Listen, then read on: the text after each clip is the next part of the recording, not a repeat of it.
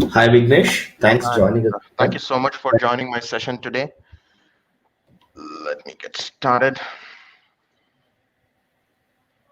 All right, folks. Good morning, good afternoon, and good evening, based upon wherever you're joining us today. So, today our session is going to be on how to secure your Azure identity infrastructure. So, by Azure identity, what I'm basically referring to is Azure AD. So, my name is Vignesh Ganeshan, and I work as a enterprise cloud architect and technology strategist. So, let's keep moving. So I'd like to begin by thanking all our generous sponsors. I personally have hosted a lot of events, spoken in a lot of webinars and conferences, and I know what it personally takes to come up with a event of this scale. So on behalf of all the speakers and behalf of all the other organizers and all the attendees also, I'd like to take a moment to thank all these sponsors because without a sponsor, an event of this scale wouldn't have been really possible. Thanks a lot for doing this. So as I said, so my session is going to be on securing your Azure identity infrastructure. If you look at identity in itself, right? So it is sort of the cornerstone, which is powering anything that you do on the cloud, right? So be it your identity, be it your access management, be it your authorization. So identity is sort of a new control plane of IT security. So authentication is an organization's access guard to the new cloud world. So organizations need an identity control plane that strengthens their security and keeps their cloud apps safe from intruders.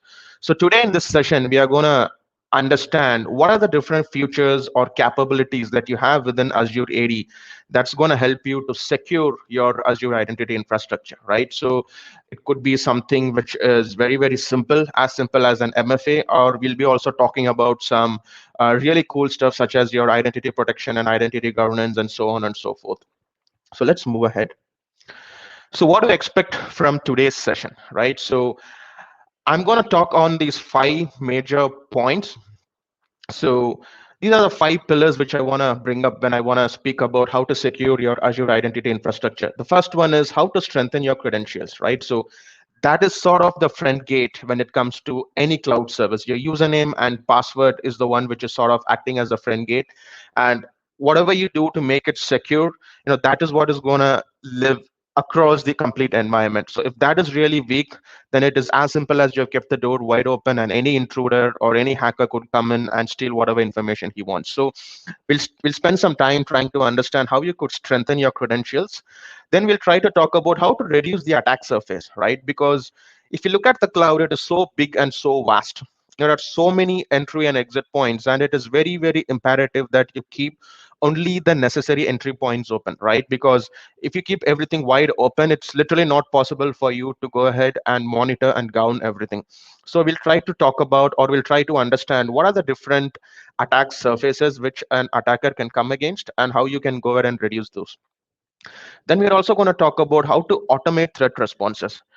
No matter whatever kind of security you come up with, even the attackers are smart and they're going to, at any given point in time, they're going to attack your environment.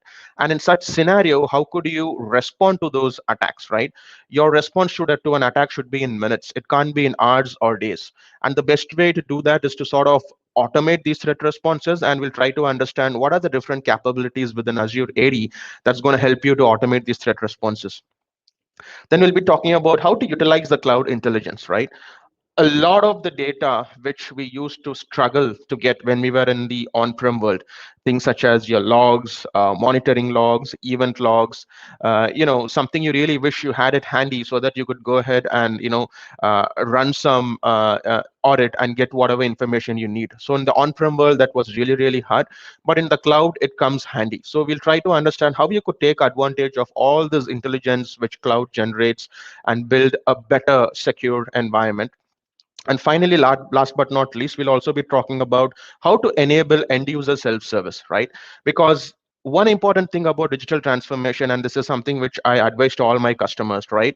If you have given your users all the new cool capabilities, and if you still operate your IT in the same old manner, right? For every single thing, you want your users to come to you, raise a ticket, and do things of that sort, then that simply is not the right way to do it, right? Because at some point you want to empower your users, you want your users to do things which they're not used to so that they could learn and they could also become tech savvy.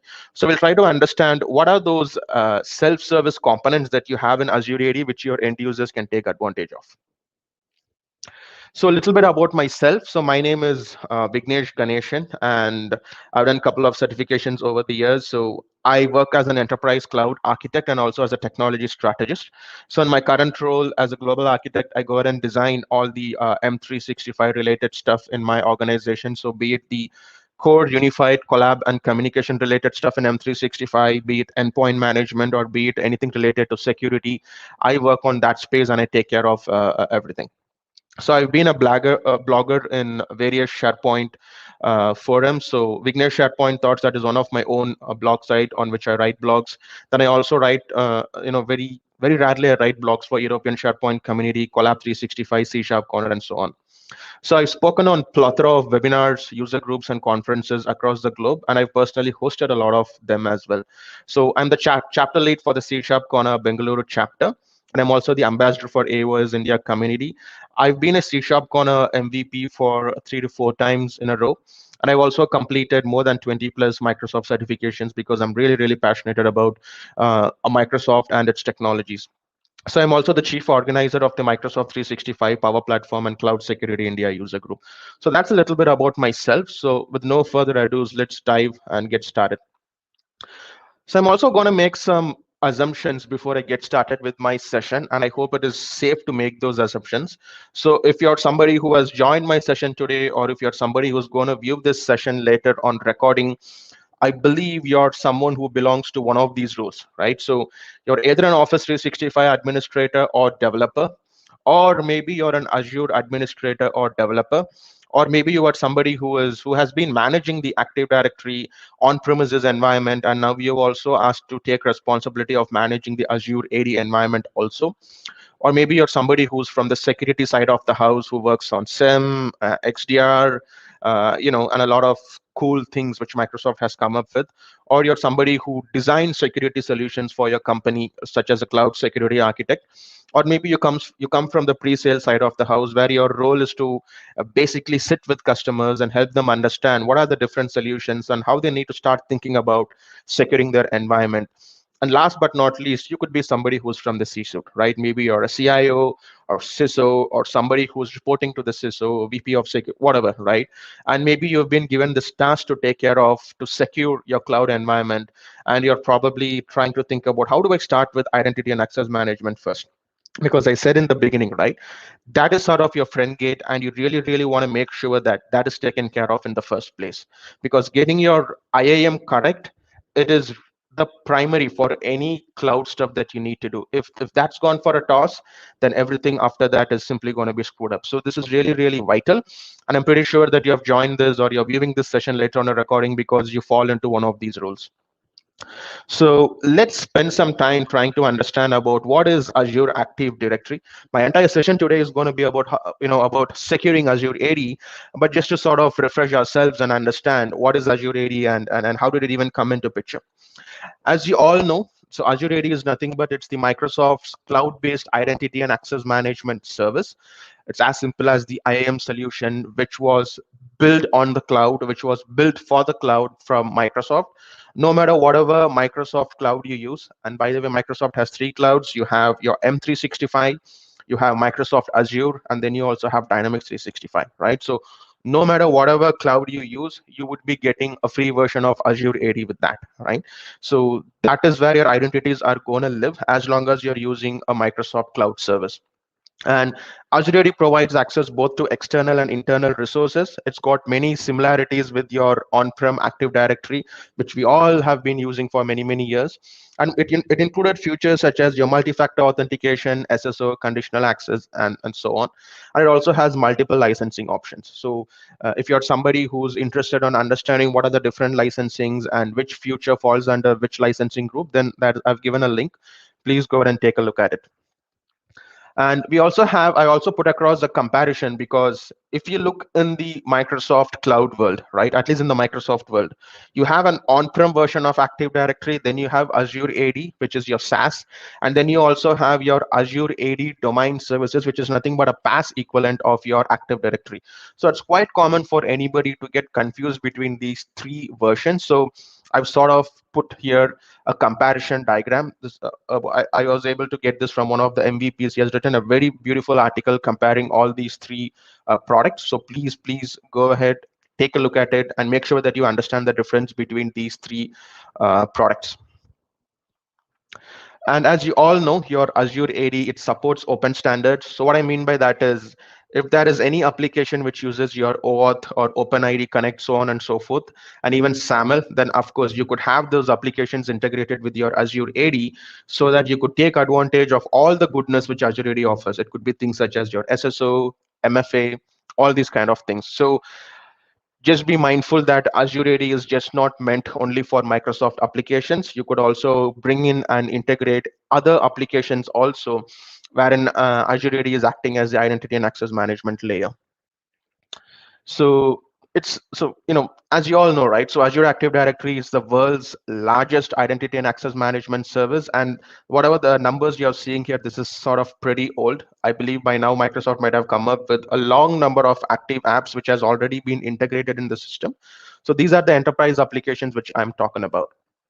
At the end, what you need to be understanding is it is a complete identity and access management solution in the cloud and built on the cloud, right? So was this the first cloud IAM solution? Not really, because Okta was the one who first came up in the market, and they were the very first company to build a cloud identity and access management solution. Until date, it's known as one of the very toughest competitor for Azure AD.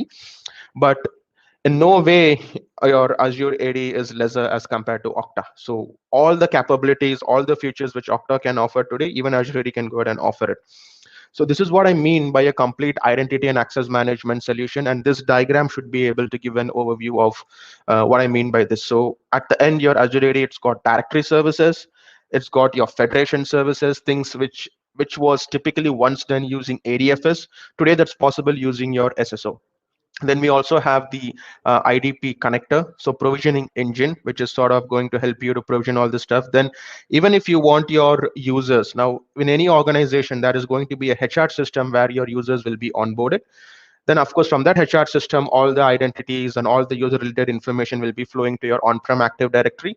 And then is when it is going to get synced to your Azure AD. So no matter whatever HR system you have, Azure AD has got a good, you can go ahead and build a proper connection string so that it brings in all the identities from there. So database as app proxy, wherein you could use your Azure AD to sign into an on-prem instance. So this is also something which you need to be mindful, because in most of the places when I'm talking to customers, people think that Azure AD is only meant for the cloud world. So that's a very wrong understanding. You could also use your cloud identities to sync or to maybe to sign into an on-prem application. It could be as simple as a SharePoint server or any on-prem application. As long as it's following within the guidelines, you can go ahead and do it, and you would use app proxy for that. Event logs, as I said, so logging is the biggest thing which we all need in case of any forensic or whatever audits you want to do. So it's got a very cool logging functionality. I'll be talking in detail about that as we move forward in this session. And of course, MFA and sign-in providers. So at the end, your IAM today, if you ask about Azure AD, hey, what are the top things that my Azure AD can offer? It's got authentication and authorization. It's got directory management. It's also got identity governance and administration, identity for IaaS. And guess what? The Microsoft Identity Platform, which you as a developer can build application on top of that, so that you can take advantage of all the goodness which your Azure AD can offer. Okay, and also if you're interested in working with your partners, these are people who are not part of your directory but you still have business to do with them, or even for B2C customers, right? So even for those cases you could use IAM. So that's a small gist. Of course, there is a lot that I could be talking about Azure AD, but our session today is not meant for that. So that's a gist about what Azure AD is all about. So now let's jump into the core meat of today's presentation. So as I was showing in my agenda, so These are the 5 steps that I want you to start doing to secure your identity infrastructure. So if you want to just raise your hand and ask that, hey, if I do all these 5 steps, can I consider that my environment is secure? Maybe, may not, but these are those important things which you cannot miss. Okay, so let's say you have just subscribed, or you as an organization has moved to Office 365, or you moved to Microsoft Azure or Dynamics 365, any of the cloud for these matter. So these are the 5 basic things that you should be doing to make sure that your environment is secure and it's completely kept locked. Okay, and a lot of the talking that I'm going to be doing today is something which has been very well documented in Microsoft. These are some best practices which is coming from Microsoft, and this is also a learning coming from the Microsoft Identity Secure Score. So if you have been working with Azure AD for quite some time, I believe you know what the Identity Secure Score in Azure AD means, right? So that is sort of a tool which runs into your environment. It looks into all the controls that you have implemented, and if it feels that maybe something is not right, it's going to give you a different score for it, or something has been set as per Microsoft's best practices, you're going to get a different score for it. So whatever I'm showing now is based upon the learning from your Azure AD Identity Secure Score. So you may also be seeing that as I go through this session, I'll be talking about a lot of Azure AD P1 and P2 capabilities also, right? So please don't get the idea that this guy today is trying to sell us some Microsoft stuff. I'm not with Microsoft anymore, so I'm not trying to brainwash you and sell some new stuff. It is just a learning which I want to share with you. So the first step, as I said, is how would you strengthen your credentials? Because that is sort of the friend gate, and how would you go ahead and strengthen it? The next thing is how would you reduce your attack surface? Right? As I already said in the beginning, it is very, very imperative that you don't keep all the doors open. Right? You have very minimal entry points so that it is easy for you to secure and govern it and automate threat responses. So what if a threat happens? What if somebody has broken into your environment, right? So how soon could you respond to those threats and take necessary action? That's what step 3 is all about. And step 4 is how would you utilize the data which is already available in the cloud? This could be some kind of logs or whatever Azure AD is generating. How could you take advantage of this so that you don't need to invest on any third-party tool or spend your time in getting these things done?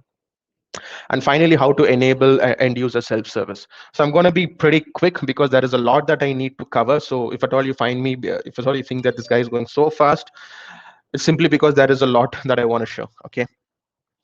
So the first thing is, as I spoke about, is strengthening your credentials.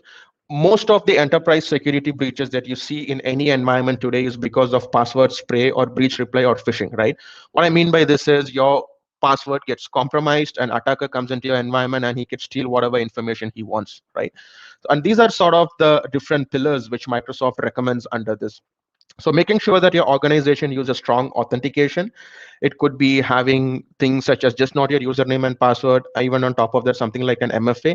And you could, it also recommends about how you could start banning commonly used passwords, right? So this is all those crazy password rules that we used to keep, right? In the on-prem world, you would come up with a password should be having this kind of alphanumeric characters, it should not be having these names. So how could you take advantage, or how could you come out of that world and come up with more meaningful password rules? Protection against leaked credentials and adding resilience against outages. How would you do that? And also implementing Azure AD Smart Logout. And this is also a feature which I'll be talking about. And ADFS extranet. Just in case if you're using ADFS, then how would you implement your extranet Smart Logout? And last but not least, taking advantage of intrinsically secure, easier to use credentials. So these are the 5 things which I want to discuss under the strengthen your credentials pillar. So make sure that your organization uses strong authentication. So by this, what I mean is using Microsoft Azure AD MFA, right? So an MFA is as simple as something that you know, which is your username and password, something that you own. It could be your mobile device or any other device which is going to give you a code, or it's going to prompt you for a second step of verification, and something that you may be, which is your face, your biometric. So this is a combination when it comes to an MFA. So it is very, very important that you go ahead and make sure that all the accounts in your environment have subscribed for MFA. At least in the new normal that we are living with, this is really, really super imperative. And the next thing which I want to focus upon is the Azure AD security defaults. Now I'll be showing a small demo on all these things, so please don't worry that this is not just about slides. I'll also be showing you a demo. So the Azure AD security defaults, just think of this is something maybe you're somebody who's new to the Microsoft world itself, right? Maybe you've been managing AWS or some other environment, and all of a sudden you have been thrown to this world and you've been asked to take care of your Office 365 or Azure. So your Azure AD security defaults is a set of capabilities which Microsoft does on its own. If you enable it, there are certain security features which it will go and turn on, so that you don't need to go in and break your head trying to figure out what are all the different things that I need to enable. You can think of this as those least security controls which Microsoft can enable for free. I'll be showing a small demo on that as well. And this is something what I mean by start banning your commonly attacked passwords, right? So one of the capabilities that we have within Azure is your Azure AD password protection. So what this basically does is, this has the capability of looking into all the leaked passwords which has been shared on the dark web. Okay, so whatever is there, if at all you're trying to come up with a credential which has already been leaked there, it is simply going to raise a red flag and say that nope, you're not supposed to do that because it's already been leaked somewhere. So, but this is something which is coming globally using different signals, right? But what if you want to come up with your own custom banned password list? So this could be something about, you don't want your employees using brand names or your company's names. Just think of a scenario wherein I'm an organization, my organization name is Contaso, and I'm based in London, and a product which I make is maybe widgets. Okay. Now, people could come up with a different combination with Contessa or London or the widget product, and they could come up with different set of passwords. The other day I was reading a research, and it says that an average human being in 2021, an average human being is holding at least 90 passwords, 90 to 100. That's a crazy number, right? And we all, what we normally do is we repeat our passwords everywhere. Whatever you use in the commercial world, we end up using the same even in your day-to-day work, right? So how could you, and I'm not going to blame anybody on this because I also do the same. That's a basic human nature. So how could we come up with this thing so that we could ban all these kind of passwords? And the next thing which we want to understand is Azure AD password protection for Active Directory domain services. So if you look towards the left-hand side, this is more on the cloud. But how do I carry this capability to the on-prem world also, so that I could, pass on this capability even to the on-prem Active Directory? So that's where your Azure AD password protection for Active Directory domain services comes handy. So with this, if you take a look at this picture here, right? So an Azure AD administrator, he configures the password policy in Azure AD. So what you basically need to do is, it is an installation that you need to do on the member servers. It is a small proxy service. So a member server which is added to the domain controller. From that moment onwards, if any password reset request, it is going to the on-prem domain controller. The DLL file, it pushes that validation request to the password protection DC agent service, and those thing, it is passed on to the Azure AD, and then whatever password policy that you have configured in the cloud, that gets pushed in, and even your on-prem users or even the on-prem Active Directory can also take advantage of this. So it is as simple as having those executables installed on all the DCs, all those setup files, so that it could take advantage of the Azure AD password protection that you have implemented on the cloud. And these are some design principles. Like say, for instance, if you have domain controllers and you never want them to communicate directly with the internet. So these are some principles that you need to keep in mind when you're implementing Azure AD password protection for Active Directory domain services. Okay. Now, the third point is, how would you protect against leaked credentials and add resilience against outages, right? So this is where your password hashing comes handy. As you all know, in the Microsoft cloud world, we have different type of authentication methods, right? You can use your cloud authentication, where your authentication directly happens on the cloud. You could use something like a password hash, wherein is this one of the sign-in methods, wherein a hash of the user's password from an on-premise instance gets synced to the cloud. It is not your directly password. Your password gets hashed, and then there is a second hashing which is happen on that, and only that gets synced on the cloud. You could take advantage of something like that, or also you can also use something like a pass-through authentication, wherein your the authentication happens on the on-prem instance, even though if it is a cloud, the authentication happens on the on-prem instance, and only then you're allowed to access your cloud services. Right. And also you could be using a federated authentication, wherein you have a third-party federation service. When you're trying to sign into a cloud world, maybe your Office 365 or Azure or whatever, you sign in your username and password. That is a third-party federation service which is going to verify your credentials, and only then you get to be. That is where your federated authentication comes in, right? So for this, you could in order for you to protect your leak credentials and add resilience against outages, you could go ahead and use your password hash synchronization, because this is simply meant for that, right? So if in the previous slide I was talking about all the passwords that gets leaked in the dark web, right? So if you want to take advantage of that, then password hash sync is the way.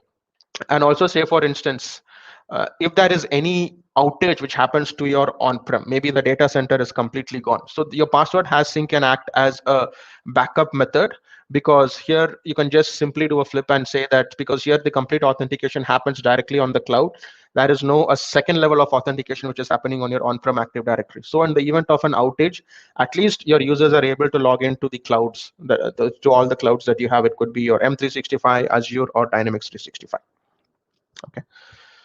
Now, implementing Azure AD Smart Lockout, just think of this as the denial of service that you have in your Azure VMs, right? Because what attackers could do is they could come up with a combination of your credentials, and they could start coming against you, right? They could, start trying to log into, just say www.office.com. They know the company that you work for. It's all available on LinkedIn. Your first name and last name is there. So they could just say first name dot last name at the rate of your company.com and try to come up with various combination of passwords, right? So what happens is this is simply gonna lock your credentials. So in order for you to, and in that case, what happens is even the legitimate user gets locked out. So smart lockout is capable enough of trying to differentiate a malicious intruder versus a normal legitimate user, so that a legitimate user doesn't get locked just because somebody is trying to, he has your credentials and he's trying to hit against the environment, or maybe he's coming up with some random guesses. So, and also Windows Hello. So this is where something wherein you can take advantage of the gestures that you have. It could be your thumb impression, it could be your facial recognition, because we are all moving to a passwordless world now. Literally typing in your password in the keyboard it's not the new norm anymore, right? We're all moving towards passwordless. So if you're trying to come up with a more secure environment, I would really advise you folks to start looking into the passwordless capabilities that we have on Windows 10, such as your Windows 10 Hello or your Windows 10 Hello for Business. Now, let me just quickly do a small demo on all the capabilities that I spoke about. So the first thing which I want to show here is, let me bring up my screen here. I want to be really quick. So let me log into my Azure AD environment.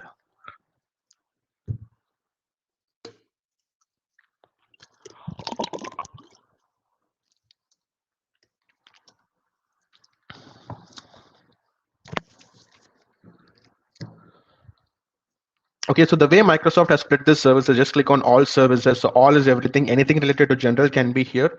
Anything related to identity, just click on identity and it will list out all the capabilities from an Azure AD standpoint related to identity only. And anything related to, say, this is how Microsoft has classified it. They keep it very easy, right? Now, as I spoke about, right? So for MFA, the way I've done this is I've just created a conditional access which says MFA pilot.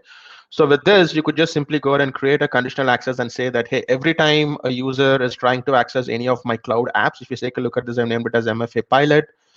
And I've said that this has to be for all the groups and all the users, or you could just say if you're doing a pilot only for selected users and groups. And the condition that I've put in is, and the apps I've said for any selected apps, I'm just saying Office 365. And if there is anything else that you wanted to, you could put in those also.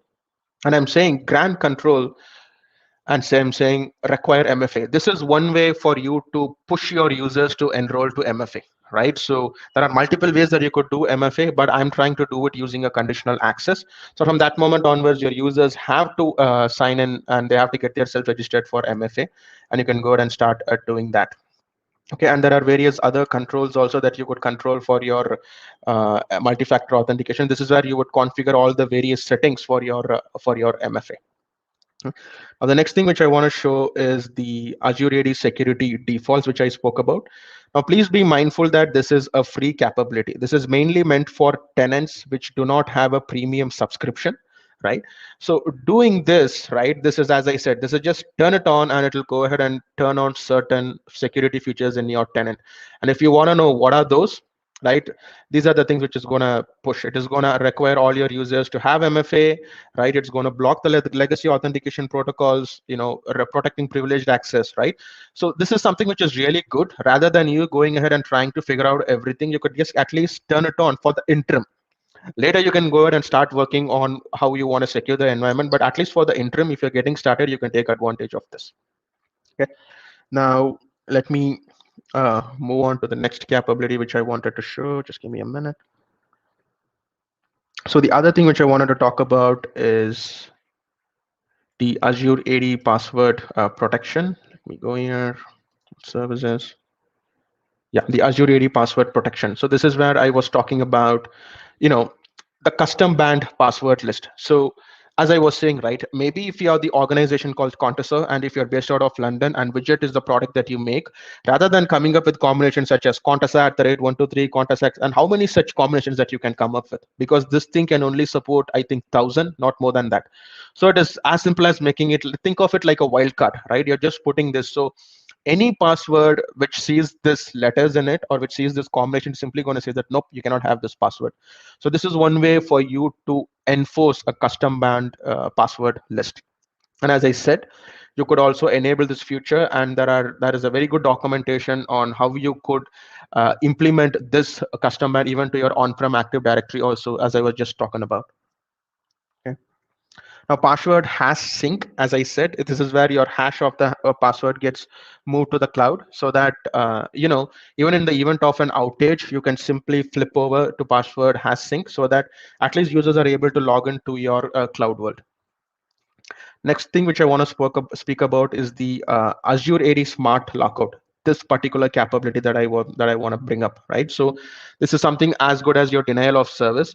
So just because somebody guessed your username and they're trying to come up with various combinations of password, the cloud is simply going to lock you out, because that's the way it's understood, right? As long as people are after 10 attempts, like this lockout threshold, after 10, I want the lockout to be for 60 seconds. So you could go ahead and configure this, right? So this is one way. The Azure AD Smart Lockout is capable enough of differentiating a malicious user or a malicious intruder with a legitimate user. So these kind of lockout capabilities is what maybe you can say after 5 instances, I want it to be locked for 60 seconds, or after 10, I want it to be locked. So this is something that you could take advantage of. Okay. Now the next thing which let's move on to the next pillar, which is nothing but reducing your attack surface, right? So this is where I said keeping your entry points really, really minimal, right? So in that, I really want to focus upon these 4 points. So the first thing is blocking your legacy authentication. See, this is sort of the problem everywhere, because in any environment, no matter whatever kind of digital transformation that we talk about, there are still legacy applications which is running in your environment, right? So how can you go ahead, and it is very, very important that you block all these legacy authentications, because they can't take advantage of capabilities such as your Azure MFA or conditional access, etc. And how to block invalid authentication entry points. You really want only valid people coming into your environment and accessing information. You don't want some invalid access. How would you block that? How to restrict user consent operations. This is something which happens on the Azure AD apps world. We'll be talking about that. And finally, how to implement Azure AD privileged identity management, because it is never ever a good idea to give standing access to no matter whomever it is, even if it is your full-time employee, you trust him, right? That's never a good idea. So how can you give time-bound privileges? That is where your Azure AD privileged identity management comes into picture. So from a blocking legacy authentication standpoint, right? So these are the applications that could be using your POP3, IMAP4, and SMTP. And as I was saying, right, as long as you have these protocols, you simply can forget about bringing in MFA or your conditional access, because these protocols cannot support it. And as long as you cannot support it, your chances of being attacked is very, very high. So it is very, very important that you go after and look into your environment about all the legacy apps that you have, and try to knock them off. Or at least you tell the business that we can't run the show this way, and we need to start thinking about turning off these applications or move to an application, the equivalent of it, which can support all your modern auth. Yeah. The next thing is blocking invalid authentication entry points. So this is where your conditional access comes into picture. I believe everybody knows what a conditional access is, but if not, if you take a look at this picture, right, it is what kind of identification, IAM that you carry, right? Where does your identity live? Are you from the Azure AD or ADFS or MSA or Google ID, right? And what about which platform you're coming from? Is it are you using an Android application, your mobile phone, or are you coming in from a computer or an Apple device, or which geolocation you're coming from within your corporate network or from different geolocation, or is it a browser-based app or client app? So given with this backdrop, with all these platforms, right? So these are some conditions that are set. Hey, are you an employee or are you a partner? Are you coming from a trusted device which is domain joined, right? What is your location? Where are you coming from, right? And a client app, right? Are you using an app which supports legacy authentication, or where exactly what you're trying to access? So with all these conditions, what happens is there is also a good amount of machine learning which goes into picture.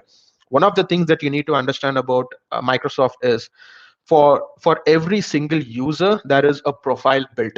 So what this does is it understands, it sort of does a machine learning, that is sort of some kind of intelligent which goes ahead and it sees all the different places from which you log in, right?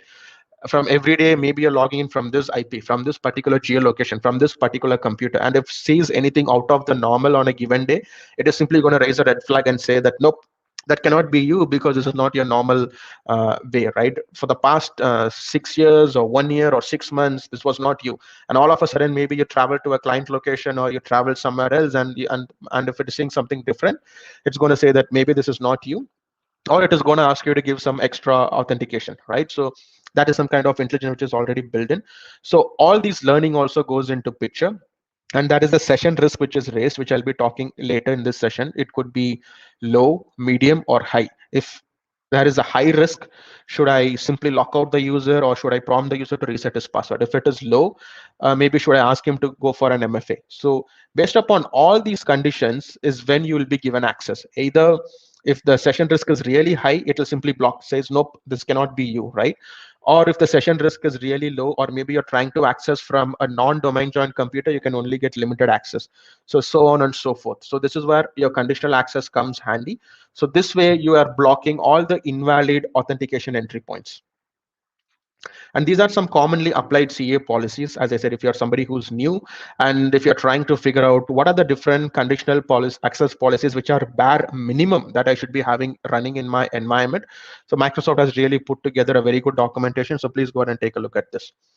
Next thing is restricting user consent operations. As we all know, Azure AD is just not about users and computers. It is also about apps. And apps are really very better way for intruders to come after your application, right? Because the moment you give a consent, so by consent, what I mean is it is making an application that you develop to take advantage of the Microsoft identity platform, right? Maybe you have developed an app, and you want that app to be able to read or to have access to the documents that you have in Teams or you have in SharePoint, or maybe that app should be able to pull the user's profile information from Azure AD. That's when you would go ahead and give a consent, right? Now, by default, this consent thing is kept wide open in any Azure AD tenant, and even users can go ahead and register applications and they can ask for application consent. So we need to make sure that you have restricting certain things, because not everybody is tech savvy, right? And they could be doing something wrong which could put your organizational data on threat. And finally, how would you implement your Azure AD privilege identity management? This is all about having not standing access. It could be global admin privileges or any kind of roles that you have in your maybe Office 365 or Azure AD. It is never ever a good idea to have standing access, because you don't need those access on every single day, right? Maybe you're doing something, you're performing a task which needs it. Only at that point in time you would need those access. So the idea is to eliminate standing privileges and give you access only when you need it. Now let's see a quick demo on this. So to begin with, let me talk about how can you go ahead and implement your the legacy of the conditional access, which I just spoke about.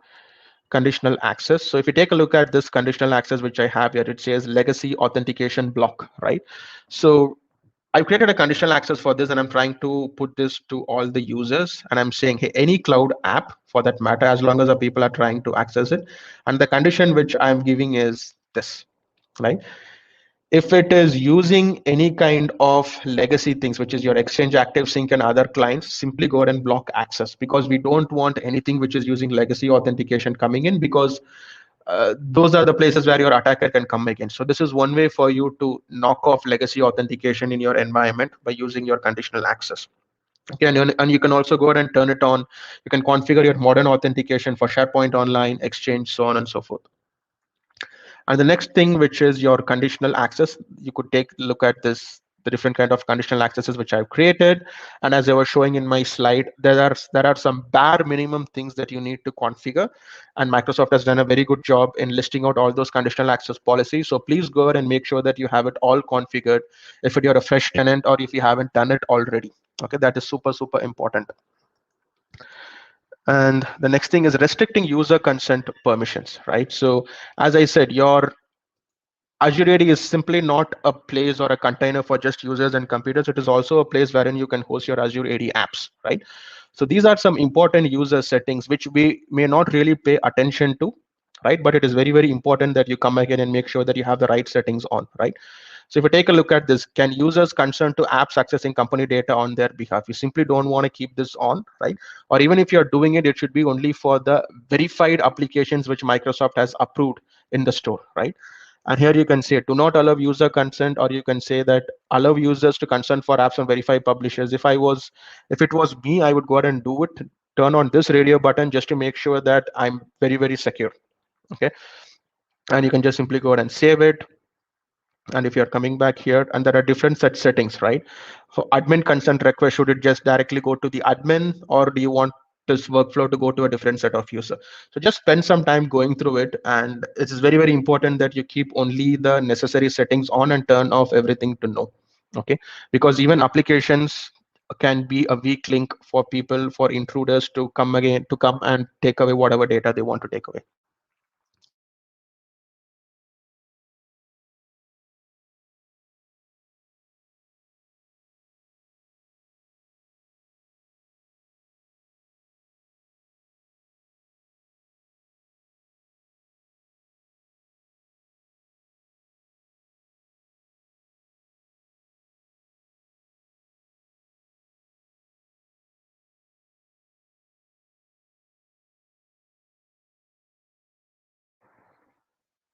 Sorry about that. That was a small network flick in my environment, so I'm back online.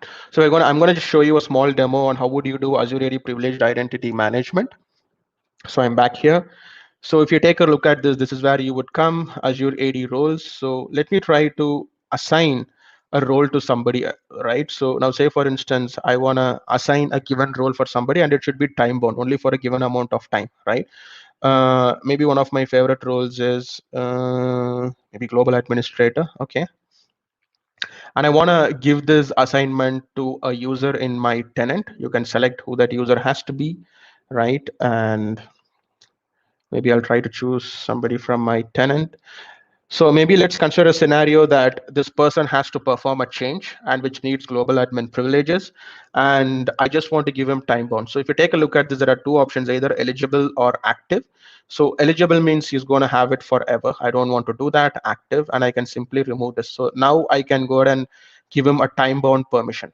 Like the assignment starts now and it ends now. And I could say that he has to perform migration, could be Exchange, SharePoint, whatever, or any VM migration or whatever he's planning to do. But given the role that he's a global administrator, maybe he's trying to do something on the Office 365 side of the house.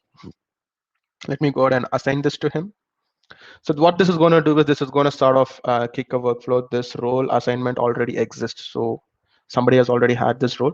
But when you're doing this, let me show you what exactly happens. Now here in this scenario, right, I've given the same user the application administrator role, right? The moment I do it, a workflow will kick in and it'll show me an email that, hey, this person, you have given this access to this user. It's going to send him an email. And let me also go ahead and show you what you would see on the user's end, like this. So he would also get this email saying that, hey, this assignment has been given to you. He can just simply go ahead and click these. Hang on. Uh,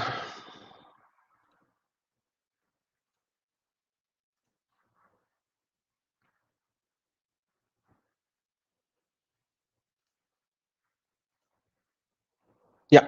Or else if you take this user also, I've given him an Azure Information Protection Administrator role, right? So you can just simply click on view details and he can go ahead and enable it on so that he gets to have that access only for that given time. And after that, it gets expired, right? So it says time bound, time bound, time bound. If you take a look at this, right?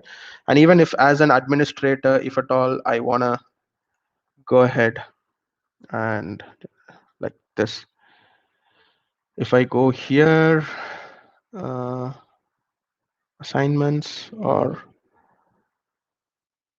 active assignments.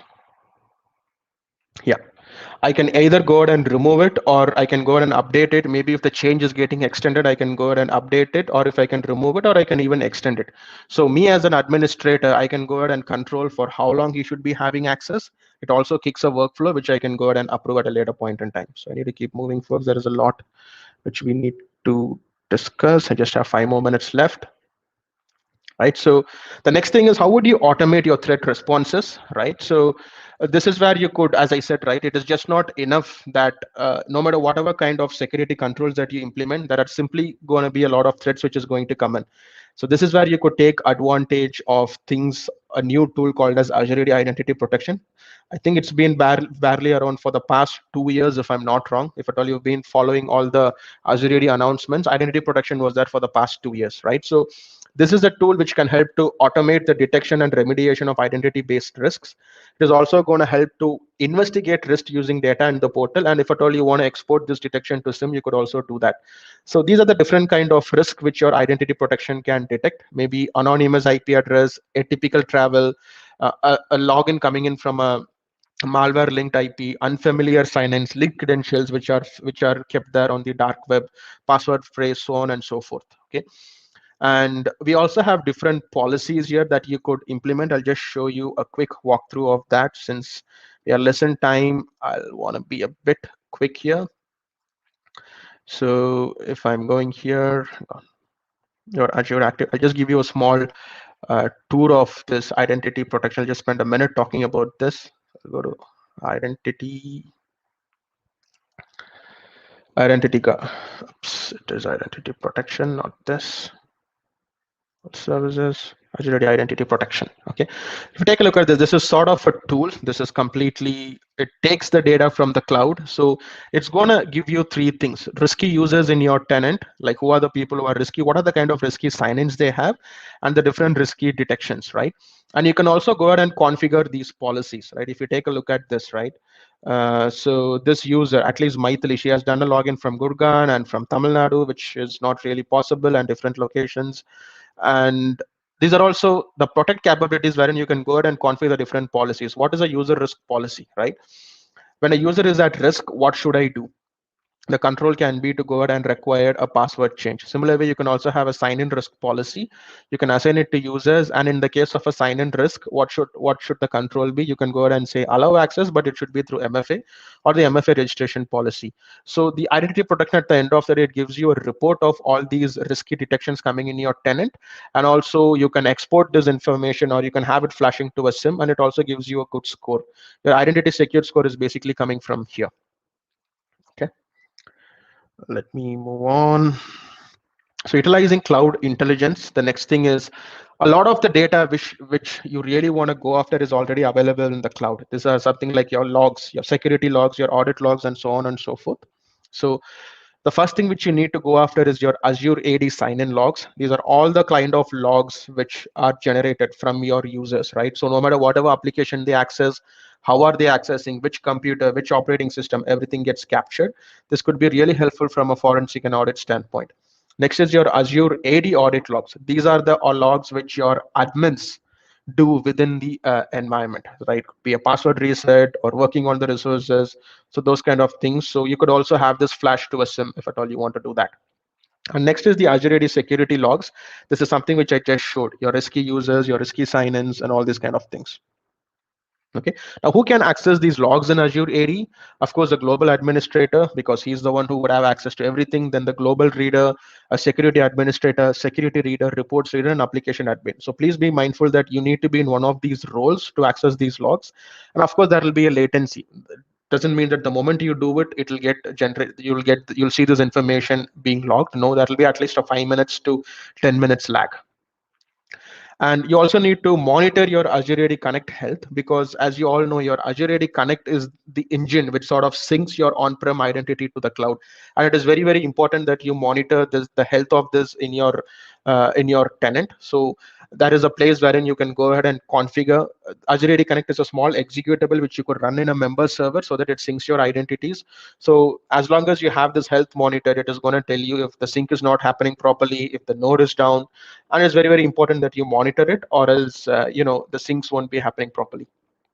And the Azure monitoring the Azure AD identity protection event, which I just spoke about. So this is the place wherein you can go ahead and see all the risky users, risky sign-ins, and risky stuff in your tenant. Okay, so audited apps and consent permissions. So as I was showing you folks, so users can go ahead and consent to an app, and even admins can go do it. And the best part about this is everything gets audited. So once in a while, if you want to go ahead and pull out your audit logs, or if you want an alert to be triggered in SIM for this, you could simply go to your audit logs and search for the keyword consent. It'll give you the results of all the consent which has been made by an app, so that you can go ahead and verify whether that has been legitimate, whether it is you or somebody has done it. Because this leads to illicit consent grant, because an attacker can be just creating a shiny app out there, and maybe one of your users has went ahead and consented it, and you never know what kind of information that it is pulling from your environment. So that is super important. Okay. So the last thing is, I'm sorry, I was not able to do a demo on this, but you could always go ahead and take a look at it. Enabling end user self-service, right? So the last thing that you need to understand is a lot of the stuff which I spoke about requires a good amount of IT management overhead, right? And as you start deploying all these new tools and capabilities, you can't be doing the thing the way you are doing it before, right? You can't simply live in the legacy world anymore. So it is very, very important that you make some of the services most self-service for the end users, so that they can go ahead and use it. So the first thing about that is the self-service password, the SSPR, right? And this has been a very successful tool. A lot of companies have implemented it. But if you're using a different self-service password reset tool in your organization, please consider using SSPR, because it's got really cool capabilities. So users don't need to really call the help desk to go ahead and reset their passwords, right? This is one of the good self-service stuff which people can use. Next is implementing self-service group and application access, right? Even till now, one of the things which I'm seeing in most of the organization is getting a ticket created for creating an Azure AD security group, or a Microsoft 365 group, or Teams, or something of that nature, right? You don't really need a person to sit and create all these things. This is where you could turn on these buttons and make sure that people can go to the portal, the Azure AD portal, and they can create a security group for themselves, or they can create a Microsoft 365 group. There is no reason for you to simply sit and create all these things, unless and until you have a different governance plan which demands the IT team to create all these things, right? At least there is less management overhead for you, and you can focus on things which really matters. And the last thing is implementing Azure AD access reviews, right? What normally happens in organization is, maybe you're working with a vendor or with a consultant, right? And you have shared some kind of resources. It could be a SharePoint site, a team, or some Azure resources also. You share the access with him. Maybe he is supposed to have access only for, let's say, for 10 days, a month, or two. You do it, but if you really look at it, not a lot of us do a very good job in going ahead and removing those access. And that could also be a scenario wherein you joined an organization on a different role, and at a later point you moved to a different team. So whatever access you carried at that point in time, it's simply you're carrying it along with you, even though your role doesn't need that access anymore. So your Azure AD access review is a very good capability which you can go ahead and use, so that it gives you a timely review manner. Maybe once you can have things configured that once in a month, I want maybe my manager or a concerned approver should be reviewing all my access, if whether I'm supposed to have this access, or whether can I go ahead and remove it. It could be once in a month, or once in 6 months, so on and so forth. So if you're looking for those kind of governance capabilities, please go ahead and start looking at your Azure AD access reviews. So that's all I wanted to share, folks. So these are some important references that I want to show. If at all you're taking, if you want to go ahead and implement all these capabilities and try to play around with this, these are some very good references. Please take a look at this. And thanks a lot. I'm sorry I couldn't show a demo of certain things, but you've been really wonderful audiences. Really, really thankful for your time, folks. Thank you.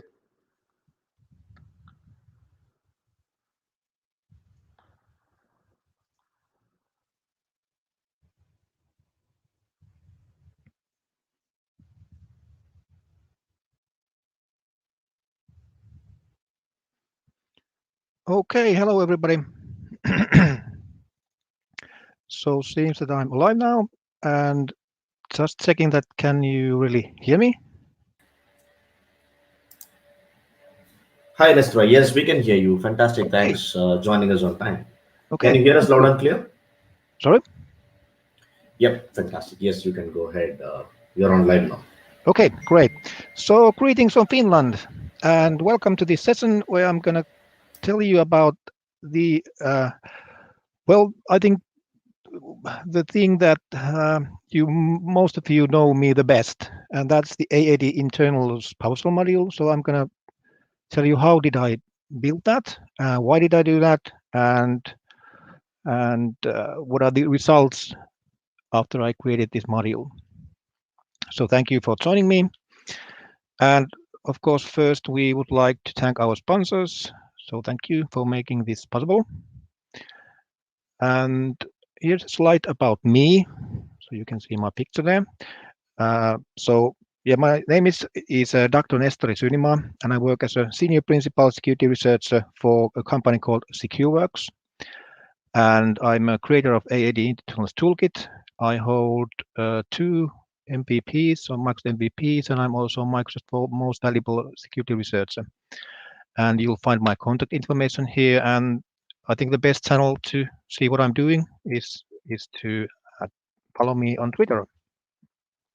And of course, my blog, where most of my findings I'll publish there, but of course I'll publish them also in Twitter. Okay, so the agenda of today. So first I'm going to introduce you what is AAD internals. I'm going to talk about why I did it. And then some introduction to Microsoft APIs, or in other words, how the cloud works. And then I have a couple of examples. And if I have more time, I might even show you another examples, but these two at least. Okay. So what is AAD internals? It's a PowerShell module, and it's a script module. So there's 2 flavors you can have when you are building modules. So other one is script, and the other one is well, compiled or based on DLL. So you actually write the code in C# or Visual Basic, or whatever language, or whatever is your choice of language, and then you compile them, and then when you load them, you just refer to those DLLs in the configuration file, and so and that's much faster. But I wanted to make it a script module, so it's just PowerShell script for a couple of reasons. First of all, so that you can actually see what's happening there. You can open the source files, and you can see what's going on in there, and you can copy that and paste that in your own script. And it's all open. So this is a security tool, and I wanted everybody to be able to see what's going on in there. So there's no hidden secrets what's doing there. Well, actually, there are a couple of DLLs included in this module for certain purposes, because you can't run every feature in PowerShell. So there's some places I had to create a DLL so that I could run some system level stuff. Okay, and it's an admin and hacking toolkit for Azure AD and Office 365 or Microsoft 365, and the first one was published in October 2018. So it's almost 3 years now, and it's open source. So there's a GitHub site where all the source code is available. And I have a blog there also. And the module is made available in PowerShell Gallery, so it's quite easy to install and use. So you just type install dash module AAD internals, and after that, after installation, you can say import dash module and AAD internals. And there it is. And after that, you are good to go. So let me show you an example. So I have to remove this first.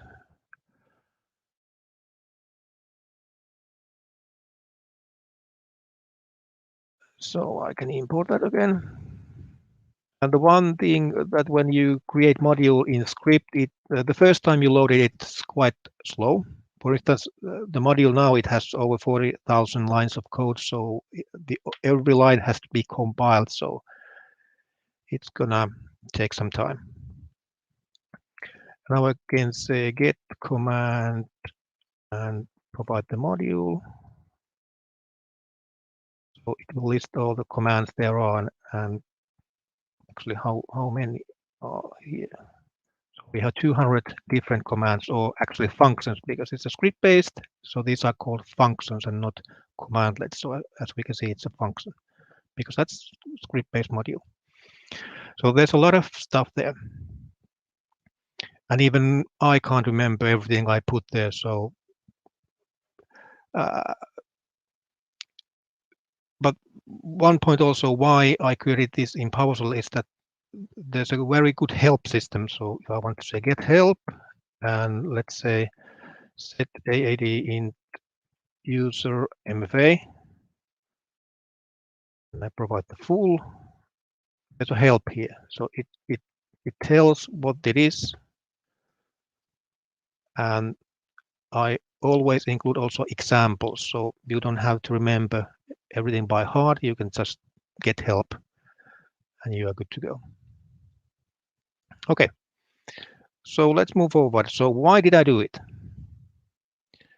So why AAD internals? Well, I thought that that's maybe the easiest way to contribute back to the community, so that when I find something, I create something, it's easy way to share.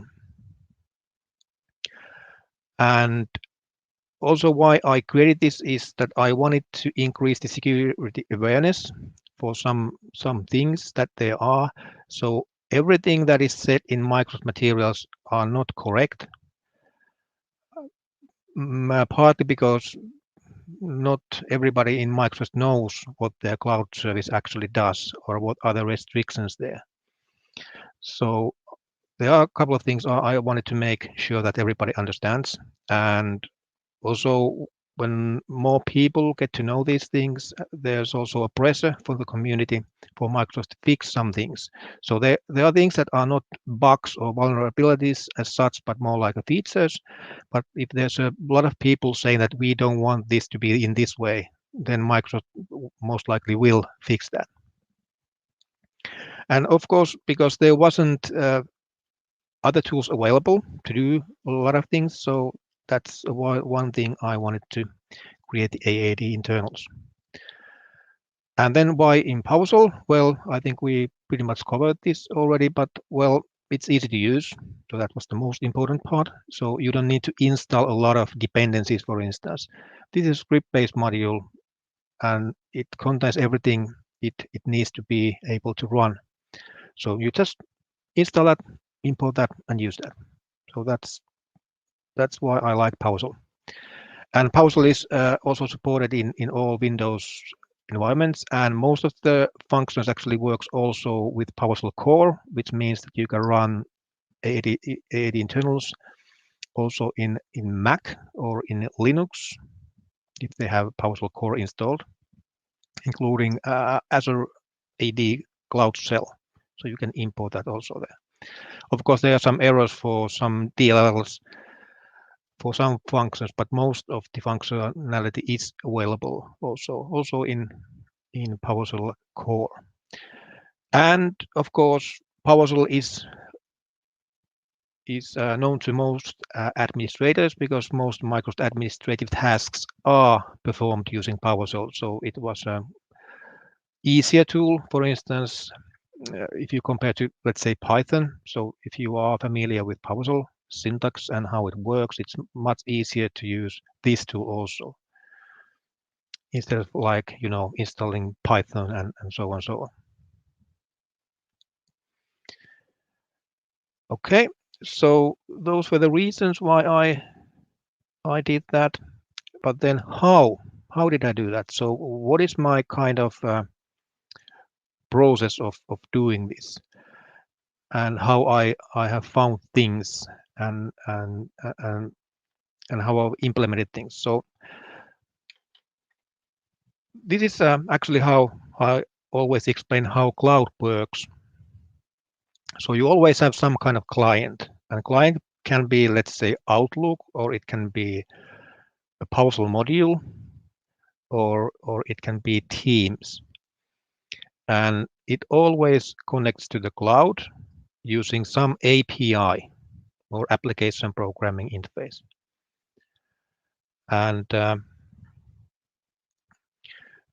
so there's always traffic between the client and cloud. And how I do research, I mostly use Fiddler, which is a proxy where you can intercept and monitor HTTP and HTTPS traffic.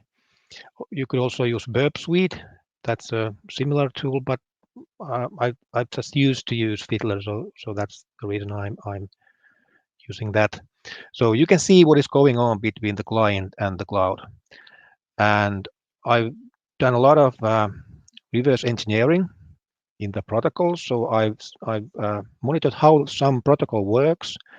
Then I have implemented that same in PowerShell. So I'm able to, for instance, mimic how directory synchronization works. So I can do same things as Ready Connect is doing, but without as Ready Connect. And of course, besides seeing the traffic, I've also done a lot of reverse engineering with the binaries. So when you have some client, let's say as Ready Connect, for instance, that's running in your on-prem server somewhere. So there are things that you can do with that client. So for instance, DNSpy, you can well, if that's a certain type of like if that's done in let's say C#, which usually is, you can reverse engineer the source code, so you can see what is going on in there. And you can also use that as a debugger, so you can set breakpoints, and when the client is doing something, it breaks there, and you can see all the variables and what's inside there. So that's one way that you can see how the protocol works. But there's another tool which is called Rohitab API Monitor. It's a quite old tool, and I don't think it's even updated anymore, but it still works quite well. So you can see what's going on in different APIs in your computer. So for instance, if you select to monitor, let's say, bencrypt function, so whenever some application is calling that function, you can see that what's going on in there. So that's also one way that you can see what's going on with different protocols. So this is how I've done the research mostly. And what are the results after I created this AAD internals? So first of all, I was awarded MVP on December 2020 in enterprise mobility technology area, and I have MVP in two different, let's say, products. So one is identity and access, which I was originally awarded, and that basically means Azure AD and related technologies. But I also got invited to Intune program after a couple of weeks, so I have a double MVP. And also, as I create this tool, and I've been speaking in many conferences, so that kind of allowed me to build my personal brand, and one result of that is that I was recruited to SecureWorks on April 2021. So now I can do my research full time. So before that, I was working as a CIO, and which I love the job actually, but I had also this hobby of doing AAD internals, and it started to take more time. And when I got an opportunity to do this full time, I started to go that road. And in August 2021, I was awarded Most Valuable Security Researcher by MSRC, which is Microsoft Security Response Center. And this was announced on Black Hat USA this summer. And my blog, it has roughly 1,500 weekly visitors, depending on how much I'm tweeting, because when I tweet something, there can be 1,500 people a day, but it depends. And from Publisher Gallery, AAD Internal has been downloaded at least 5,600 times last time I checked yesterday. So yeah, so that was kind of the reasons, and then how I did it, why I did it, and what are the results of making this kind of module. So you really can make a chance if you just keep doing where you are good at and you are sharing your information. Okay. So then introduction to Microsoft APIs and kind of how the cloud works, which we slightly touched in previous section.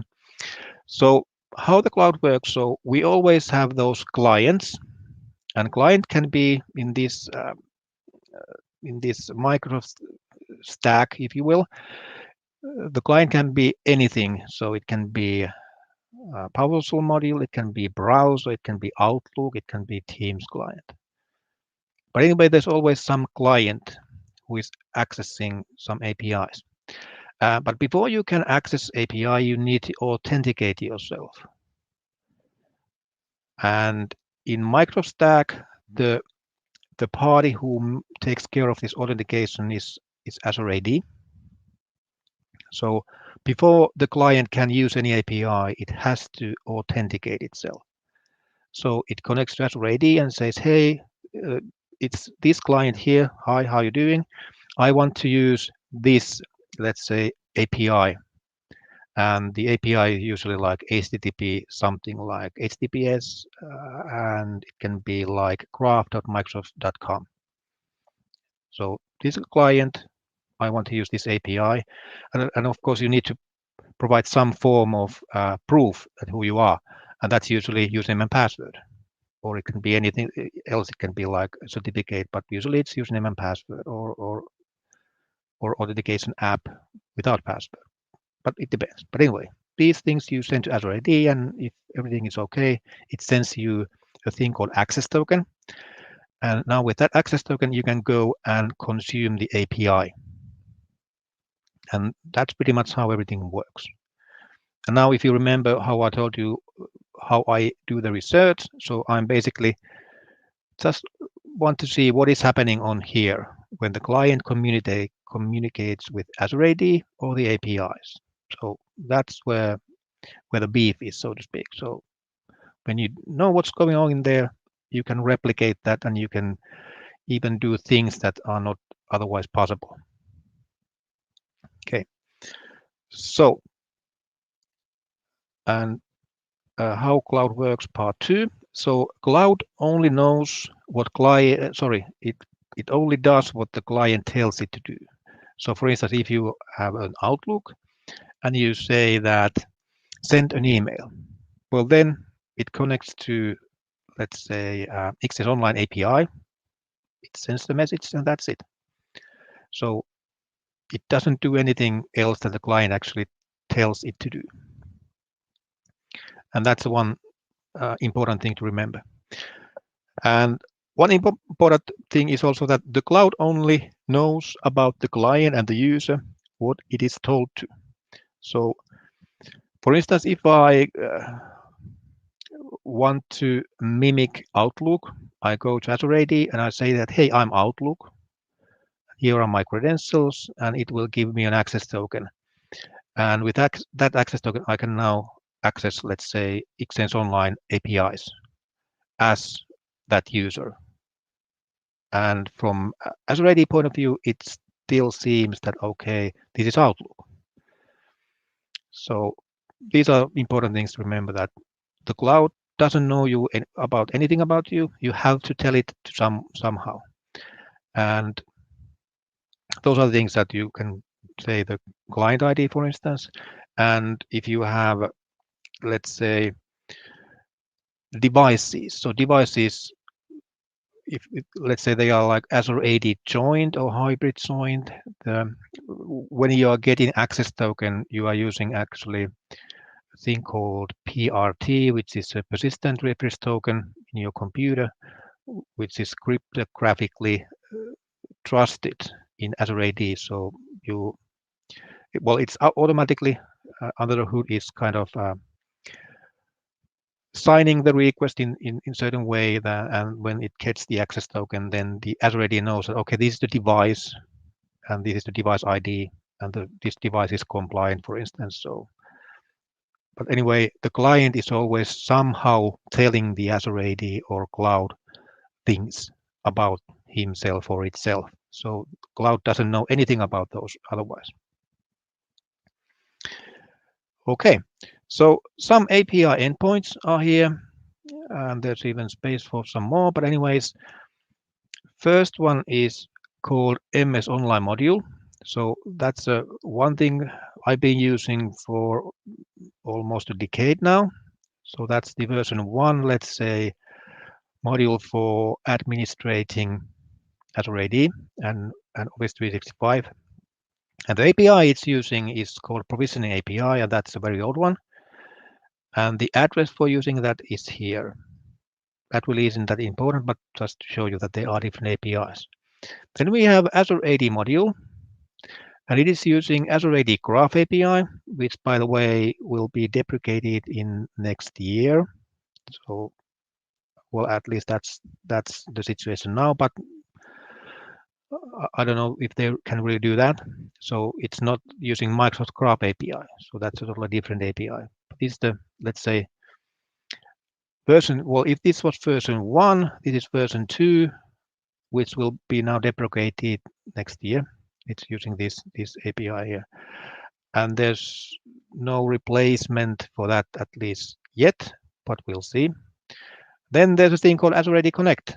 And the API it is using is also some proprietary one. I call it Sync Provisioning Service. And there's a URL for that also. So that's the API endpoint where all the communication takes place. Okay, so then some examples. And let's start with the function called get AAD in service locations.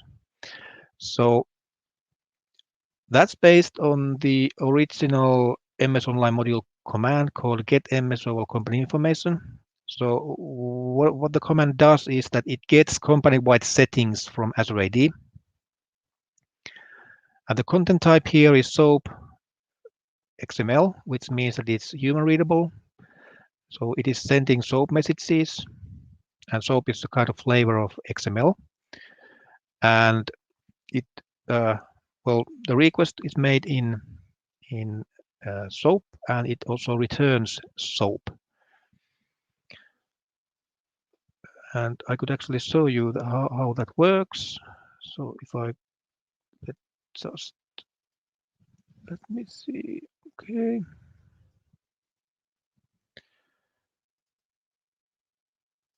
Just need to connect to my dev environment. Just a sec.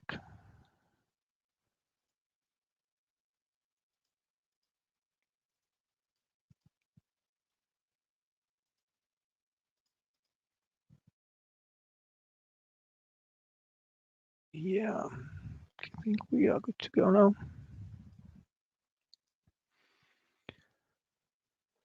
So go back here and remove AD internals.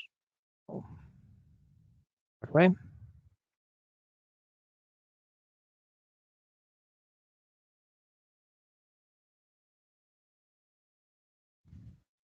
And as I told you that sometimes, well, at least in first time when you import the module, because it's script based, it has to compile all those 41,000 lines.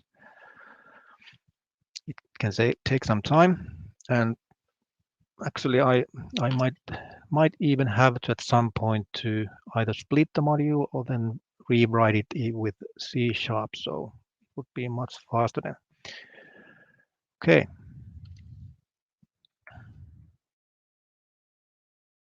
So first we need to get access token that we can do anything. I'm going to say save to cache. And behind here we have filters, so you can see that there's some traffic going on in there. So let me see if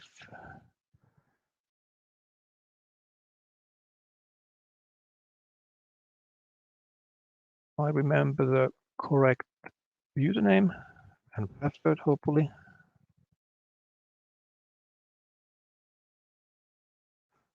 Oh, I actually have to shut down the browser so it doesn't generate any traffic. So now we got the access token. So what happened behind the scenes was that I connected Azure AD. I said that I'm PowerShell API, sorry, PowerShell module. This is my name, this is my password, and this is the API I want to access, and that's graph.windows.net or whatever. But anyway, that was the graph AD graph API. Okay, so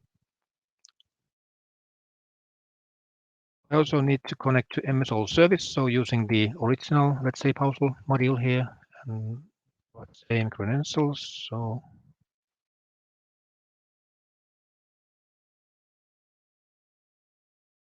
this. And we can also see the traffic behind the PowerShell window.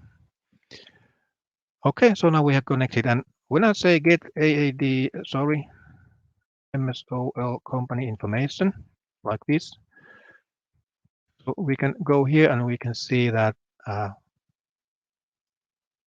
this is kind of, no, it doesn't zoom that. Anyway, so this is a SOAP envelope, and what it's sending there. That's not actually a correct one. This one is here. Yeah, that's better. So it says that this is the command I want to run, get company information.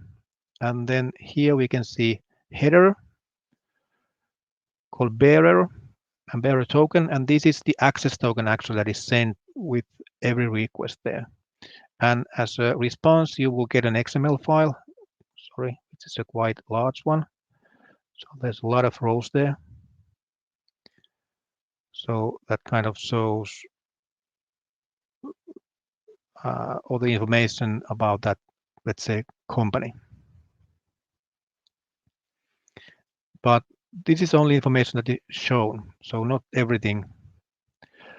And there's a lot of other information you might also want to see, and one is get AAD service locations.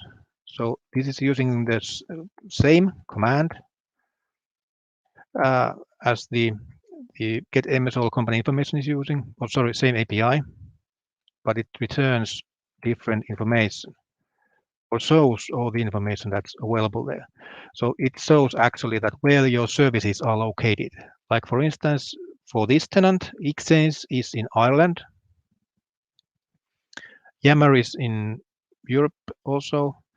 There's a thing called To Do, and that's in North America. So that's not in Europe. And in Europe, we are quite, let's say, picky about where our things are because we have a thing called GDPR or General Data Protection rule or law that says that all the personal identity information has to remain in Europe. So these things might cause some problems in some cases, but this way it's a good way to see that where things actually are. And this is one funny thing that still exists. So Microsoft have a very large data center in Ireland, like here. So Yammer is there. But when we look at Power BI, so this is not country code for Ireland, but for Iran. So I think this is a mistake. So I really don't think that Power BI is hosted in Ireland, at least, sorry, in Iran. But they haven't changed that, even though they know that it's not correct. Yes, so that was one example of things I do. So I kind of reverse engineer what's going on in there, and then I'm able to show some things that are not possible otherwise. Okay, so that was the first example, and the second one is called set AAD int user password, which allows setting user password to anything. And it's based on the same API, or it's using the same API that Azure AD Connect is using.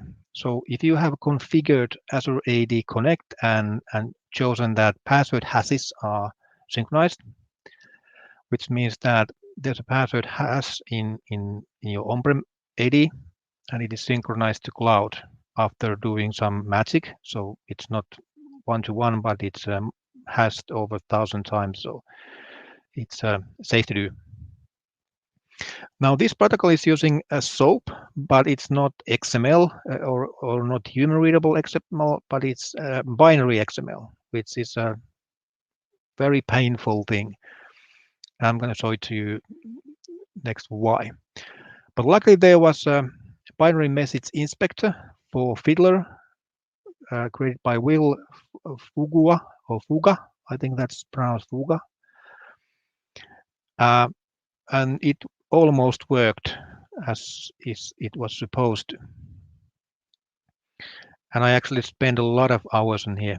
So this is a dump from a request made by Azure AD Connect to Azure AD. And as you can see, here are something that looks like text, but here are also these squares, which means that it's a character that can't be displayed, so it's something else. And here we can see that there are two tags, or just numbers, like 02, that means envelope. 0B means header. And you just need to know that. So if this would have been the normal XML or human readable XML, I could see that, okay, this means envelope easily. But this you just have to know. So that's why the binary XML is so difficult, because just by looking at that, you really can't see what is the tag here, because there's a dictionary. There has to be a dictionary per file that tells you what does this particular tag here, like 02, means in plain text.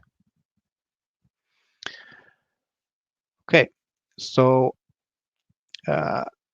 the inspector, the WCF binary inspector, what it does, it was able to show this to me, because that's kind of a standard way anyway. My MS bin is standard. So the guy was able to create this inspector which shows what this actually means. And I implemented this, the protocol, by using this same or I tried to understand what's going on in there, and I replicated the protocol, but it just didn't work. It never worked, and I was like, why doesn't it work? Because I'm doing the things in exactly same way that the protocol here says. And I found out that when you are creating this dictionary, you actually just add strings there. So you start with sum, and you add that there, and it will get the numerical tag value automatically.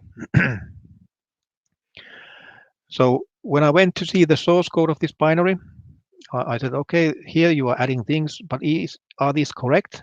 And then I found out from the Microsoft documentation that this is how it should be.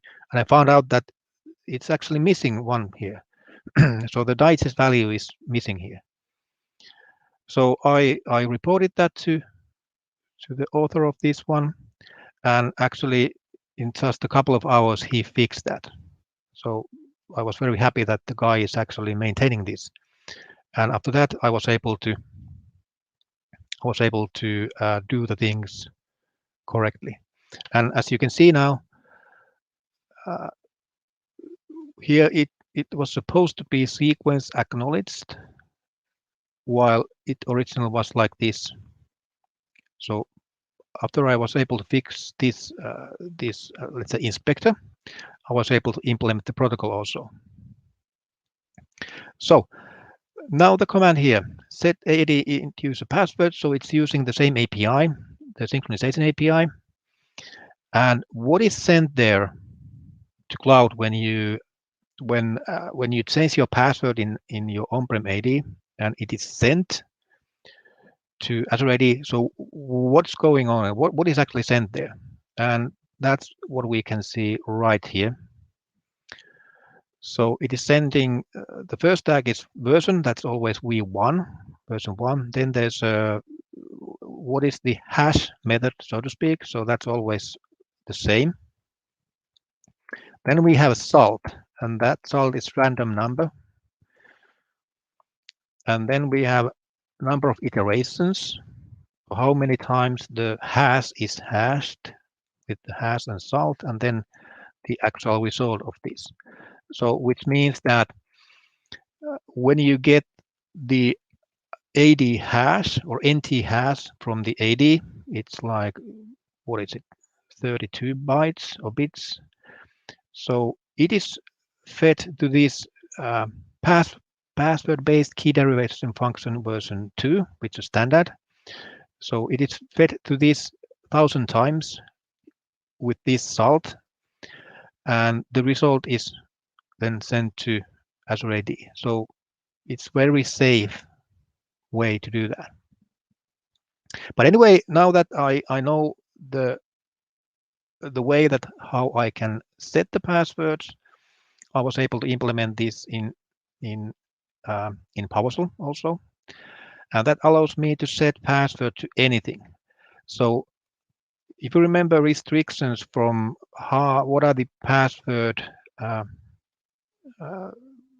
restrictions in Azure AD, so it has to be from 8 to 16 characters. Well, actually now it can be more than that, but I think it can be even up to 256 characters long. But I was thinking that because only the hash is sent there, the cloud doesn't even know what are those restrictions, and that's correct.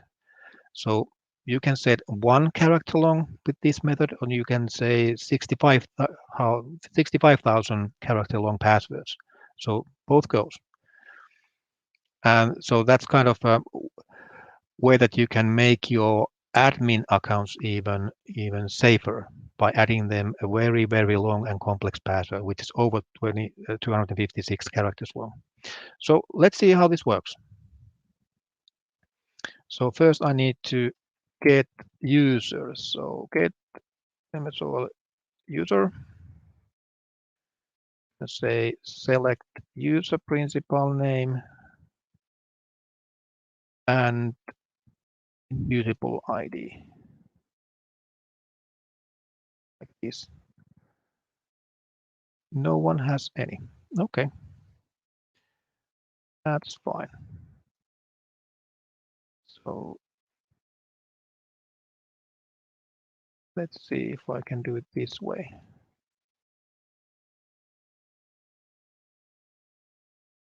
Well, just see what we have. So I'm using out grid view here. Very nice way to see your data in Excel-like window. Like this. Yeah, so that's object ID. Okay.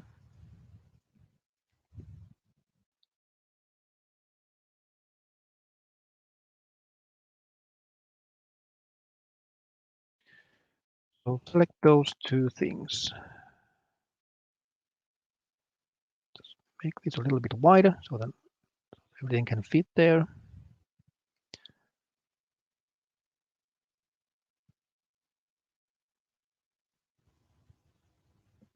Okay, so I have a test user here. So let's change this user password.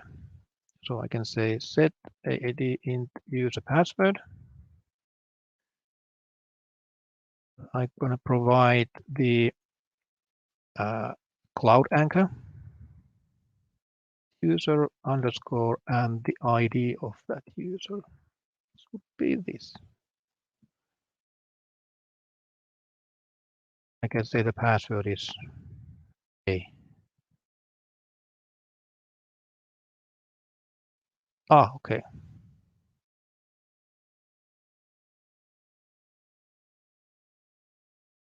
I need to just enable the password has synchronization first. So even though I'm not using that, I can say to Azure AD that, hey, I'm using this. So you can actually do this even though that you wouldn't be synchronizing your password. So yeah, now it's 1 character long password. And just to make sure that that actually works, where's my browser? There it is.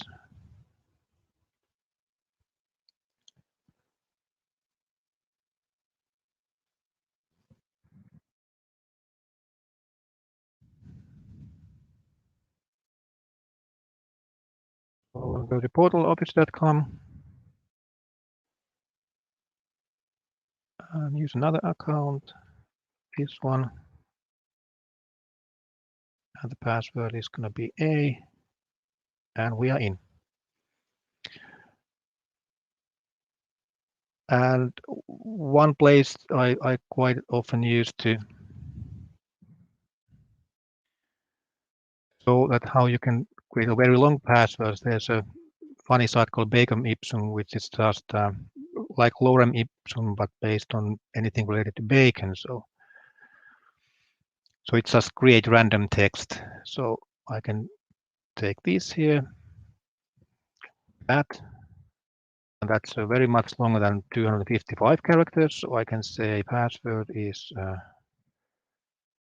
clipboard. Okay.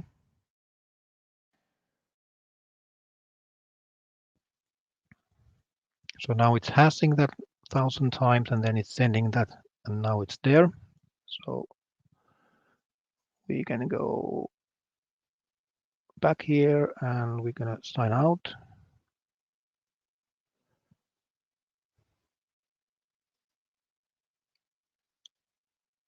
Then we're gonna sign back in.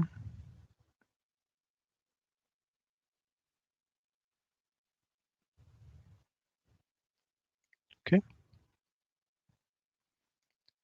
And now we're gonna paste that very long password.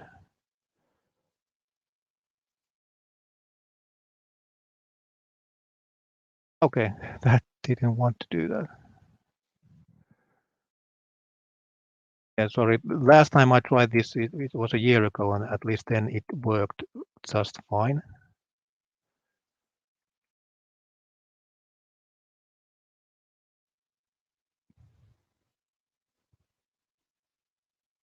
Well, now it seems to be working, so there was some glitch, I don't know.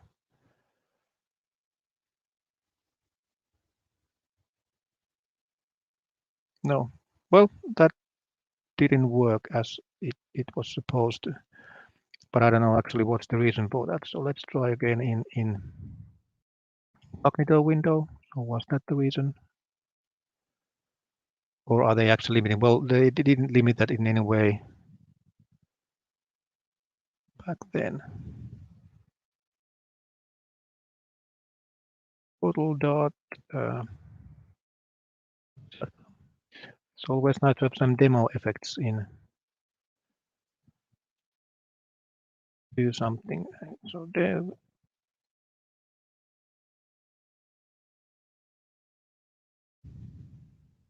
Oh, well, that didn't work for some reason. I don't know why, because it was correct anyway.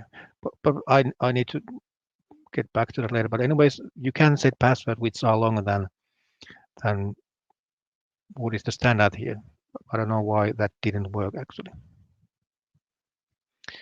Okay, anyway, I think I had a 50-minute time limit, so I think we are good to ready to sum up. So summary of my talk. So PowerShell module is a great way to share your knowledge and kind of build your personal brand.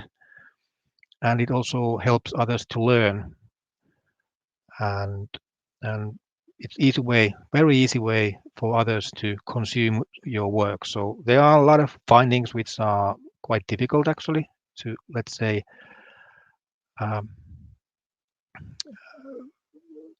replay or repeat or reproduce. But if you build a module that has the function to do that, that's very easy way to share that. And it's good to remember, which I think the last example showed us in live conference, that cloud changes all the time. That was actually quite challenging because I started training Office 365 administration back in 2013. And I did that full-time a couple of years and part-time since the end of this year, end of last year. And every time I had a course, I had to go and see the portals, the PowerShell commands and everything the previous night before the training actually started, because everything changes all the time and usually without any notice. So with that, thank you for watching.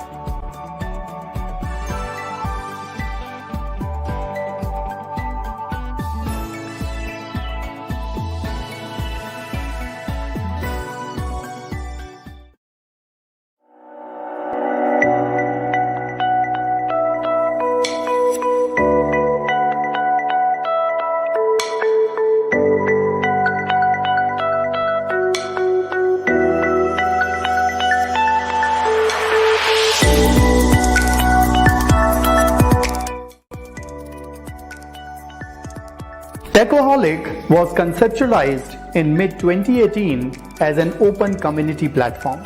Techaholic connects industry professionals, vertical experts, and learners together, bringing real-world relevance and career exposure for enhanced learning. Our vision is to enable professionals and organizations to achieve more through the community collaboration. Our mission is to nurture industry-ready professionals who can enhance nosiness outcomes with skills on upcoming technology landscape. And our values are to make everyone shine by sharing our knowledge, bringing honor to individuals, encouraging innovation by using the latest technology, networking to enhance collaboration, and encouraging excellence in technology-enabled solutions. We are creating communities with the motto of Go Far, Go Together.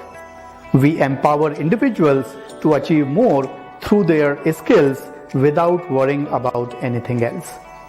We help our community members to become industry-renowned, self-dependent professionals. To achieve industry recognitions, you can join our community to work with our existing industry-renowned community leaders. Our community leaders could mentor you and provide the stage to work with local and global communities. Mentors can lead you to the next level of growth. Techaholic empowers individuals to achieve their career aspirations by connecting them with the right mentors who are proven industry veterans and subject matter experts. Internships help you with real-world experience. Today's students are tomorrow's leaders, so we will not leave you alone. We have open internship programs to onboard technology enthusiastic students through formal process. Lead your digital transformation assisted by our industry veterans and technology community experts. Our designs are centered around business and technical requirements. We optimize your cloud designs to enhance administration and user experience. We secure your cloud with defense in depth. We provide guidance on cloud governance and compliance. Techaholic can also help you solve problems like lack of flexibility in capacity and cost optimizations, time to execute, efficient remote working, and infrastructure monitoring. Techaholic is making it easier for both freelancers and organizations by inventing a new way of working with freelancers globally. As a freelancer, you can choose your assignments either through your own network or through our network. We take care of all the onboarding tasks so that you only focus on your assignment. We are continuously growing our community to help individuals and organizations in capability building with skill-based learning. In the ever-changing job roles, we are extending the learning outreach by nurturing the future-ready and most desired professionals in the industry.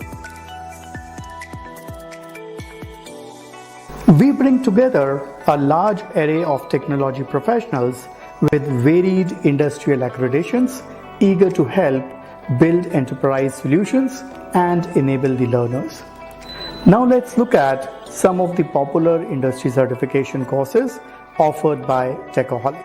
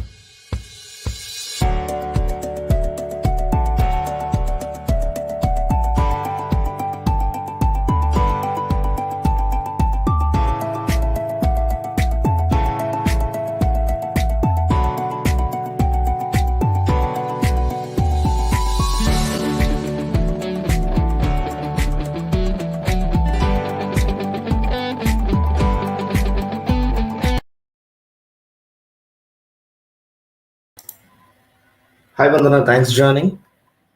Hi, Jen. Thank you so much. Excellent. Vandana, your audio is clear, so you can start sharing. You're on live now. All right, give me 1 second. Let me go ahead and share my screen. Excellent. Okay. I think you can see my screen now. Not yet.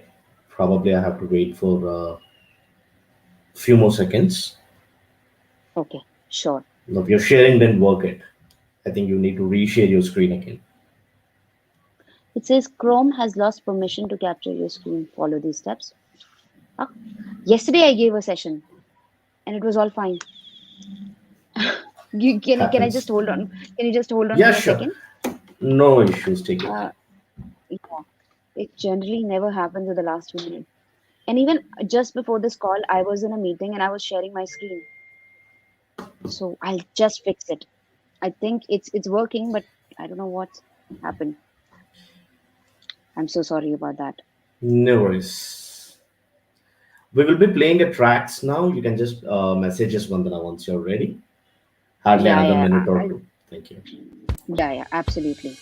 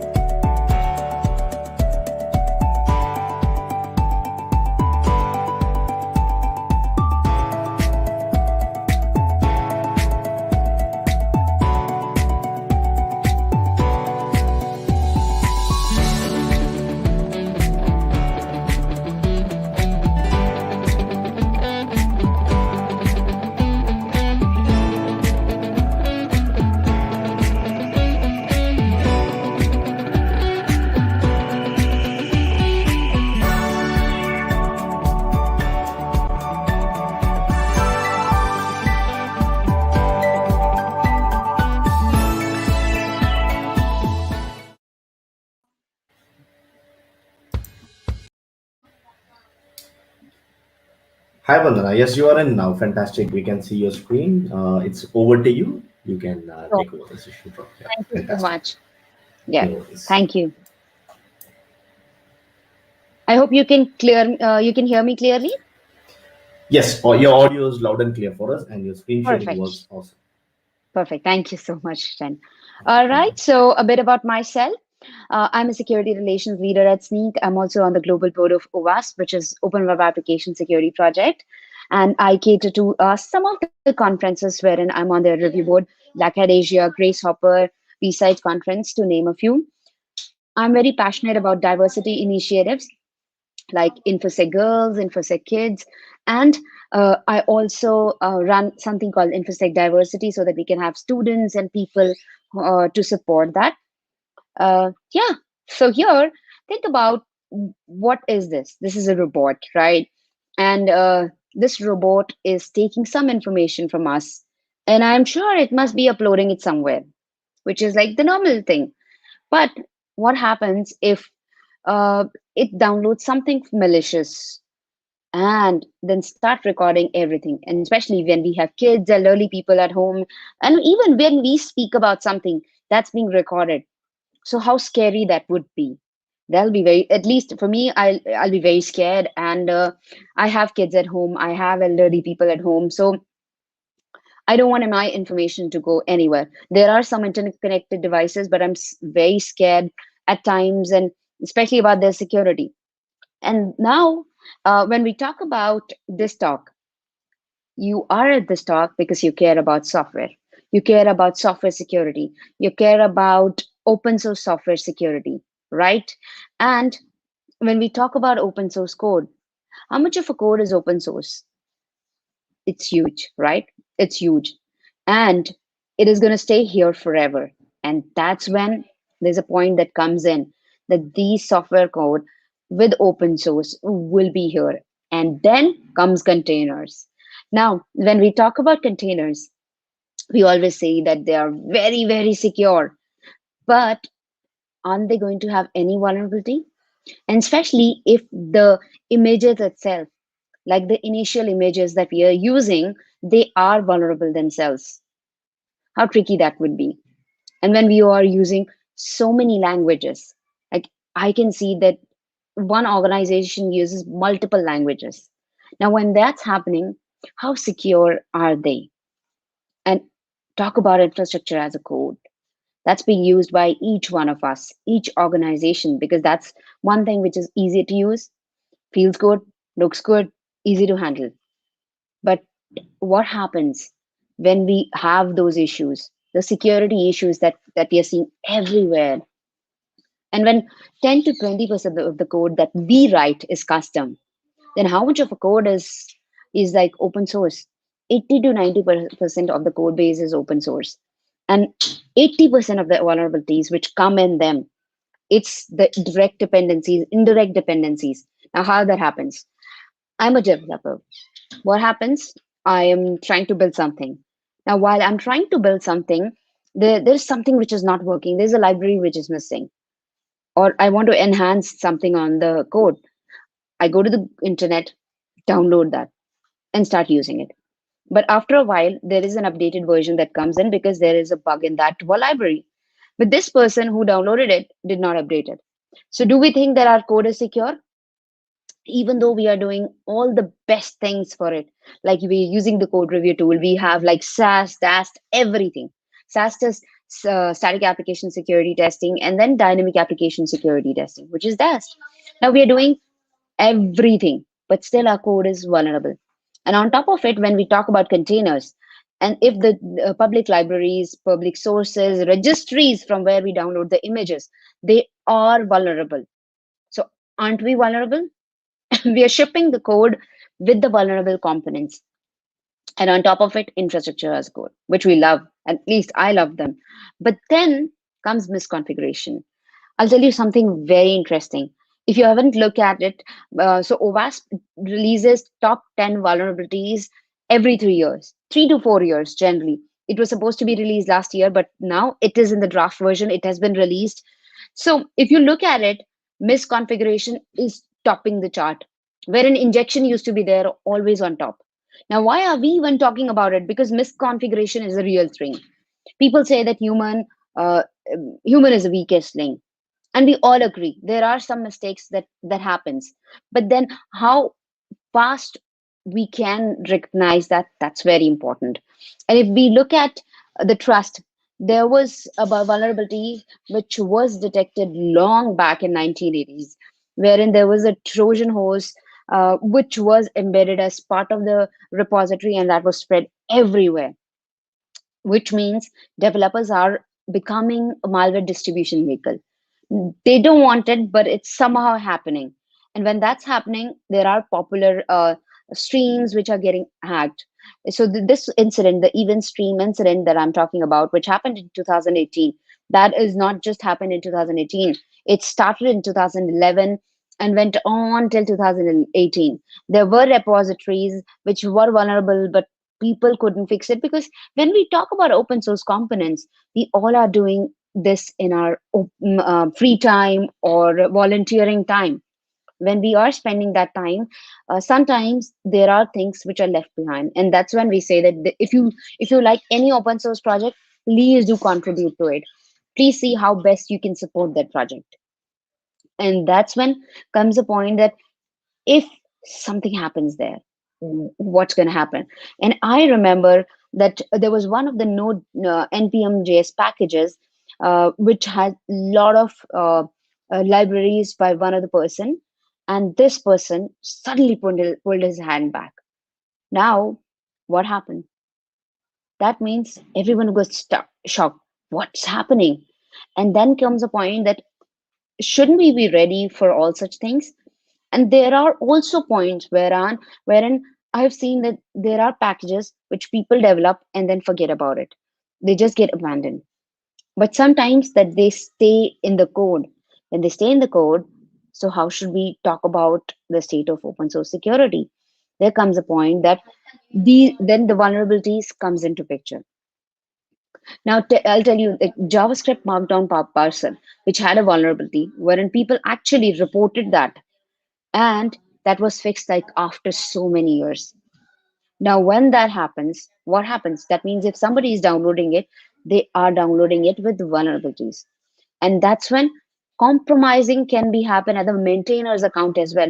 And as good as in 2017 there was a research done on npm.js credentials, and 14% of them people were able to compromise because they were using as good as password, like PASSWORD,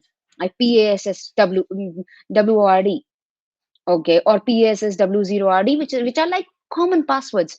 And think about your own passwords. How many passwords are you using? I have like tons and tons of password. I sometimes can't even remember, so I'm using a password manager for that. But do you share your password with people, your family? Maybe. But um, think of it as an analogy that passwords are like toothbrushes. Do you ever share your toothbrush with anyone? I don't. It's my personal hygiene. Similarly, when you don't share your passwords, why do you share? When you don't share your toothbrush, why do you share your password? And I'll tell you the same thing. I was speaking at one of the internal discussions. So my boss said, "Why are you using the password as like a toothbrush? Use it as an undergarment. Do you even share your undergarments? You never do that, right? So they're so personal to you. If somebody gets to know, that means they'll be able to misuse and do whatever with your accounts. And people, so as per Bruce Schneiser, he says, people often represent the weakest link in the security chain, which I totally agree. Why? Because we sometimes become the most vulnerable people. Sometimes even we don't know about it. There have been hacks in the past wherein people were able to people admin accounts were giving the access to anyone. So the classic case is just the recent one, wherein the Colonial Pipeline attack, which happened, wherein a VPN credential was found on the internet and somebody misused it and brought it down for a very long time. And even there were there was some money which was paid in Bitcoin, and the recovering time was huge. And even if I talk about US, there was an emergency that was declared. It can go till that level. And on top of it, we are trying to attack the developer tooling, which is the heart. So talk about Visual Studio Code. Recently in 2021 itself, that Microsoft Visual Code Studio, it has so many extensions. Like I personally use Visual Studio Code. So Visual Studio Code was vulnerable. And what happened? We could take the credentials out from the developer system. If I know that you're using a vulnerable version of instant markdown, absolutely I can fetch the details. And if I talk about Visual Studio Code download, 14 million monthly active users, that's not a very small number. That's a huge number. And diamonds are forever, which are like open source libraries. So they're everywhere. And if maintainers remove the libraries, like I said, there was someone who actually emailed to npm on March 22 that I'm going to be removing some of these libraries, and that person just revoked. Oh, everyone was like, what should we do now? So what should we do now? And that's when comes a point wherein we need to address these things, that how to maintain the resiliency of open source softwares, how to make sure that these situations can be handled, and what's inside these registries sometimes is very tricky. Talk about the SolarWinds attack that happened in the last year. Like the EU was ending, and we saw, okay, there's a big supply chain attack, and everyone was going crazy about it. What happened? In the whole CI/CD pipeline, there was a DLL. While it was getting compiled, the binaries were getting compiled. There was a DLL which was vulnerable, which was put into the system, and it was shipped everywhere. And if the component itself is vulnerable from the inception, what can we do? And if I talk about the top 10 list of vulnerabilities, it used to be at the bottom, wherein using component with known vulnerabilities.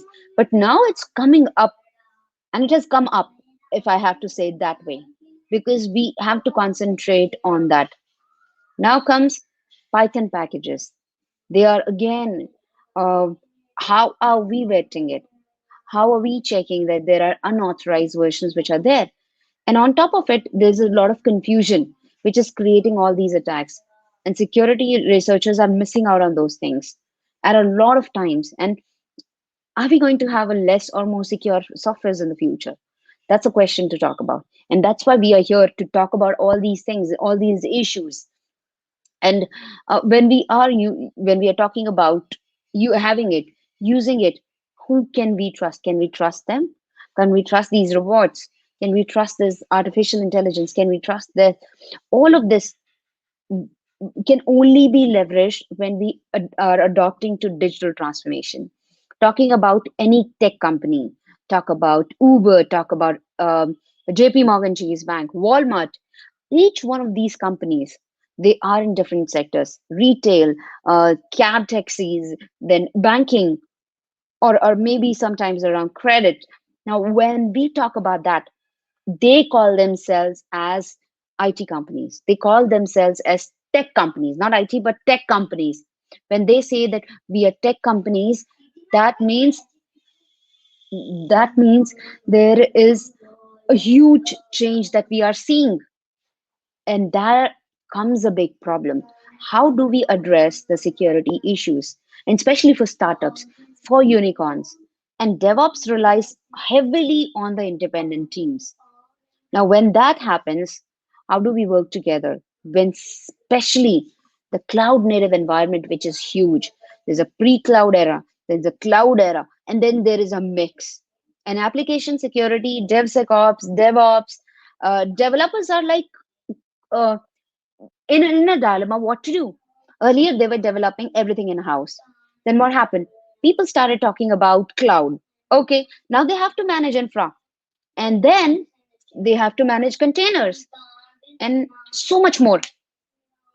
Rehan, and that's when we need a new approach to application security, wherein dev first cloud native application security, wherein we don't enforce anything, we share it. But what is the difference? And if we talk about the difference, developers understand the app. They see the as beyond security because they want to do everything right. They want to have the application built as in the client wants. An auditor or a security person, they say, oh yes, this is how it should be. But with dev first application security, we enable them. We start using the tools which they are using. Could be Jira, could be Jenkins, could be any other tool. So we understand the developer ecosystem, and that's how we discover, we initiate, we work with them, we understand them. And on top of it, we understand the product companies which can help us in auditing and fixing the findings. And on top of it, ownership change, that's one big aspect which is actually helping us gauging the whole ecosystem, gauging uh, the technology further. Now, to give you an example, earlier We were just saying, let's shift left, let's shift left. But what happens? Dev, security, and operation, there were three different teams. That was the silo that was going on. But what next that happened was that from in that whole silo, there was one beautiful part wherein uh, dev and ops started speaking with each other, because we started talking about the agile methodology. We started talking about DevOps. We started talking about people working together. And again, security became a monster, because we used to come and say, oh, this can't be possible. This cannot be done. But explaining why this can't be done was a lot of time was not done. And that's when there were always questions.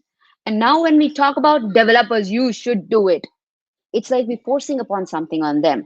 And if we talk about shift left, the responsibility, the ownership needs to be shifted or measured in a way that it is shared responsibility. Like we talk about cloud responsibility model, it is a shared responsibility. And also we started talking about zero trust, wherein never trust, always verify. Now to attain that also, we need to have trust within teams, that okay, this is what we are doing and this is why we are doing.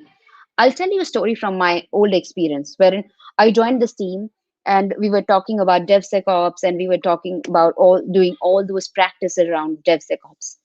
That was all fine. But once there was a critical release wherein I was supposed to be there, and suddenly the meeting, the sprint meeting, was postponed. And it generally happens for 15 minutes. And it was postponed. When I landed the room, and there was no one. I went back, checked with few people. They said it was preponed. I said I was not aware, and they had no clue. And that's when I realized that means they think security is a blocker and things will not work out. It took me good 6 months to build that a kind of an environment where we speak with each other, we trust each other, and later on, they started coming up even when there was not a critical release, but the discussion was itself going on, so that we start as early as possible. Now, why do we need to start about security as early as possible? Because if we fix a bug on the production application, that will cost us 10 times or maybe 100 times more than it generally cost us. So how tricky that could be. That'll be very, very tough to manage. And then we keep blaming each other. Who did that? Who did that? Whosoever did it. Who is at stake? Organization, their reputation, money, clients' data, all of that. And on top of it, the breaches like Equifax, SolarWinds attack, or the Colonial Pipeline attack. How that's happening? Because we don't have a clear picture, we don't have a clear communication.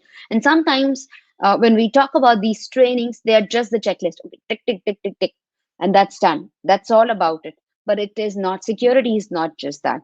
It's a responsibility which comes from top to bottom, bottom to up. Now, when we talk about both ways, from top, the communication comes clear. Okay, these are the things that we need to do. From bottom, the communication is done in the way that leadership understand. If you need a new tool, if you need a budget, if you need an approval for something to be done with an organization, maybe an experiment that you want to do, you need to communicate in the way that leadership understand that what change we're going to be making. And for leadership, sometimes they need to force the teams to work together. And once you start understanding that it is something that is not byproduct, but it's something which we need to do every day. So security is everyone's responsibility. And in especially crowd native environments, we need to rethink the IT security, because the infra, all of that is like mixed up. We have containers in our code. We have open source code. We have code. We have infrastructure as a code. We have so much more. And all security is not just taken care of, but developers are taking care of everything. So that means we need to enable them to understand that, yes, this is why security is important. And we need to create security champions. If we don't have security guilds, if we don't have champions, then we're going to be in trouble. Now you must be thinking that why security champions and how we can create that. So I'm sure if we have, even yesterday I was talking about the same thing to a friend. And the discussion was that if I talk about operations to security people ratio, it's 10:1. 10 ops people, one dev, one security person. And when we talk about dev, then there are 10 devs to each operations people. So it's a huge number. We have huge number of devs. So how exactly we're going to take care of this in the future? And that's when comes, I'm sure there must be some people who would be interested in security and knowing what's happening in the background. And those people can be great security champions. And in one of our organizations, like in my past experience, we actually came up with a security um, guild, wherein if you have any questions, come to that guild, they'll explain it to you, they'll help you out.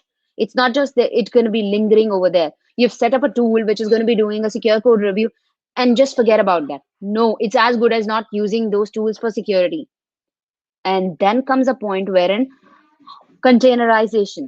So how are we understanding that? And as I said, if there is a vulnerability in the base image itself, what are you going to do? You're not going to update it. You're going to shift the image, lift the image. What exactly you're going to do?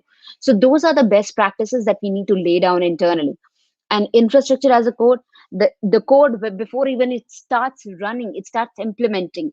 We need to understand what it does, how it does, and how far it's going to go. Especially I've seen with the retail companies that they have a lot of sales going on, and during the sale time, they don't even check the security. They just want the service to be keep running. But if there's a remote code execution or there's an account takeover vulnerability in that, what are we going to do? Can't do anything. Or while spinning up the instances, the vulnerability is there, which means we have the vulnerable systems from inception. And are we going to miss something? Absolutely. We're missing security perspective for developers, and it won't get the adoption. Let me be very open about it. We have to make a huge shift wherein coding is our superpower. We need to leverage it. We need to understand that how exactly we are going to enable people, and we need to be good with each other.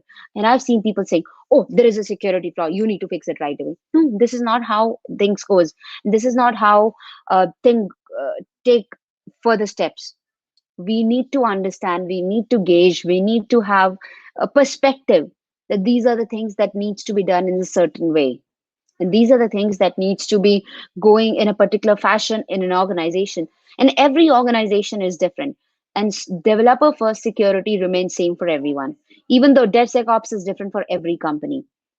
So when we talk about developer first security, it's about respecting each one of opinion, each one of ideas. I have seen that for some of the issues, I've suggested some remediation, but there are security champions who have come up with a totally different and incredible idea, because they know the product, they know the application in and out. When they know, that means they can help you the best way. So it's all about helping each other. And when we automate, this is only going to help each one of us. It is only going to get us through the kind of trouble that we get into a lot of times, wherein there are issues which are not fixed for a very long time. And that's what happened with Equifax, wherein there was a bug in Apache, there was a patch available, and it couldn't be applied. I can say that sometimes it's not possible to do it right away, but then there has to be a timeline. And suddenly, if we don't do that, what happens? The breaches, attackers can get into it, and they actually. So my friends say, even though I'm part of security, so attackers or hackers are the most lazy people. They are looking for the most simplest of things to get into the environment, even though they seem to be complex, but they are the simplest thing. And then they chain the vulnerabilities. So the simplest thing starts with the identities, managing the identities right. If that is not there, what can happen next? How about monitoring the systems right? How about enabling people? How about giving them the right education? I think that can bring the developer for security in any organization. So thank you so much. This is what I wanted to talk about today from a developer security perspective, because I have been on both the sides and I understand the pain point for both the sides. If you have any questions, I'm open for it. Or you can reach me anytime on my Twitter handle, which is at the bottom, InfoSec Vandana, or on my LinkedIn account. I'll be more than happy to have a conversation with you. I'm sorry.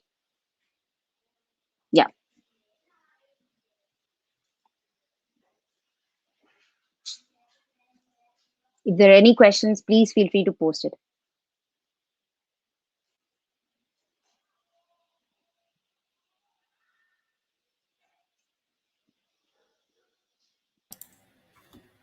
Hi, Vandana. Thanks for the fantastic session. You have given a good insight about the topic which you have chosen. It's really good, awesome. As far as I see, there is no questions being posted on the chat. I'm not really sure why. But if we get any questions, maybe sometime later, we will collate and send it across to you, Vandana. You can answer it. And we will also receive it and send it across to all the attendees. And we will leave it as a comment in our YouTube channel. Yeah, I'll just post it to you personally, my LinkedIn handle. If there are any questions or if they want to connect with me, they can reach out to me anytime on my LinkedIn account so that I can take the conversation further. And if there is any feedback also, because there are things then that I can also improve here on this area. So I'll be happy to have that as part of the presentation and can take it further. Definitely, we will do that, Vandana. Thanks a lot. Okay. Thank you so much. Awesome. Thank you.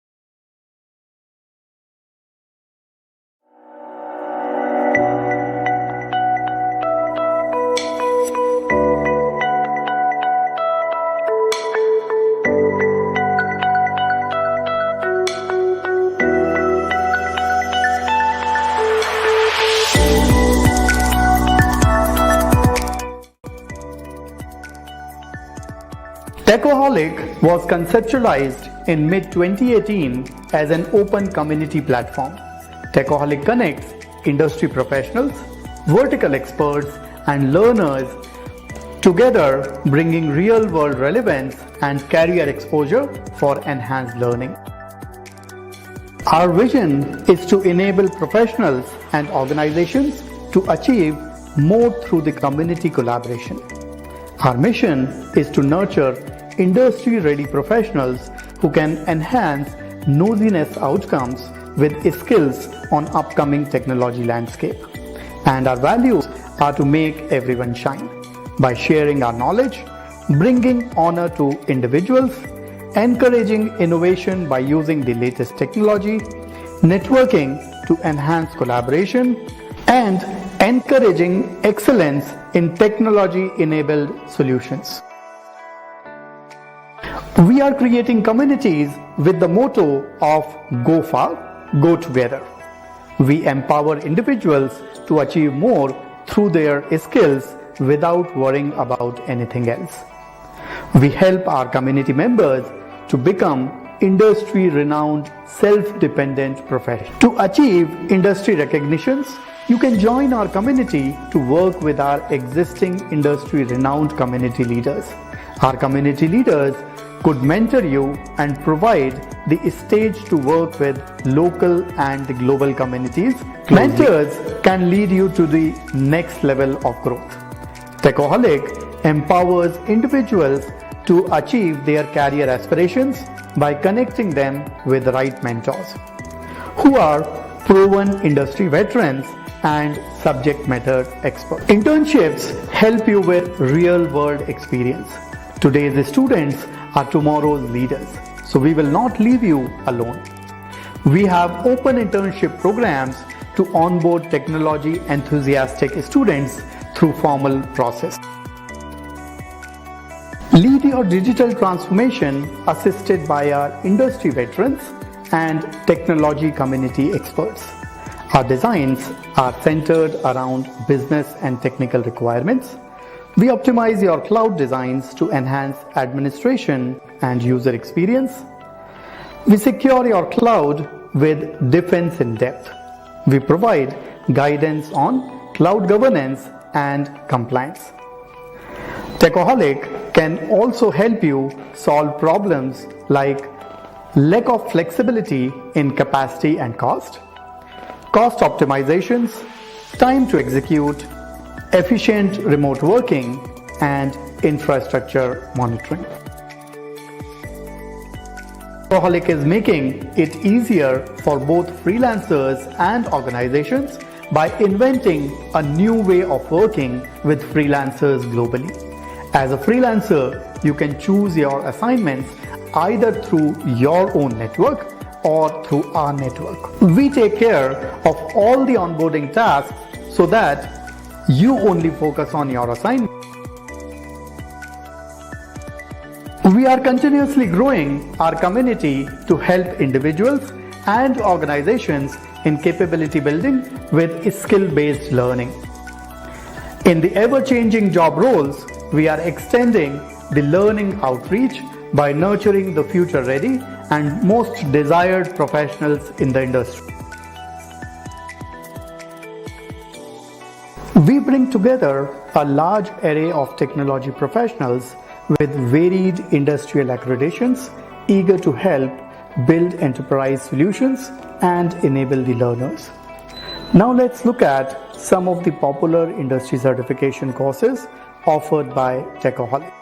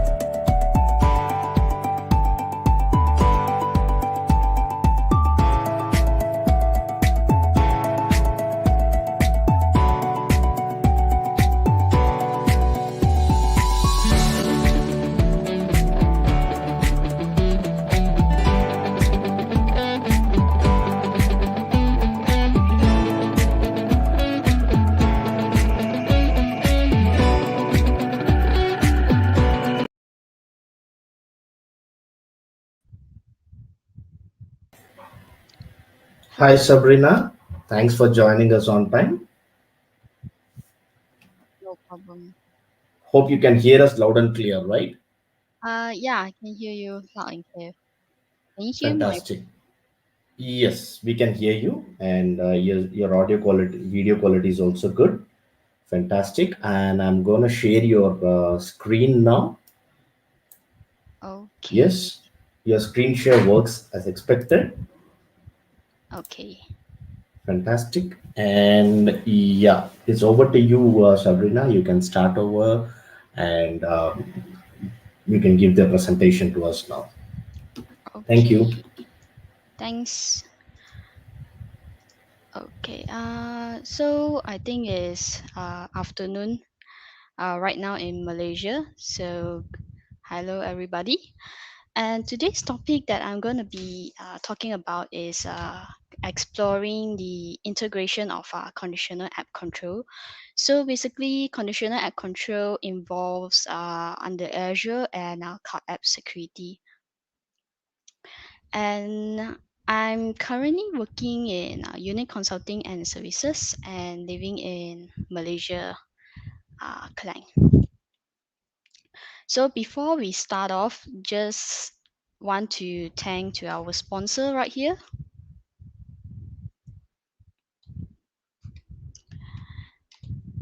And jumping to introduction, so if you guys would want to follow me on Twitter or LinkedIn, here's my username right here.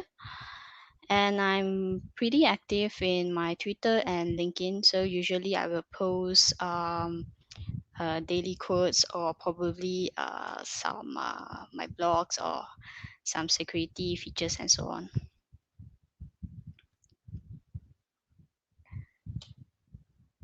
Okay, so another introduction of myself. I'm Sabrina K, and I'm currently living in Klang, Malaysia. Klang is actually a small city in Malaysia, and I've been in the industry since 2017, usually involving on-premises, cloud security, network security. So I've been doing all these migrations like AD migration, Exchange migration since 2017.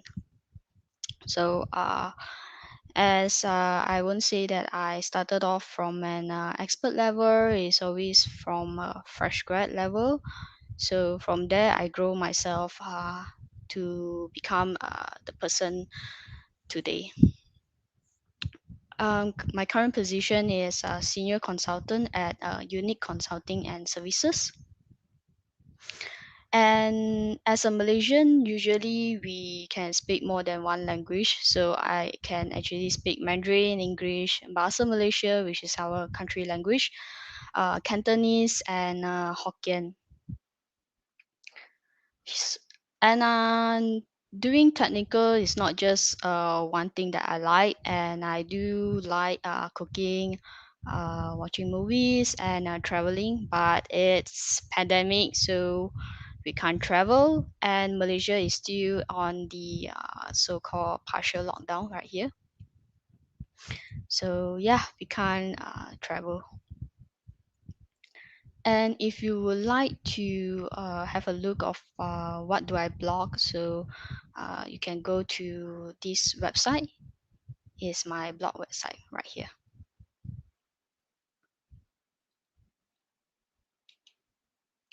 So just a brief intro of what is Malaysia. I think not many people kind of know where Malaysia is. So Malaysia is just right on top of Singapore, and we have actually three main races in Malaysia.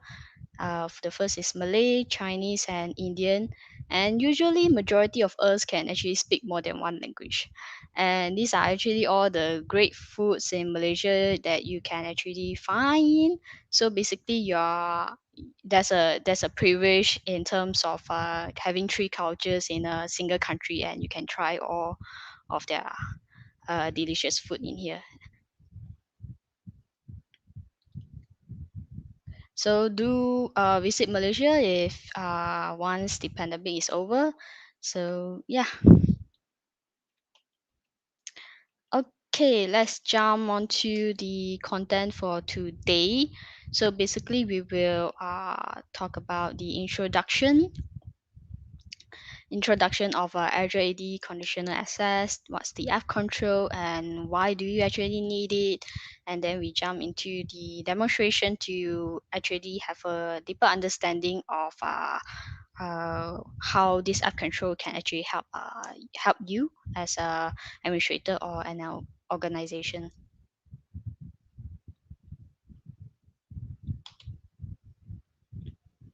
So the introduction of conditional access is actually located under the Azure Active Directory. So to go to Azure Active Directory, you have to access to the Azure portal, and there you will find the Azure Active Directory. And conditional access is a type of policy service. So it is pretty simple to actually set up policy in conditional access because it's termed in terms of if then kind of situation. So if a user that is accessing OneDrive, then what you should be doing based on a certain condition and applying action whether to grant access and so on. And the purpose of conditional access is basically to controlling user access and based on a certain condition. So if they are traveling, but their access was kind of weirdly shown, so that is where you can use conditional access to control the user's access. So so as you can see that the conditional access is actually a form of security. So every goal in security is to secure organization without interrupting the user productivity. So this is a very good point here because we do not want to interrupt any user productivity and causing more troubles towards the organization than less trouble. Okay, let's come to a diagram here that talks about the conditional access, how it actually works. So I think this diagram you can find on the Microsoft articles. So it's pretty familiar diagram, but it's okay. I can still go through for those that are still new with conditional access. So you can see on my left side here, as you can see, there's there's 4 circles right here. So basically the first one is detecting the user and its location, okay? Or you can actually detect based on the user's devices or the applications, and a real-time risk. So basically real-time risk, it will detect the user's access into devices, whether is it a risky devices, is it a non-compliance devices. So this is actually a real-time checking. So this is what the conditional access can do. So one is detected a user that is trying to access a non-compliance devices or a non-join Azure devices. So you will move on to the second stage here, which is verifying a access or applying the action. So do you want to allow him or her to access, but with a requirement? So to require the person to re-authenticate themselves, or you wanted them to be blocking their access and to contact administrator to release their access. So if you are choosing the first option to allow access and but requirement to re-authenticate themselves, so once they are re-authenticate successfully, they can proceed to whatever application that they want to access and to grab on to the data.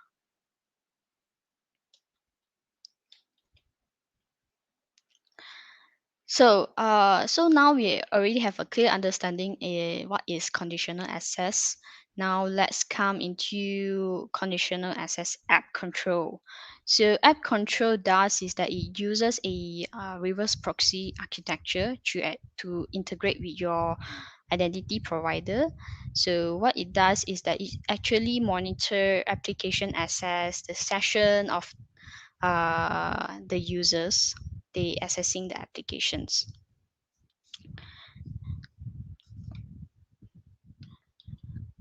And what sort of actions that the app control provided? So they do provide blocking, uh, creating your own custom actions, and there's a new one which is called monitoring. But currently, monitoring is under preview mode, so it has some uh, the stableness is not still there. So it does support web application on your desktops. And actually it does support for mobile, but I did experience recently having trouble with iOS devices. So not every iOS devices was returned with a good result while in monitoring mode. So basically what I experienced is that the application was being blocked, uh, even though I was turning this policy on as monitoring. And this was actually something that I want to highlight to you guys when you want to turn on conditional access app control in your environment. So make sure you exclude iOS devices or Mac OS for the time being, and you can still proceed with other device platform.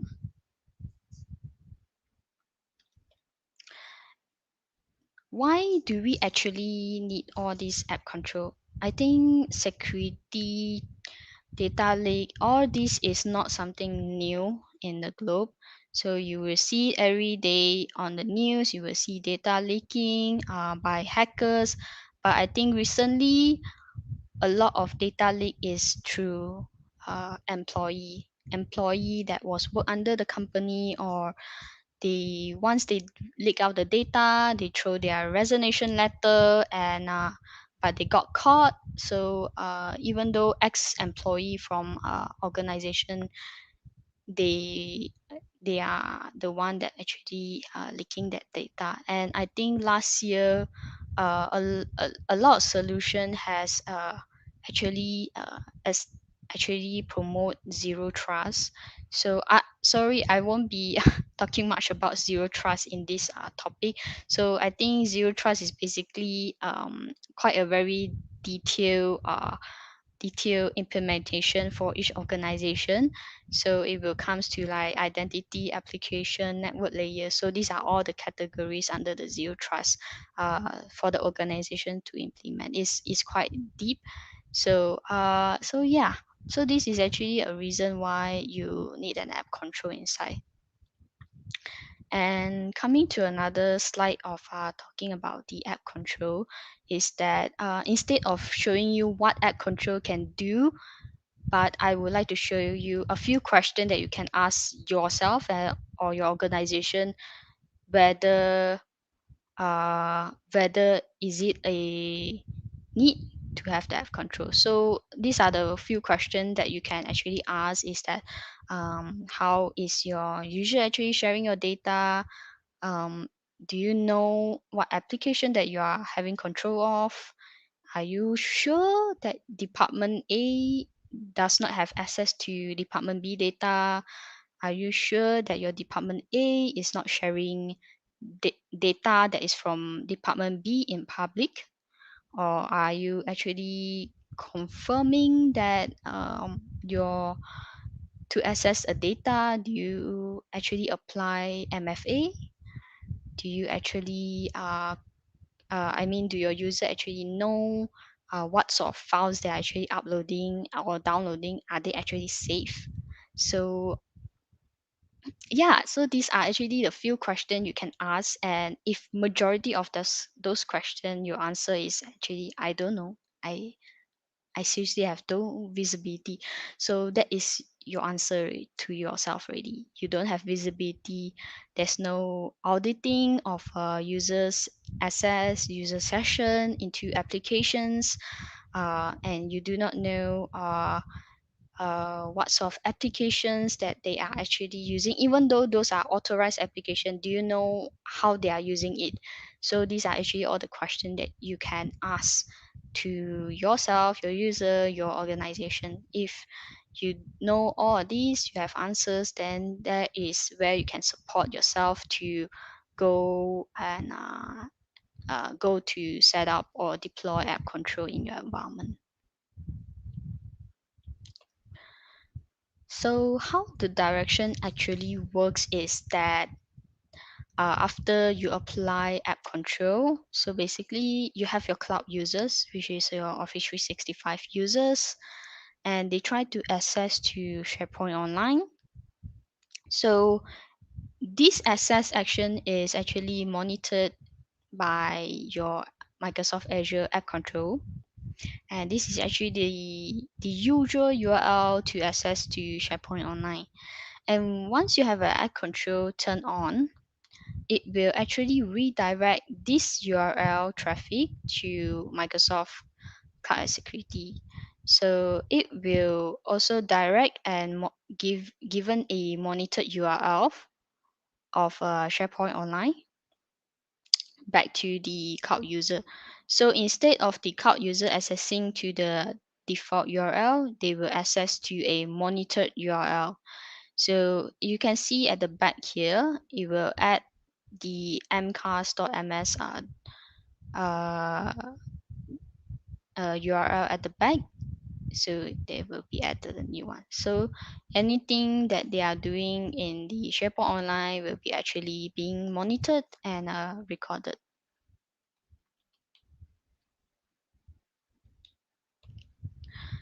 And this is what they will see on their web browser once they access to SharePoint Online.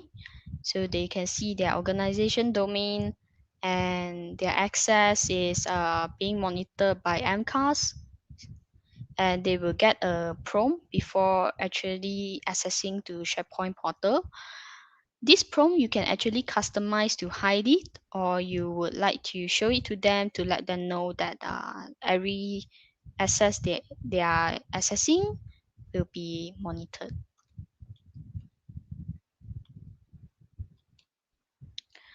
So what sort of cloud apps that the app control actually monitors is that they do monitor those that is by Microsoft cloud apps application like Teams, My Apps, or Outlook or Yammer. If you do have your in-house application or third-party application like Zscaler, you can actually register them to the Azure AD, and actually then it will actually rectify or validate it as a cloud as security by the Azure, so it will add into the cloud ads here.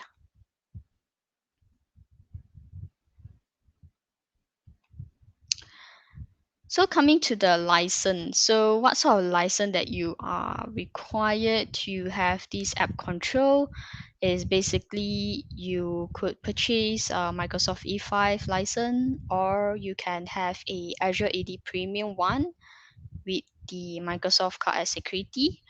Sorry, not the Discovery license. So there's two Cloud Ad license, which is one is the Discovery and one is the full-fledged.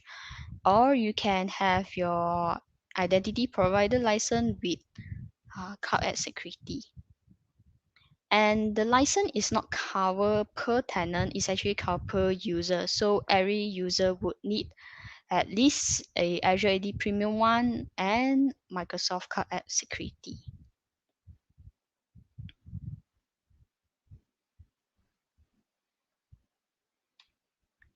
So let's jump into the demo. Okay, let me try to end the slideshow and we come into the demonstration.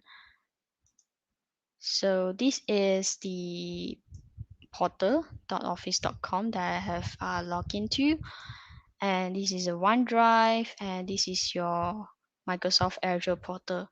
So coming to the conditional access policy, as you can see that I created one policy and I name it as a Caspi apps. So basically I would know that this policy is actually monitoring the cloud apps.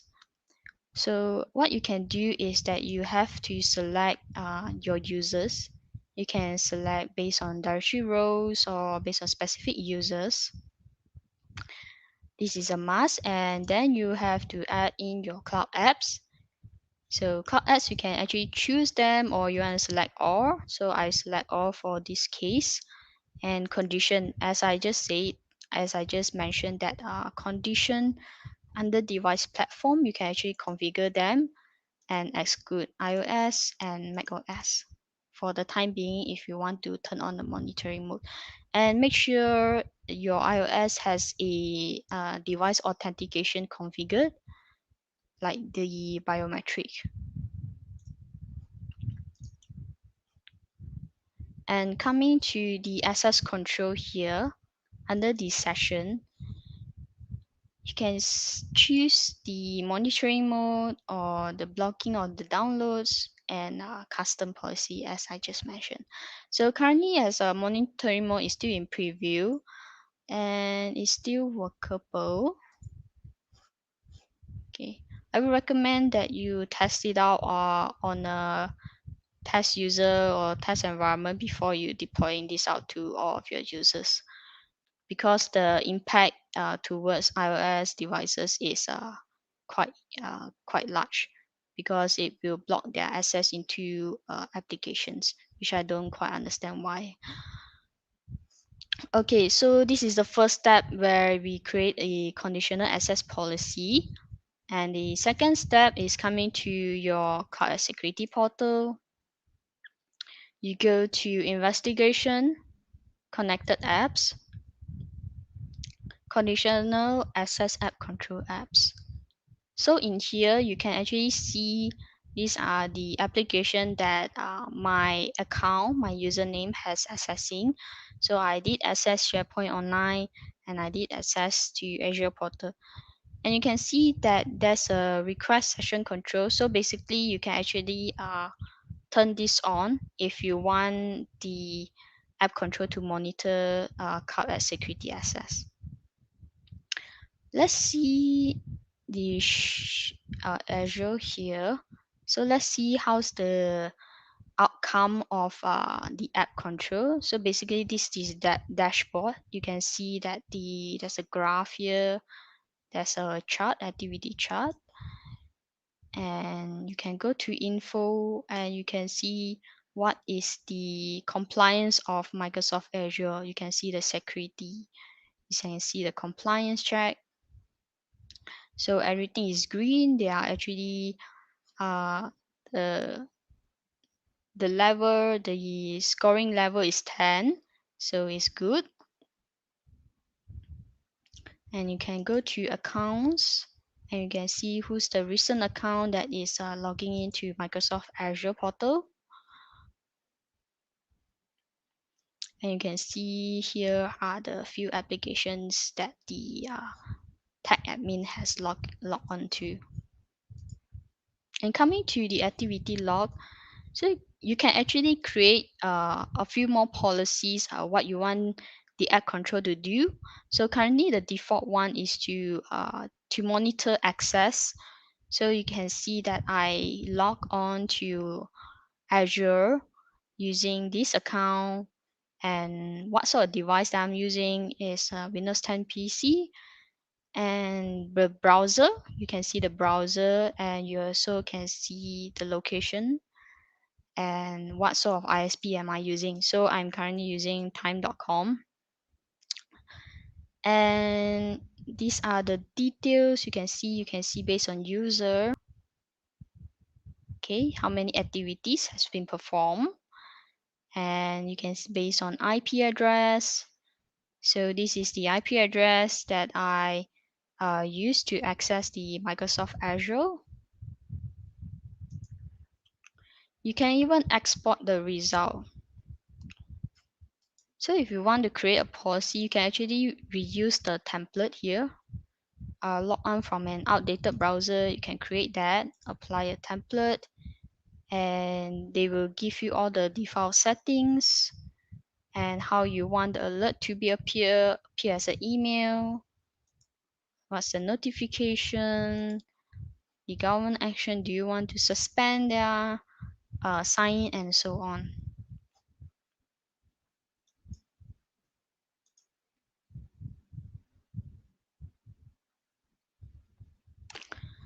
So these are actually the few things that you can do with the card add control. So let's go back to card add control right here. Okay, if you have a third-party application, you can actually add them from here. So you can search for any apps.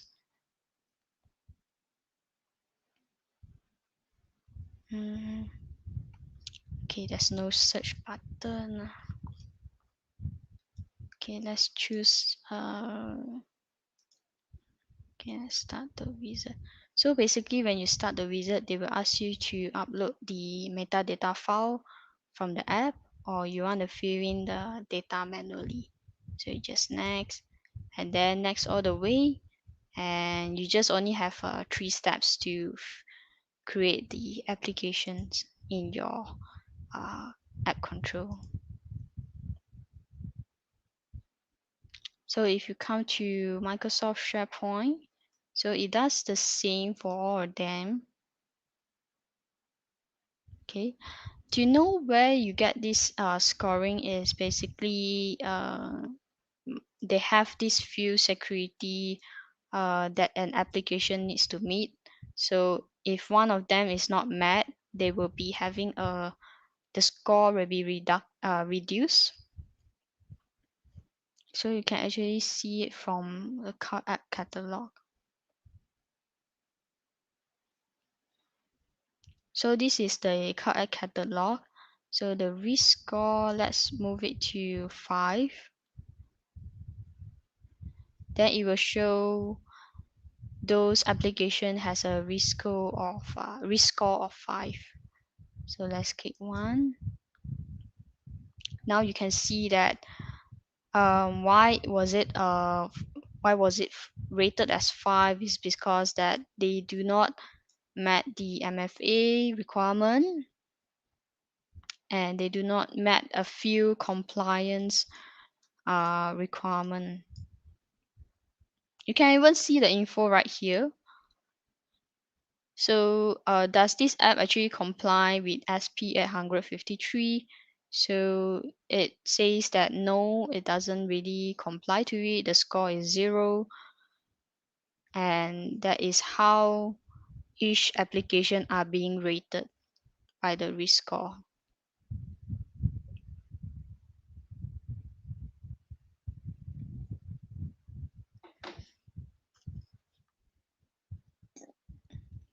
So there's about quite a lot of application in the card catalog here. You can actually search for them if you want Dropbox. I think Dropbox. Sorry, I think I need to change my. Sorry. Oh, this is a wrong search. I'm gonna go here. Dropbox. Okay, it's not in the 5 score, so let's move it up to 10. So yeah, you can see Dropbox right here, and there's the few of the compliance wasn't being met. So these are all the details that you can actually see. With the card security, once you tag the application as uncensored, so in near future, the user will not be able to use their corporate email address to actually register or actually sign into Dropbox in future or use Dropbox. Okay, so conditional app access control. How long does it really takes this setup is actually I would say 1 hour. yeah, it only takes 1 hour to have those session being reflected, which is quite fast. The first time that I experienced conditional access app control, it would take about 24 hours for the session to actually reappear to actually appear in the card as security. I'm not sure whether it has a dependency with the number of users in the tenant. So yeah,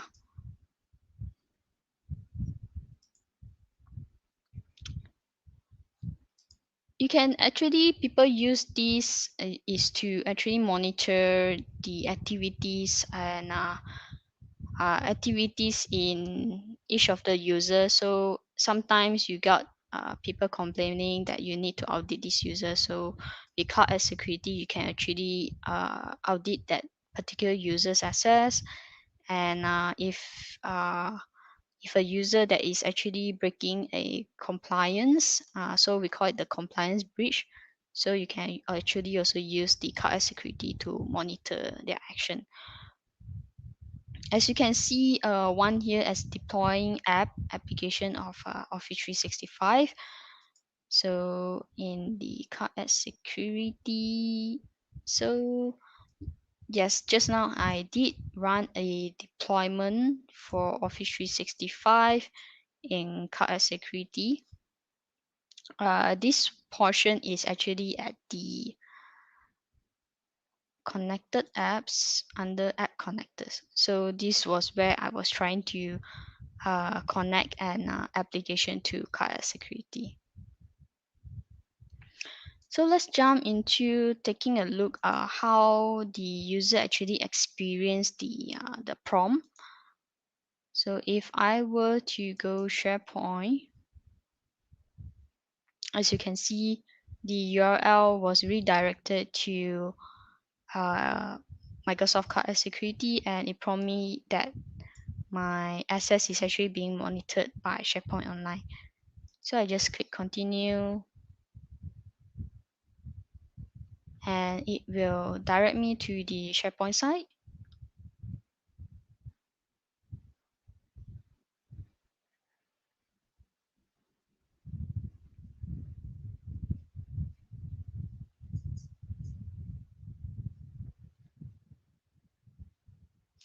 So I will back to my original SharePoint, but the URL will remain. So anything that I'm doing here will be actually monitored and recorded.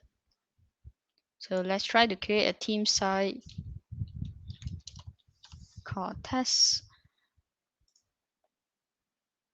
And just next, and do I need owners? Yeah. So let's put pilot. Okay, we put pilot 1 as owners. So I finish it up.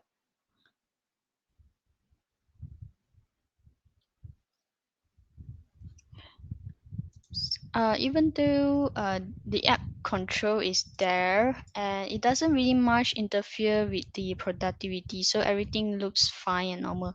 Just that the prompt message on the access portion, you can actually disable that. So to disable that, you can actually go to the card as security under settings. We go to user monitoring. You can actually uncheck this, notify user that their activity is being monitored. So you can uncheck. You can even customize it. So we just save it.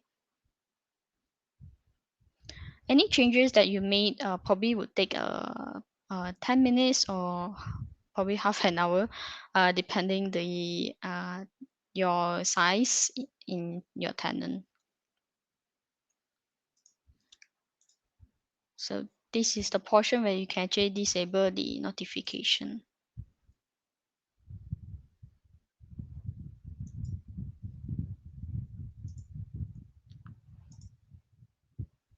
So you can go here. So let me try to sign out and re-log in.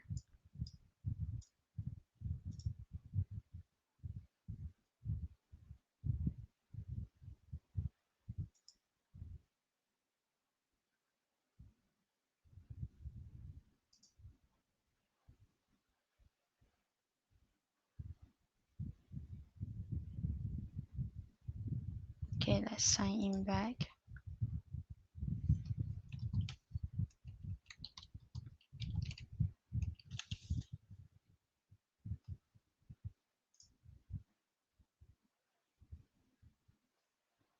Okay, let's go to our portal.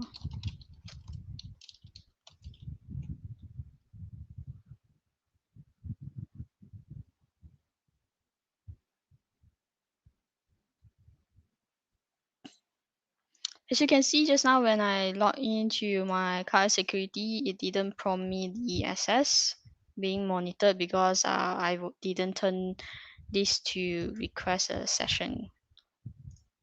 As you can see, this portion, request session control. So this one wasn't being turned on. So let's go back to SharePoint and let's see, is it still prompting the access being monitored? Okay, it didn't prompt, so that's good.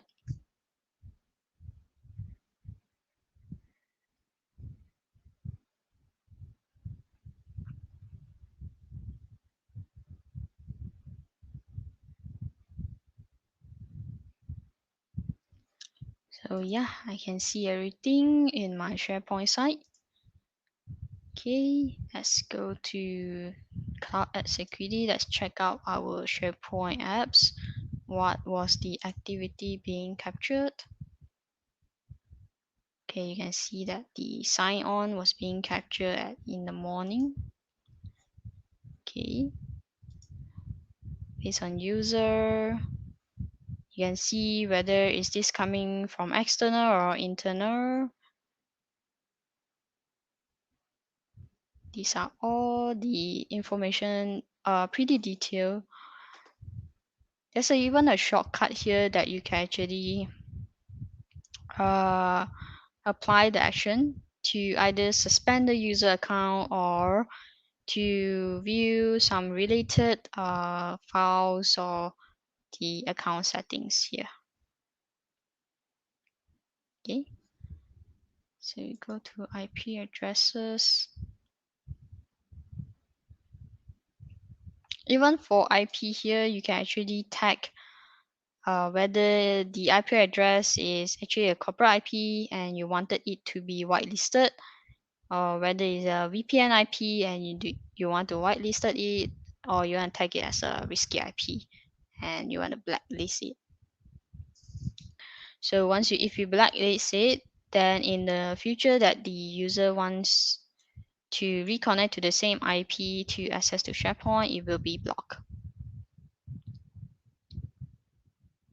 Okay, so if you were to export the report, it will give you two options. You want to export it as syslog or CSV file.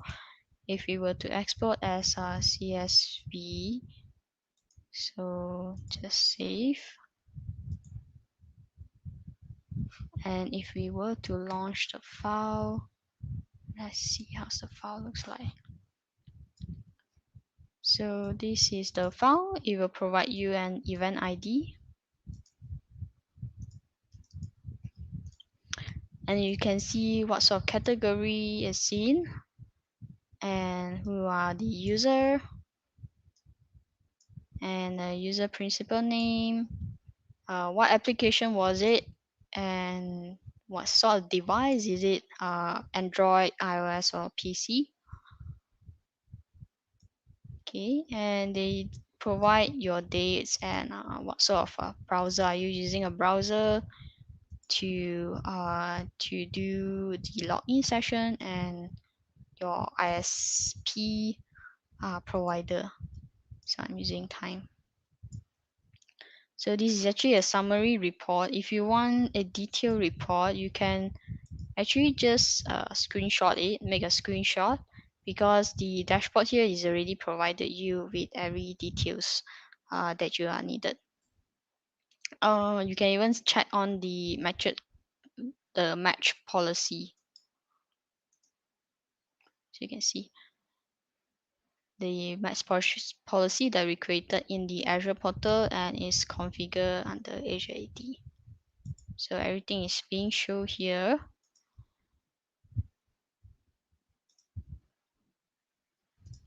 if you want to configure any alerts, you can actually configure them.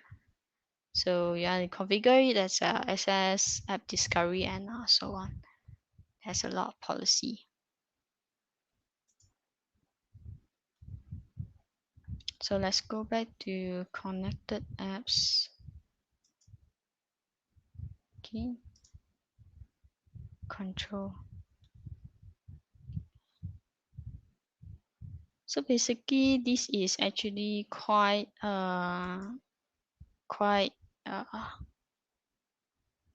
nice to use it, because if you want to have a visibility of your users' access, you can actually just deploy the app control.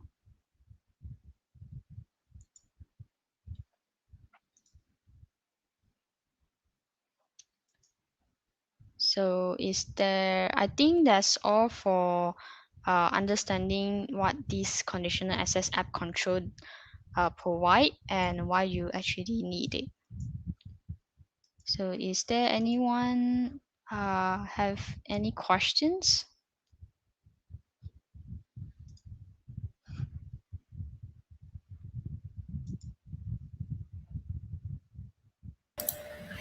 Hey Sabrina, good. We have not received any questions as of now. If in case we get any, we will get in touch with you.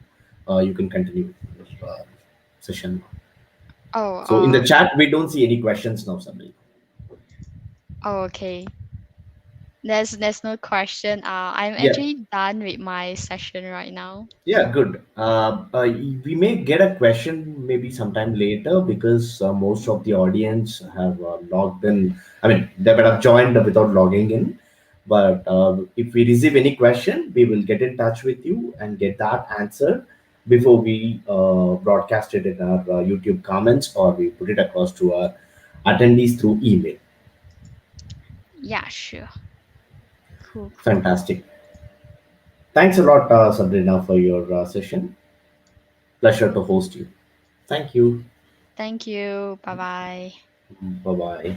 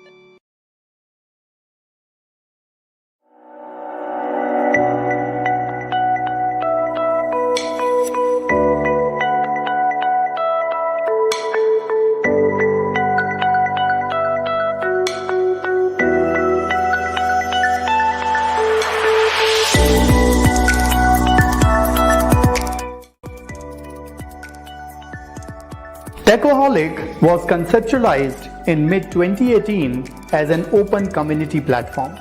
Techaholic connects industry professionals, vertical experts, and learners together, bringing real-world relevance and career exposure for enhanced learning.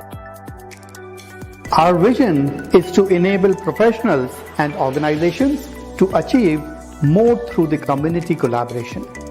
Our mission is to nurture industry-ready professionals who can enhance nosiness outcomes with skills on upcoming technology landscape. And our values are to make everyone shine by sharing our knowledge, bringing honor to individuals, encouraging innovation by using the latest technology, networking to enhance collaboration, and encouraging excellence in technology-enabled solutions. We are creating communities with the motto of Go Far, Go Together. We empower individuals to achieve more through their skills without worrying about anything else. We help our community members to become industry-renowned, self-dependent professionals. To achieve industry recognitions, you can join our community to work with our existing industry-renowned community leaders. Our community leaders could mentor you and provide the stage to work with local and the global communities. Mentors can lead you to the next level of growth. Techaholic empowers individuals to achieve their career aspirations by connecting them with the right mentors who are proven industry veterans and subject matter experts. Internships help you with real-world experience. Today's students are tomorrow's leaders, so we will not leave you alone. We have open internship programs to onboard technology enthusiastic students through formal process. Lead your digital transformation assisted by our industry veterans and technology community experts. Our designs are centered around business and technical requirements. We optimize your cloud designs to enhance administration and user experience. We secure your cloud with defense in depth. We provide guidance on cloud governance and compliance. Techaholic can also help you solve problems like lack of flexibility in capacity and cost optimizations, time to execute, efficient remote working, and infrastructure monitoring. Techaholic is making it easier for both freelancers and organizations by inventing a new way of working with freelancers globally. As a freelancer, you can choose your assignments either through your own network or through our network. We take care of all the onboarding tasks so that you only focus on your assignment. We are continuously growing our community to help individuals and organizations in capability building with skill-based learning. In the ever-changing job roles, we are extending the learning outreach by nurturing the future-ready and most desired professionals in the industry.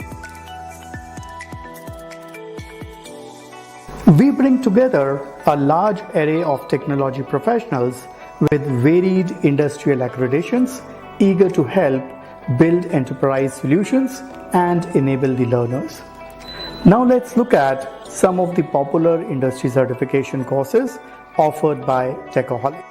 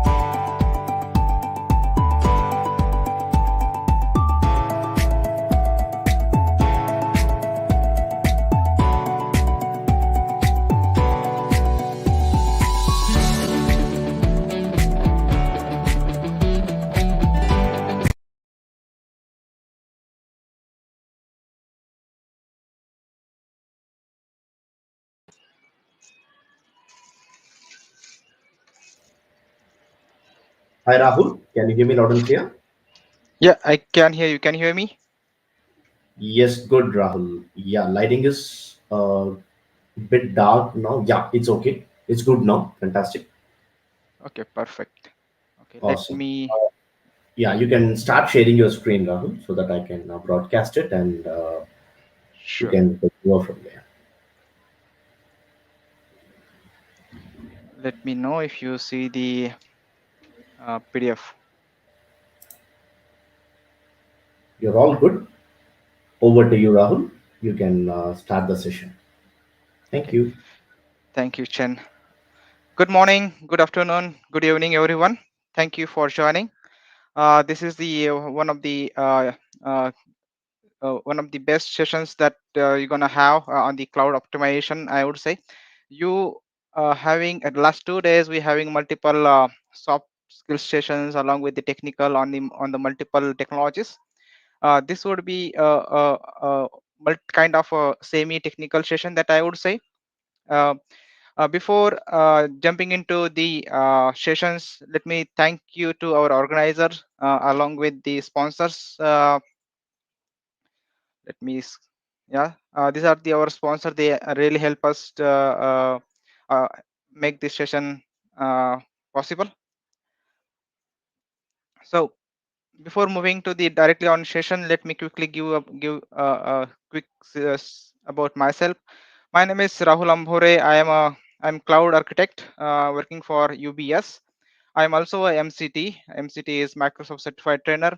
For last 2 years, I'm also since last 4 years, I'm working. I'm a certified Azure architect along with since last 10 years I started my uh, journey, and in last 7 years I'm working actively working on Azure. So today whatever we're going to talk in this session is will be of my experience, learnings, and practical way of implementation of cloud.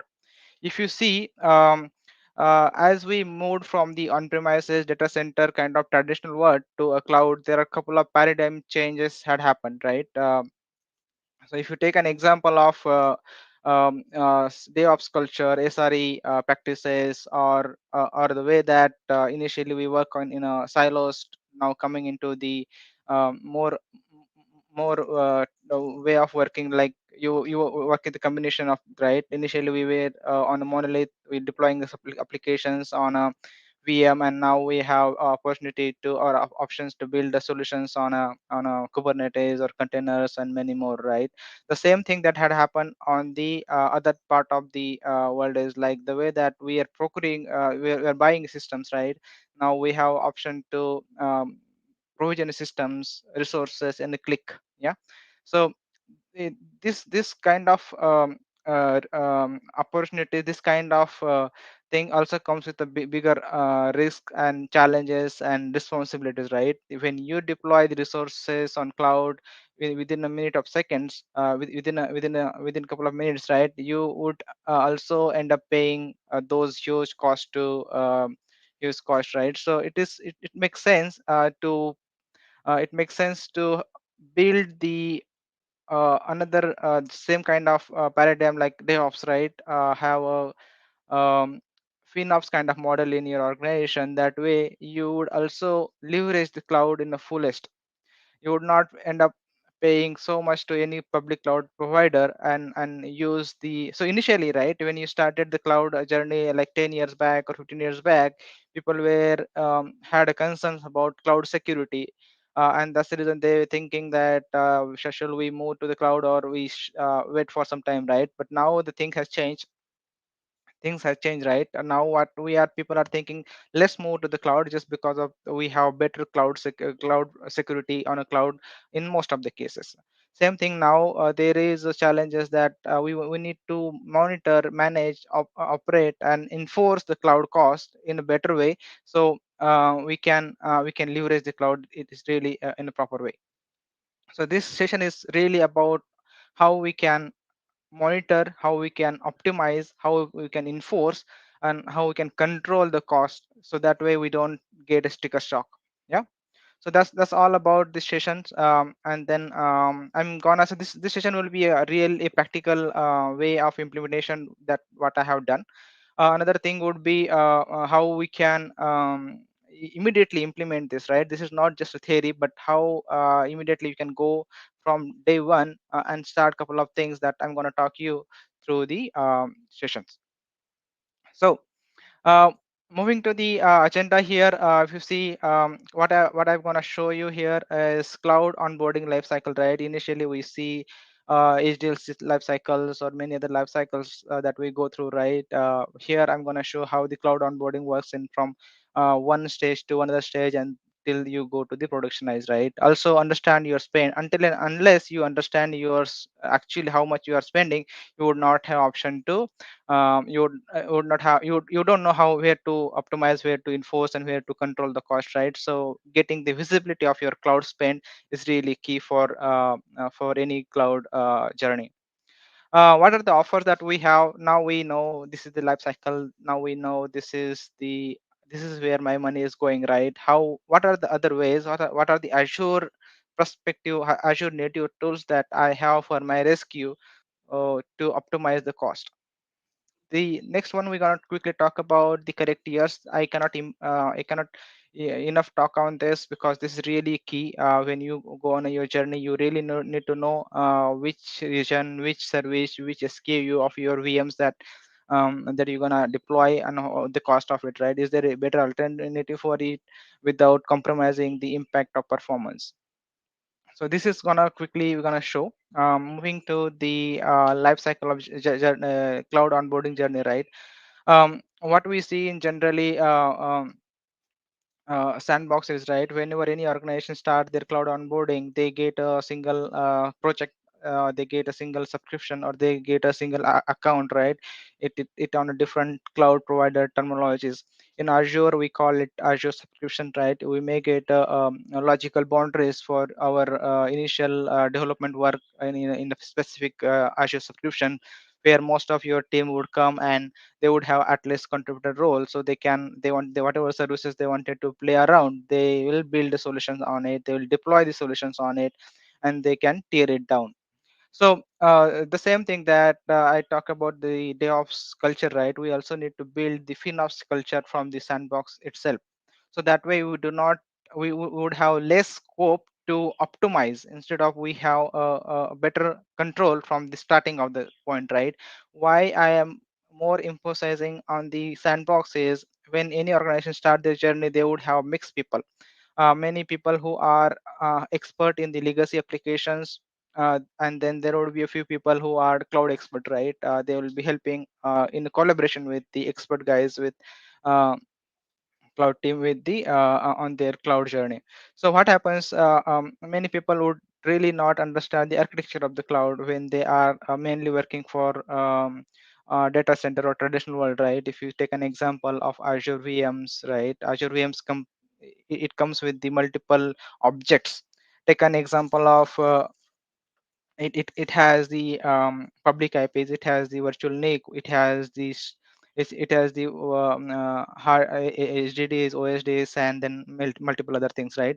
So what I wanted to emphasize here is whenever the traditional teams come on the cloud, they will create the Azure resources and they'll just simply delete the VM, right?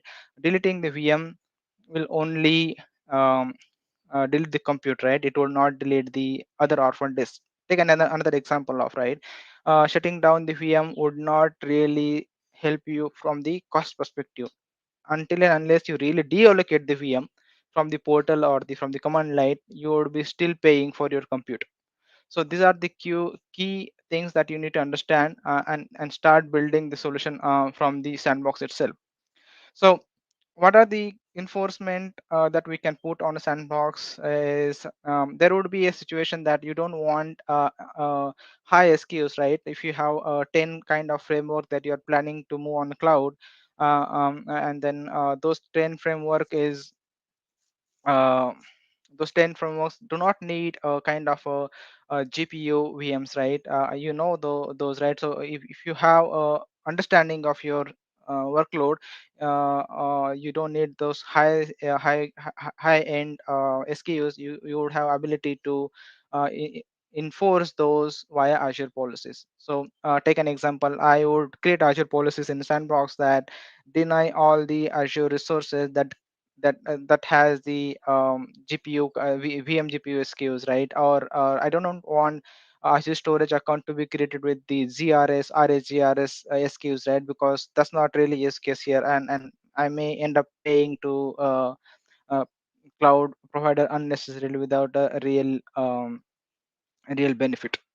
So those are the couple of key policies that you can put on a sandbox. And then again, another policies that you would put on a sandbox is, say, every Friday, right? Most of the time, 5 days working you are doing. Uh, um, when you're doing 5 days working, right, you would put up a couple of policies on all your dev environment or sandbox environment, right? Tear down all the environment. So putting those kind of policies, what will happen, right? So your team will also get more accustomed to building a solution using the ISC, ARM template, Terraform, Bicep, or all those things. So that way, everything that we have on sandbox, it will get deleted end of the Friday, and on a Monday morning, you will deploy all those things with the ISC before the team start, right? So without any impact, you will be saving 2 days cost, right? So that way, if you compare yearly, you will be saving something 20 to 22% of your cost, right, without doing really anything. So that's one way of thinking, right? Build the policies, tear down the environment, build the infrastructure as a code practice from the sandbox environment. That way you would have that. The other benefit of doing ISA is you would also building the same environment in sandbox, dev, test, UAT, and production, right? So you would not have the complaint that you get on the older days saying, my system is working in a development test UAT, but I have a challenge on the production, right? So if you are deploying the same thing on a via code on the same multiple environments, you would have better way of building solution. So what next? Understand the spend, right? This is again, until and unless you don't know where the problem, we will not be able to solve the problem, right? Get the visibility of your visibility of your cost, optimize, and then you would be able to enforce. So where is your dollars going, where is your rupees going from the cost, right? You get a month end of the month a sticker shock bill, and then instead of having getting a panic at that time or having nervous at that time, right, you would really need to understand where are you really paying to any service provider, right? And then once you know, yes, I know this is where my money is going, then you would go and optimize it, monitor it, and then on the basis of learning feedback from your team, you would have ability to enforce the controls via Azure policies, and then multiple more. We're gonna go through all those things, life cycle management, understanding the spend via demo, so don't worry about it. um, so now I'm gonna show you how we can manage the cost of the storage account, because that's one of the biggest biggest SKUs, or the how there are better option to manage this cost on the storage account. How we can build the policies on the Azure, what are the way that we can clean the orphan disk, and the demo how we can do it, right? So let me quickly share my browser.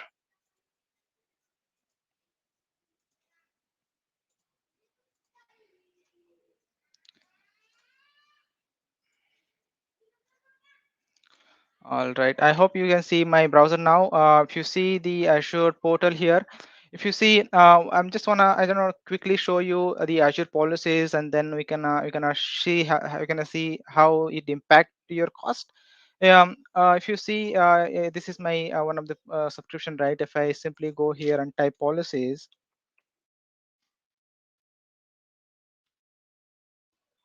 so there is multiple way of implementing policies. One is to make sure, just enforce the policies that take an example that you don't want anyone. You got a feedback. You learned that you don't need a GRS Azure storage in your sandbox. So you can enforce.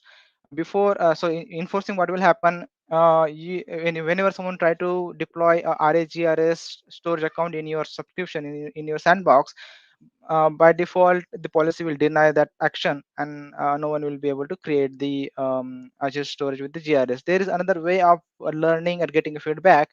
So creating policy with audit mode. What happens in audit mode is, you let the people create the resources with whatever SKUs they wanted to, and understand and reach out to those people and see what is the use case. Do they really have a use case? If they really have a use case, then give them a exception on specific resource groups. So that way what will happen, you will not blocking anyone development, right? You are letting the people do whatever they wanted to do, because that's the real intention of sandbox. Let the people play on the sandbox, right? And not block, and then having for each simple thing they will reach out to any operations team. So that's not the ideal use case. So have the audit mode policy enable, let the people deploy whatever they want, understand the output, understand the business justification why they are deploying those things, and if there is a real justification, go ahead and add that specific thing in a policy exception that will help you to build the solution. So how do we create the definitions, right? There are so many definitions are available. You would also have ability to build your own definitions. Yeah. So if you see, there are so many definitions are available. If I take an example of any of SQ, right, which we talked about, like I don't want people to create the virtual machines with the GPU SKU or F4 or F5 SKUs or higher SKUs, right? I'll just simply create the Azure policies with this. So I already have created the policies. I'll just gonna show you that policy instead of creating, because it take a little bit time to deploy the new one, right? So if you see these policies that I have, this one of the policies which shows allowed. Let me expand it a little bit. It says allowed virtual machine size SKU, right? If you click on this SKU, by the way, I'm doing it via portal. You have all the options that you can deploy it programmatically. You don't need to go to the click. You know the definition. You know the you have a tool. You have a CI/CD tool. You can deploy this all thing via your own CI/CD mechanism. So if I go and edit the assessment, right, you would be able to see all those definition, what are the parameters that I'm taking. If I take an example of the specific policies, you see all those 18 SKUs that I'm allowing for people to play around, right? If you see, these all are basic VM standard A2, A5, A6, and A7, right?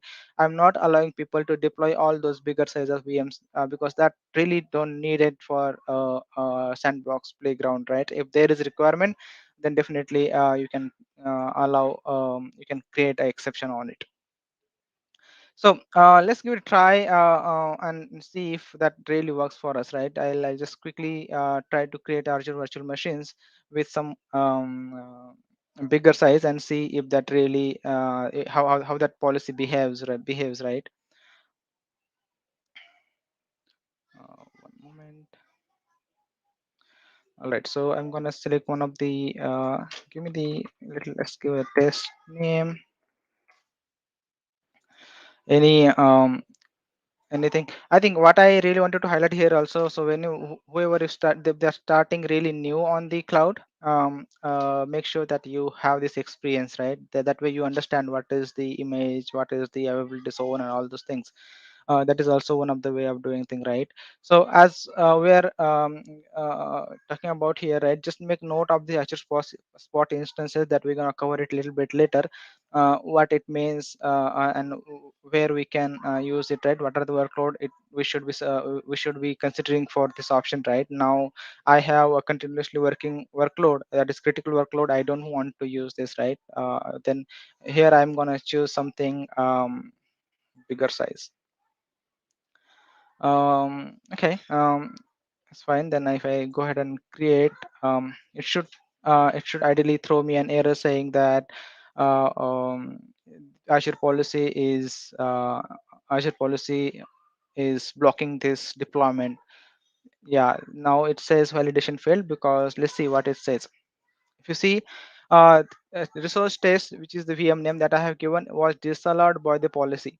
what is the reason for the policies? Kindly select the approved VM SKU. If you go into the raw error, you also see the policy is request is disallowed by policy.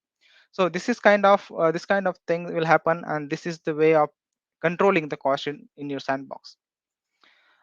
Same thing. If I go to the policy again, there is one more policy that I have created with the if you see under the definitions, under the overview of the policy, right? You see there is a storage account allowed, only specific storage account SKUs are allowed.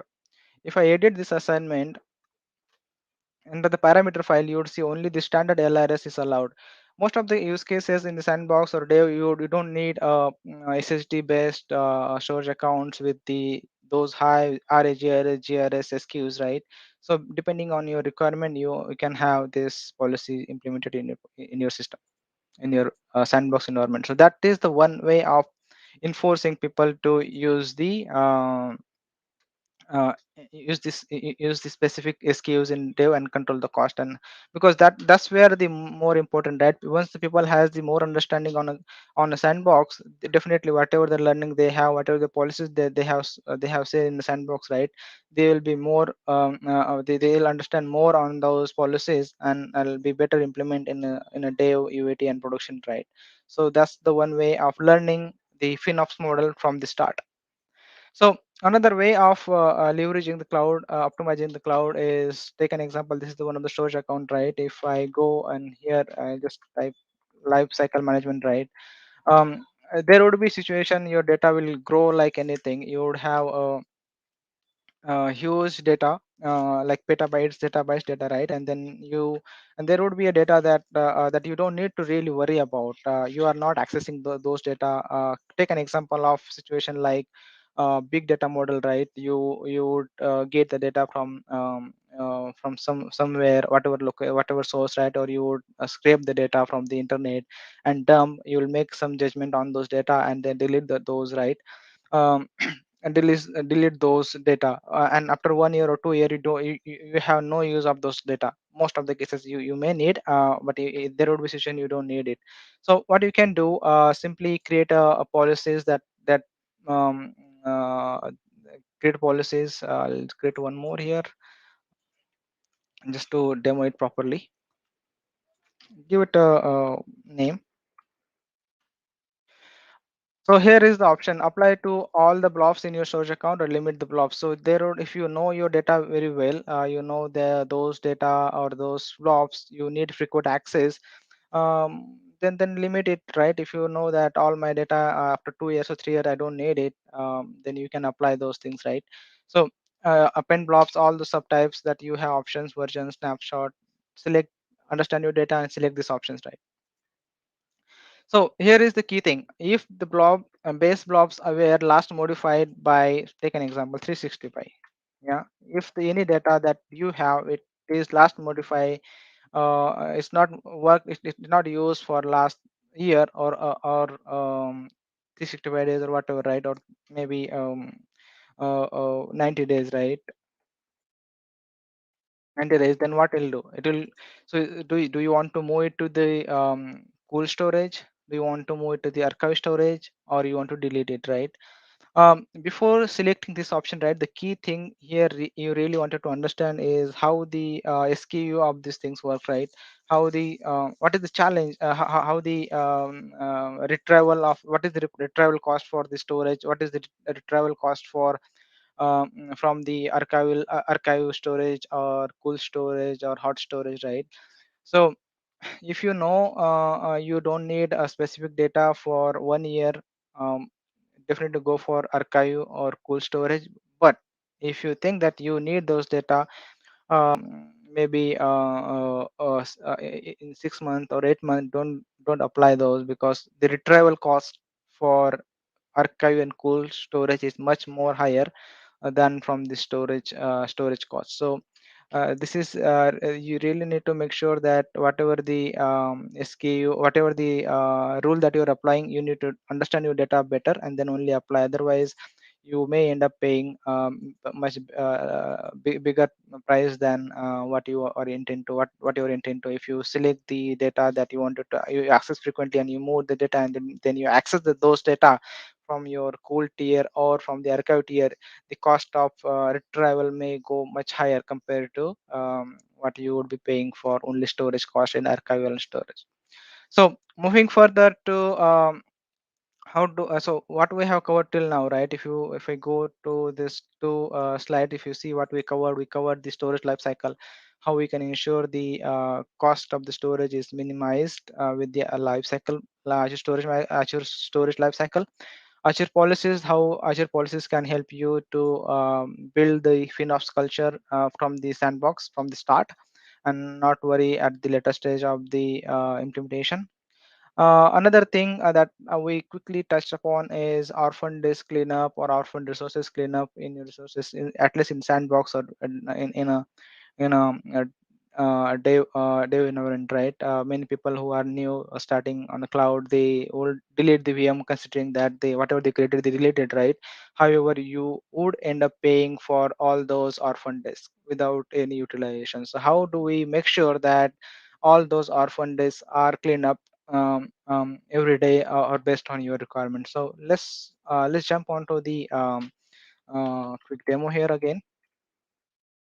So what we're gonna show, we're gonna create a Azure pipeline.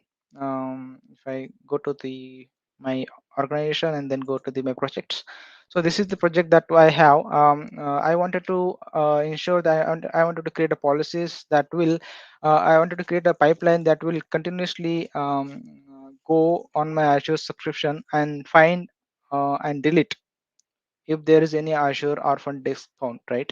So that way you don't need to really go into portal and look each day. That may be tedious job if you have 10 or 15 or more subscription. How are you going to do it, right? And you also wanted to automate the things as much as you can. So if I go to my pipelines and then I go to the release. So this is the pipeline that I have created. I'll quickly walk you through what this pipeline is. I'll go to the edit of this pipeline. So this is the stage. This is the artifact that I'm pulling. If I duplicate this page and show you what really I'm doing underneath the pipeline is, if you see under the repos, where is the code actually? This is the PowerShell script that I'm running underneath that pipeline. What does it say? This is again, these are the two parameters that I'm taking. This is the one parameter, and this is another one that I'm taking. If you see set delete unattached this is equal to 1. If I delete, if I change the parameter to 1, it will go in a loop in my subscription, find the unattached disk and delete it without any of my actions. If you wanted to play safe, what you can do, change the parameter to 0. It will go to your subscription, fetch all those Azure orphan disk and list down, and then you would have option to delete it. Okay, so this is the script that is currently set to 0. Let's see what it does, right? Let me create a release. Release 3 is created. Again, this is running on the Microsoft hosted agent, so it may take time. Meanwhile, it is currently scheduled. Let's see. It is queued now. Okay, now luckily we got the agent immediately. So let's go into the logs and find it out how it behaves, or how it working underneath the things, right? Now it is connected to agent. Let's see. So this is the one way of doing things, right? The other way of doing the same thing is you. So initially, when any organization start their journey, most of the cases they would do VM based migration, right? So we're gonna talk it a bit later once this is done, how we can optimize the cost for all the Azure virtual machines the same way using the Azure DevOps pipelines or any multiple others other way of automating things, right? Instead of manually doing things. So it connected to agent. It downloaded the artifact, which is Azure PowerShell, and then it passed to the agent that is Azure Microsoft hosted agent. And then it found. So if you see, okay, now this pipeline is successfully completed, right? If we see the output of the thing, what it says it found two orphan disks. So let's find it out. These are the true things on the Azure portal. If I quickly go to the global Azure search and just type here Azure disk, right? Now how it looks like. So do we see many more, or do we only see two disks? So if you see, we have two Azure disks across the Azure subscription, and the same thing out in the output that we see. Same two disk is shown up, right? So what it means, whatever the definition of this um, whatever the script says, that it will only list down, right? And now let's go ahead and change the definition to one and see how it works. So now let me edit it. So ideally you would not be doing it on the Azure DevOps itself. You would be cloning your repo, and then um, um, you would be pushing your code to your branches and so on and so forth. That's the real principle of DevOps, right? So now I have updated my script to one in my Azure develop branch. I'll quickly create a pull request for my master.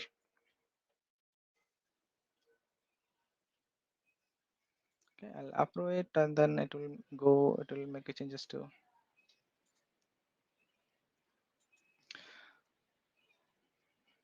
All right. So if I go back to the repo now and see if the changes has reflected to my master.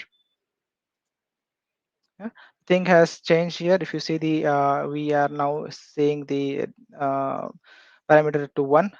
If I rerun this pipeline again, let's see what it happens.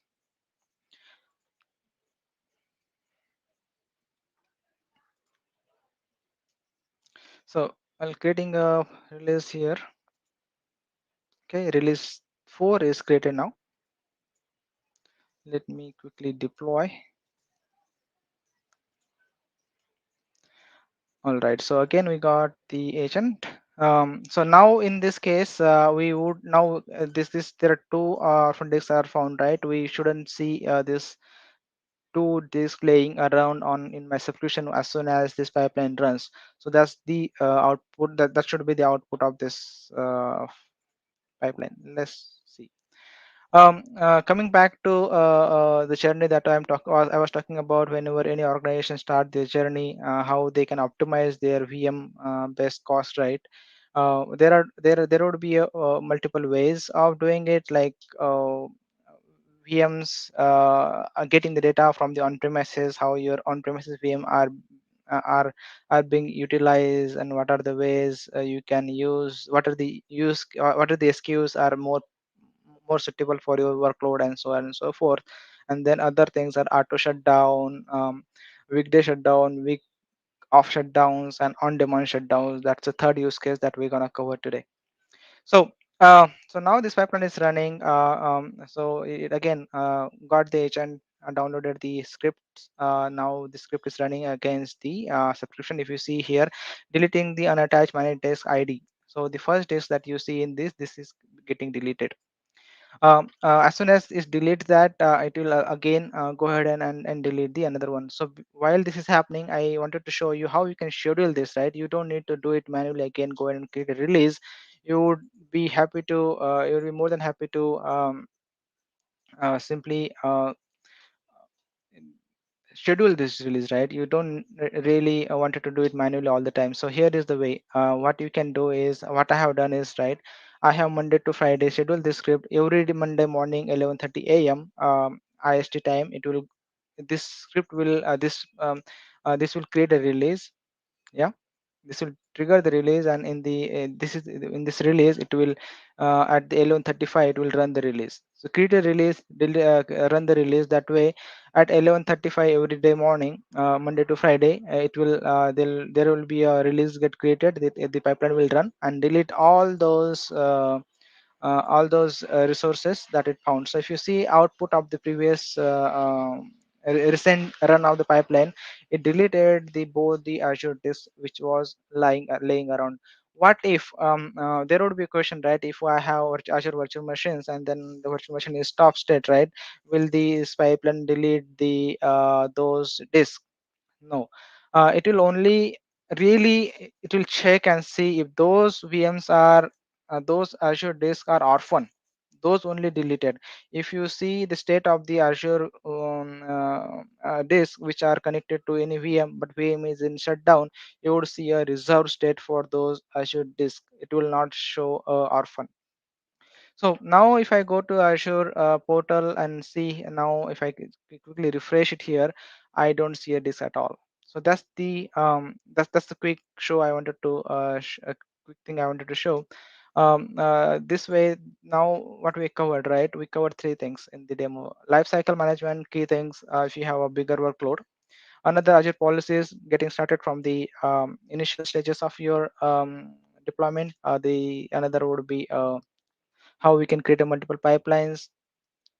So there is one more thing that I also wanted to highlight here is if you have very practical example, right? If you have virtual machines in your in your subscription, you would really like to delete all those or shut down all those VMs at the before, as soon as you're done for the day, right? Like that would say weekday shutdown, week off shutdown, and on demand shutdown, right? As soon as you're done for 8 hours or 10 hours, you wanted to stop the VM, and then again next day morning before the team comes in, the VM should be up and running without any impact for the team who are really working on it, right? So that's the one way of doing it. You can do it the same thing: start, stop, create a AZ virtual machine stop, give the resource group and VM name. That you can do it via Azure DevOps, or and then again same thing, instead of stop you will do a start in the Azure DevOps in the Azure DevOps, and schedule it end of the day, and then start before starting of the day, right? So that way start stop we can do that. Same thing you can implement on higher environment for your weekend. Definitely you know that those Saturday Sunday team will not be working. Those VM are not critical and can sustain start stop. You implement those thing there. The key thing here is again there would be challenges around deploying the high GPU VMs, right? You don't want people would be only working for 3-4 hours on those huge VMs SKUs. Like take an example, 192 GB of RAM along 70-80 vCPUs, right? Those VMs will cost you 3,000-4,000 rupees, or 5,000 or 6,000 rupees, or more than that, right? Or $200, $2,000 or so, and depending on the location you are deploying those. So you also wanted to have, as soon as someone done for the day, they would have ability to stop those VMs, and as soon as someone start their day, they would have ability to start their VMs before going to the Azure. Yeah, that that can also be done using the Microsoft managed identity. You can create user identities and apply those user identities to your resource group scope or your subscription scope, and again have that identity only access to start and stop VM by the custom role, and so that way you will be saving a lot more on those high SQ VMs. Now what we understood couple of things, right? What are the enforcement we can do, and then Azure DevOps, how we can use that. So what are the options that we have from the Azure to optimize the cost? Spot pricing that I have shown during the VM creation is, if you have a workload that can sustain VM that goes away on the fly, and then you can redeploy those workload, maybe a batch job or something, or scheduling job, or which is not critical to you, right? You have everything managed. The state of the workload is managed somewhere else. Even the VM goes away, you don't really care about it, right? As soon as the new VM is available, you will be deploy automatically to that VM. So in those situations, you would allow to have the spot pricing VM, because it will allow you to save 80 to 82% of total cost. So 80% of total virtual machine cost in compared to pay as you go, right? You'll be saving it there. So really key thing, if you have something, you're okay, you're managing state of the application somewhere else, start at least exploring the spot pricing for Azure VMs. Another thing, a critical thing, right, which will be a major thing, I think it again, the decision for Azure, selecting the Azure region would depend on where your workload is, where your user base is. So if you have option to select the if you have option to select I think I lost. If you have option to select the Azure regions, go ahead and select the compare the Azure region that you have, and then choose. So because not all Azure region cost you the same thing. If you take an example, East US2 versus West US, or Central US, that would be a 10% or 5 to 7% difference. The way that same SKU will cost you in another one. Am I this last the is it visible, guys? Screen is visible.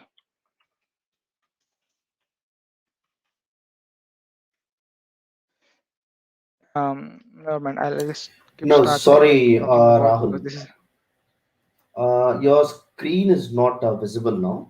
Just give me 1 second.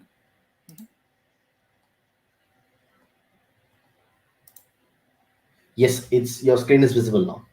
okay. Perfect. So what we covered is Azure pricing, spot pricing, Azure regions, how it differentiate the cost of the Azure resources with the same SKU, how much you will be paying for it. BYOS is really a big thing. Most of the organizations or MNCs who are coming on Azure, they would have a license of their OS, right? Red Hat, Windows, and so on and so forth. With the BYOS model, you have ability to reuse those licenses. So start considering BYOS instead of pay as you go options. Another option would be choose the correct Azure subscription. It is really critical to understand the difference between the multiple Azure subscription offerings, students, pay as you go, EA, cloud service, CSP subscriptions, and so on and so forth.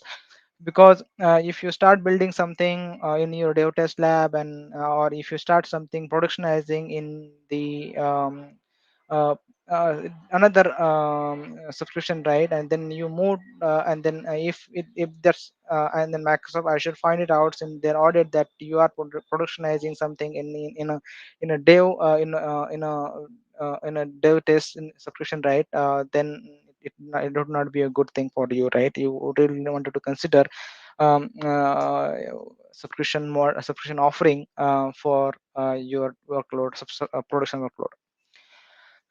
Third thing, the last thing would be reservations. I think this is the new one. Not all the Azure services offers the reservation, but most of them offers, and the reservation is really huge. So take an example, any Azure virtual machine that you are deploying in your Azure, and you have a commitment of 1 year or 3 year, right? If you have a commitment of 1 year, if you purchase the Azure reservation for VMs for specific SKU, and you know that you need 10 VM of that specific SKU for at least 1 year, you would get something 30 to 39% of reservation, 30 to 39 of discount, 30 to 39% discount on those VMs. So key thing here is make sure that if you have the workload and commitment for 1 year and 3 year, go for the reservation. Yeah, I'm going to show you how where it can show, and all other options in the next. Another thing, a key thing here, understand your workload, right? when you do your workload management or deployment management in your system in your in your Azure subscription, right? Understand what kind of workload you are running, right? Take an example of simple media company or kind or the offering that you have for video streaming or um, image sharing application, right? So what is important for you in those situations, right? You wanted your thumbnails to be loaded very quickly. However, you are a bit okay if your actual content or videos are at the load a little bit later. um, so if you consider in this use case, if you host your thumbnails on your premium SSDs, whereas if you host the actual content, a bigger file, GBs or TBs files on your standard tier, that way you will be building a better user experience with the lower cost. If you see here comparison, right, GP cost versus transaction cost, on the premium storage, the storage cost would be very high, whereas transaction cost will be very low. What does that mean? um, Premium storage will load your content very fast. However, the same thing goes reverse if you take an example of hot, cool and archive tier. So the important thing here is to make sure that whatever workload you are using, segregate these deployments or uses of the storage account. Another would be where if you have option to use the Azure file storage versus NetApp versus ADLS, right? Think over it, like what would be a best option for you. A NetApp may provide you a higher um, premium offering, like it will give you a very quick response to your call. However, it has a couple of things that you need to really worry about the cost, because in NetApp you have to provision 4 terabytes minimum, and that would cost you something $1,200 or $300, right? So there would be a couple of gotchas that you need to consider when you select the workload. Moving forward, tools that to your rescue is this is we're gonna do a quick demo here how we can use the tools, where you can see the reservations and so on and so forth. Before that, right, budget alerts is really key thing. You know that you are spending 10 $10,000 per month on your sandbox, or $20,000, right? You need to get an idea as soon as you reach to your 70%, right, 80%, right, and then 90%. So that way you would have a quick idea, like, yes, I'm approaching 70%, 80% and 90% of my total spend that is forecasted. if you are if you are reaching this limit at the first week of the month, then you need to really worry about and see what is going wrong, why my real spend is, why my forecasting is coming at the first week only, right, instead of the last week. And if there is a real use case, there's a new development is happening in your organization, then you may want it to rearrange or reconfigure your budgeting alerts. Azure Advisor is really key tool. This is again a free tool. I think I cannot say enough that you must use the Azure Advisor's capabilities to see the score of your well architecture framework, security, performance, and then three more.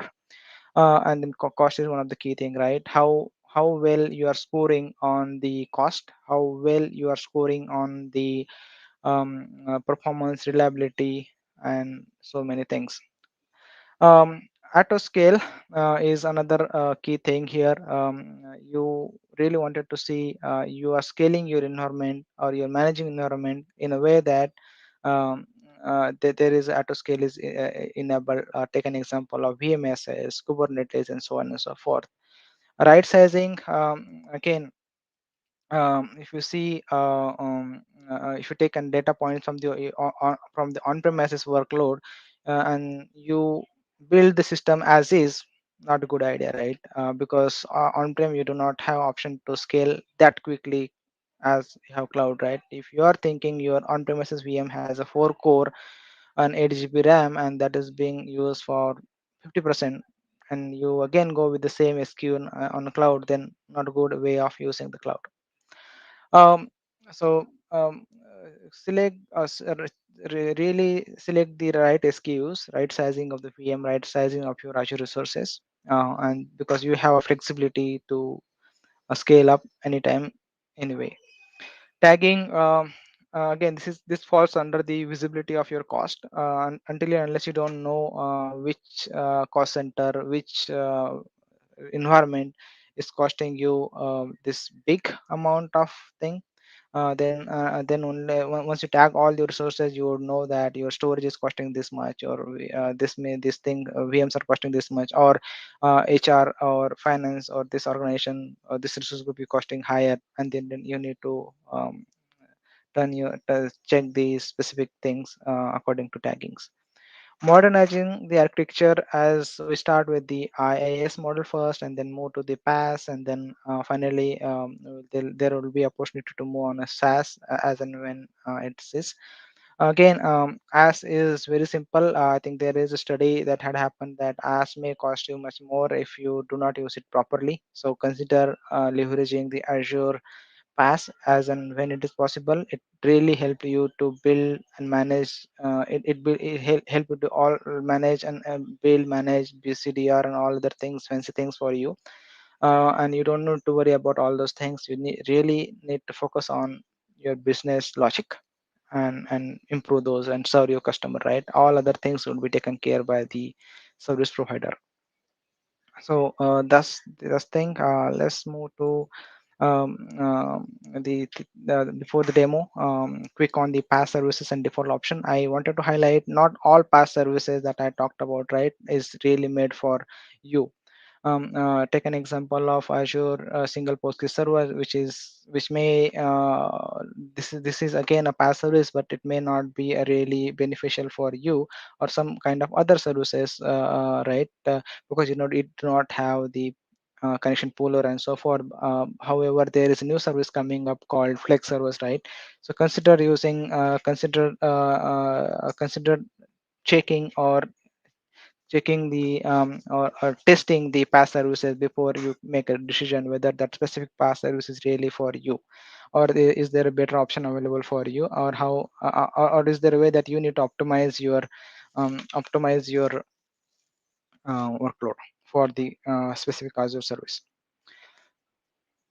Sure. So another thing would be default option. I'm going to show you.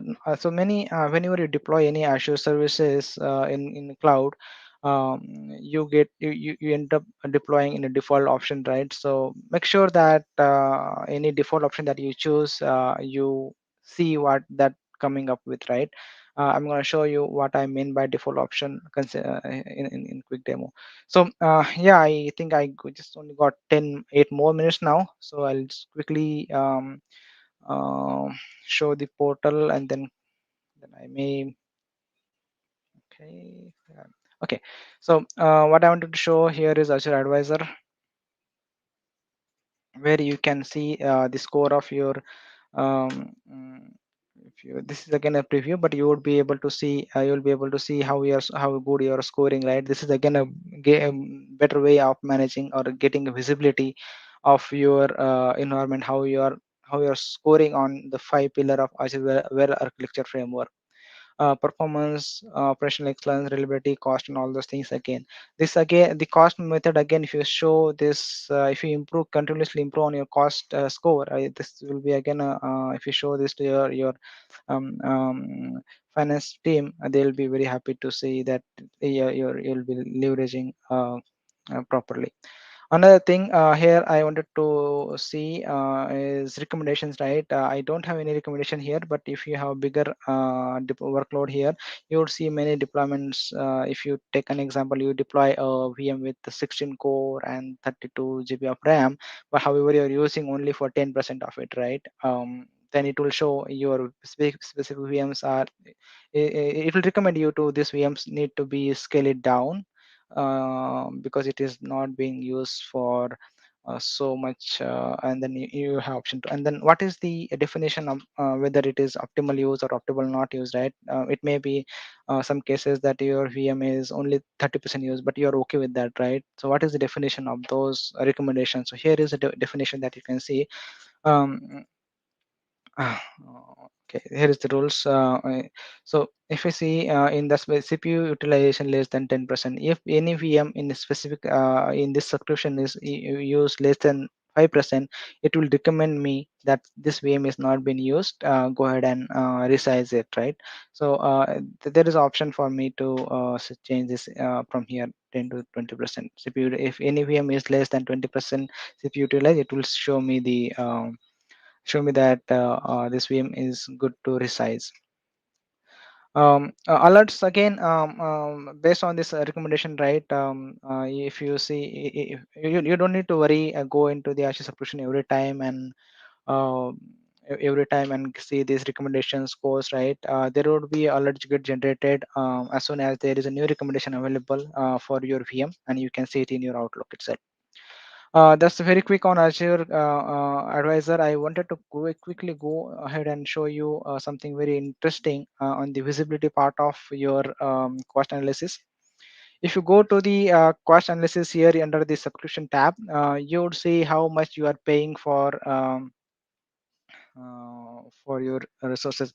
While this is loading, I'll quickly show the Azure sustainability calculator. And then I wanted to show Azure calculator as well.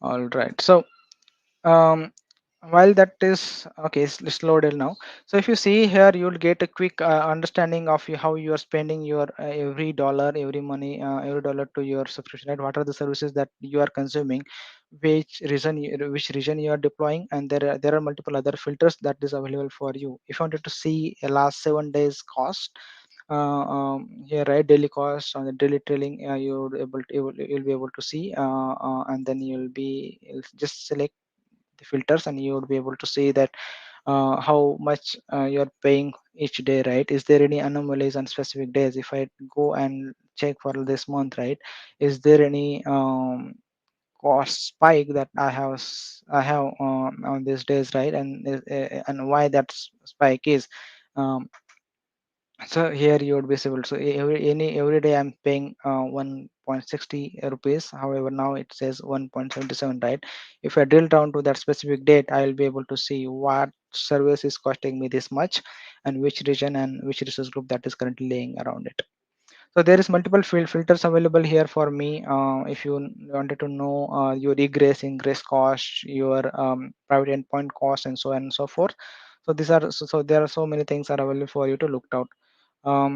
Quickly on the sustainability part of it, if you take an example of, right, the cost is not really only thing that we consider for Azure deployment or Azure thing. The environment again a key thing for you, right? You need to really worry about, you need to think about how how you can contribute to the environment, right? If you use this calculator here, it will show you if you shut it down your VMs at the end of the day or weekdays, how much cost it will how much carbon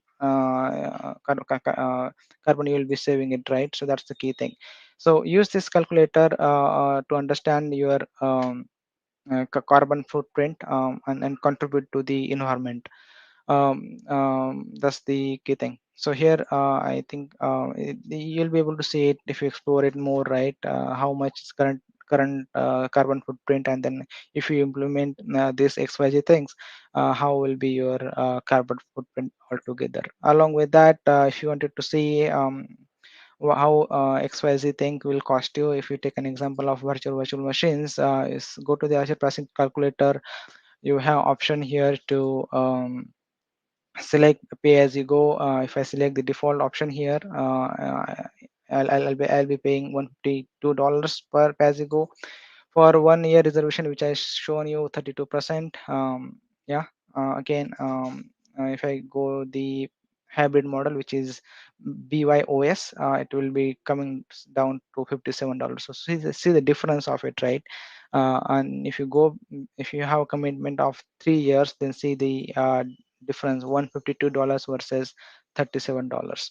Again, this is a public calculator. You may have a different way as when you get to the EA model. Yeah, so thanks. I think I'm late on timing. It's not on timing. Any questions?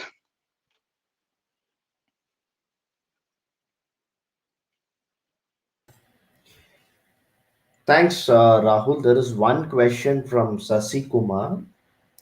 You can look into the chat now and let us know if you can answer the question quickly. So, as an architect, he's looking some answer from you. Yeah, what is the recommended way to have a different environment dev QAP? Okay, so best way would be, I would say, have a single subscription that would. So there is no hard and fast rule that you wanted to build your dev in one subscription, prod in QA in a different subscription, or production in different subscription. But that's the best way, because you would be able to push policies at specific subscription. You'll be able to build the RBAC roles on specific subscription. I think all those things you can do at the resource group level as well, but better manageability, better admin management, and better cost management along with other policies pushes, right? If you can build one subscription, maybe dev sandbox for one in one subscription, dev in one subscription, QA in one subscription, and production in one subscription, that is the ideal way, I would say. I hope that answers your question, Shashi.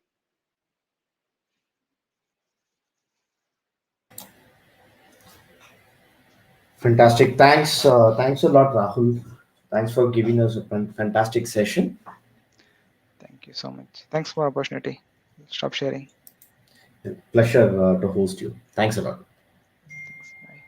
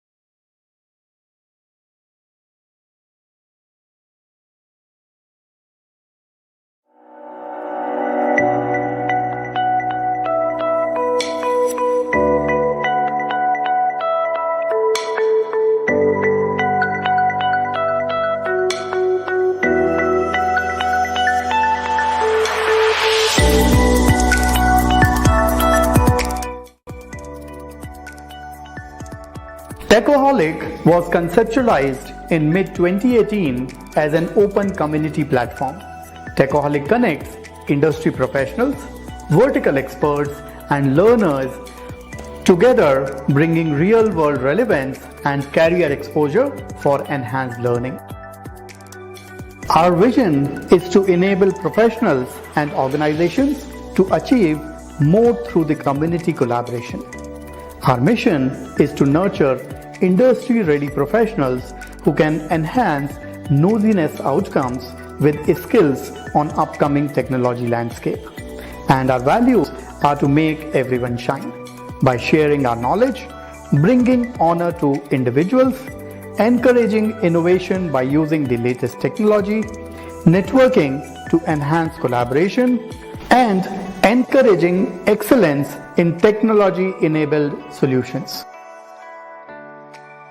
We are creating communities with the motto of Go Far, Go Together. We empower individuals to achieve more through their skills without worrying about anything else. We help our community members to become industry-renowned, self-dependent professionals. To achieve industry recognitions, you can join our community to work with our existing industry-renowned community leaders. Our community leaders could mentor you and provide the stage to work with local and global communities. Mentors can lead you to the next level of growth.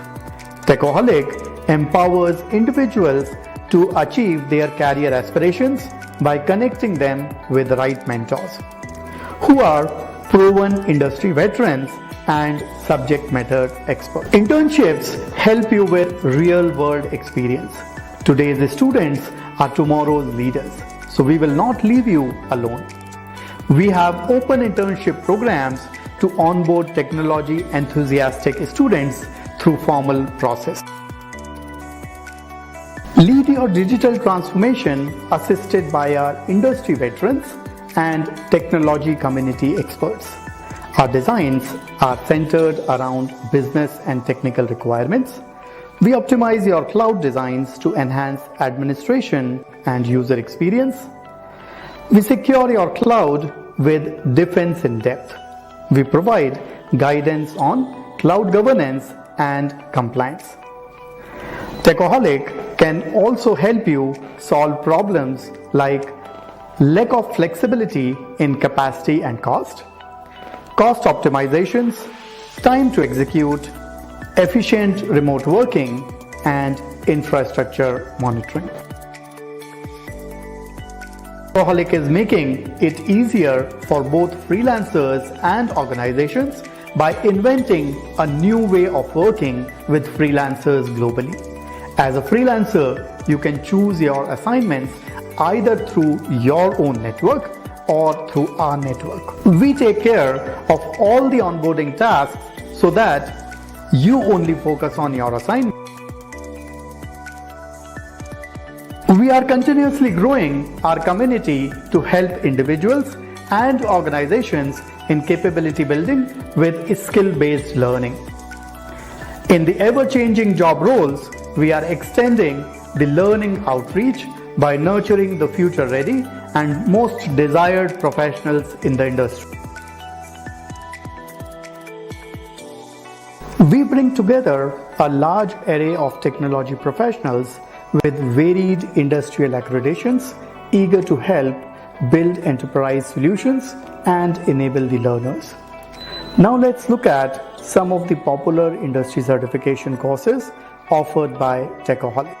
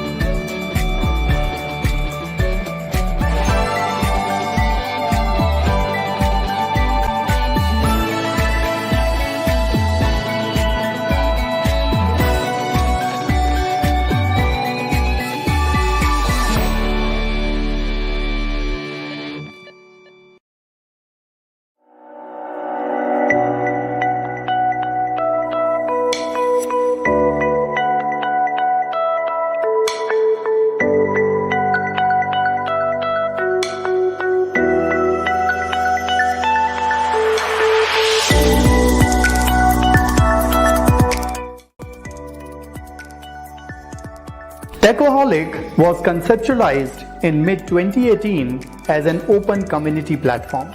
Techoholic connects industry professionals, vertical experts, and learners together, bringing real-world relevance and career exposure for enhanced learning. Our vision is to enable professionals and organizations to achieve more through the community collaboration. Our mission is to nurture industry-ready professionals who can enhance nosiness outcomes with skills on upcoming technology landscape. And our values are to make everyone shine by sharing our knowledge, bringing honor to individuals, encouraging innovation by using the latest technology, networking to enhance collaboration, and encouraging excellence in technology-enabled solutions. We are creating communities with the motto of Go Far, Go Together. We empower individuals to achieve more through their skills without worrying about anything else. We help our community members to become industry-renowned, self-dependent professionals. To achieve industry recognitions, you can join our community to work with our existing industry-renowned community leaders. Our community leaders could mentor you and provide the stage to work with local and the global communities. Mentors can lead you to the next level of growth. Techoholic empowers individuals to achieve their career aspirations by connecting them with the right mentors who are proven industry veterans and subject matter experts. Internships help you with real-world experience. Today's students are tomorrow's leaders, so we will not leave you alone. We have open internship programs to onboard technology enthusiastic students through formal process. Lead your digital transformation assisted by our industry veterans and technology community experts. Our designs are centered around business and technical requirements. We optimize your cloud designs to enhance administration and user experience. We secure your cloud with defense in depth. We provide guidance on cloud governance and compliance. Techoholic can also help you solve problems like lack of flexibility in capacity and cost optimizations, time to execute, efficient remote working, and infrastructure monitoring. Techoholic is making it easier for both freelancers and organizations by inventing a new way of working with freelancers globally. As a freelancer, you can choose your assignments either through your own network or through our network. We take care of all the onboarding tasks so that you only focus on your assignment. We are continuously growing our community to help individuals and organizations in capability building with skill-based learning. In the ever-changing job roles, we are extending the learning outreach by nurturing the future-ready and most desired professionals in the industry. We bring together a large array of technology professionals with varied industrial accreditations, eager to help build enterprise solutions and enable the learners. Now let's look at some of the popular industry certification courses offered by Techoholic.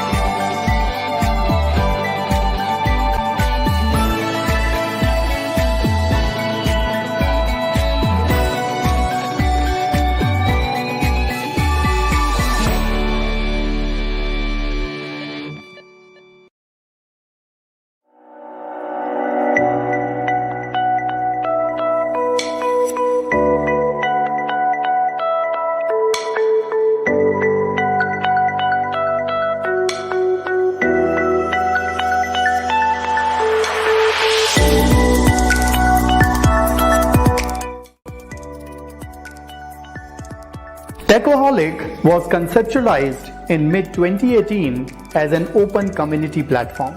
Techoholic connects industry professionals, vertical experts, and learners together, bringing real-world relevance and career exposure for enhanced learning. Our vision is to enable professionals and organizations to achieve more through the community collaboration. Our mission is to nurture industry-ready professionals who can enhance nosiness outcomes with skills on upcoming technology landscape. And our values are to make everyone shine by sharing our knowledge, bringing honor to individuals, encouraging innovation by using the latest technology, networking to enhance collaboration, and encouraging excellence in technology-enabled solutions. We are creating communities with the motto of Go Far, Go Together. We empower individuals to achieve more through their skills without worrying about anything else. We help our community members to become industry-renowned, self-dependent professionals. To achieve industry recognitions, you can join our community to work with our existing industry-renowned community leaders. Our community leaders could mentor you and provide the stage to work with local and global communities. Mentors can lead you to the next level of growth. Techoholic empowers individuals to achieve their career aspirations by connecting them with the right mentors who are proven industry veterans and subject matter experts. Internships help you with real-world experience. Today's students are tomorrow's leaders, so we will not leave you alone. We have open internship programs to onboard technology enthusiastic students through formal process. Lead your digital transformation assisted by our industry veterans and technology community experts. Our designs are centered around business and technical requirements. We optimize your cloud designs to enhance administration and user experience.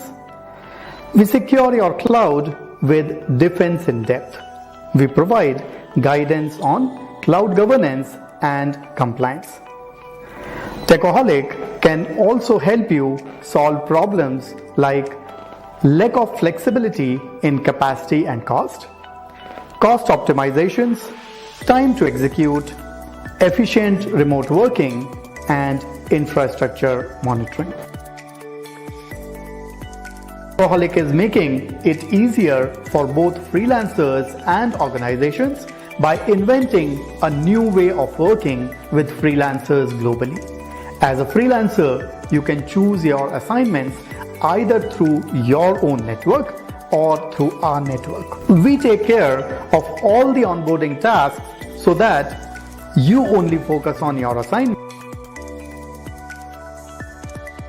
We are continuously growing our community to help individuals and organizations in capability building with skill-based learning. In the ever-changing job roles, we are extending the learning outreach by nurturing the future-ready and most desired professionals in the industry. We bring together a large array of technology professionals with varied industrial accreditations, eager to help build enterprise solutions and enable the learners.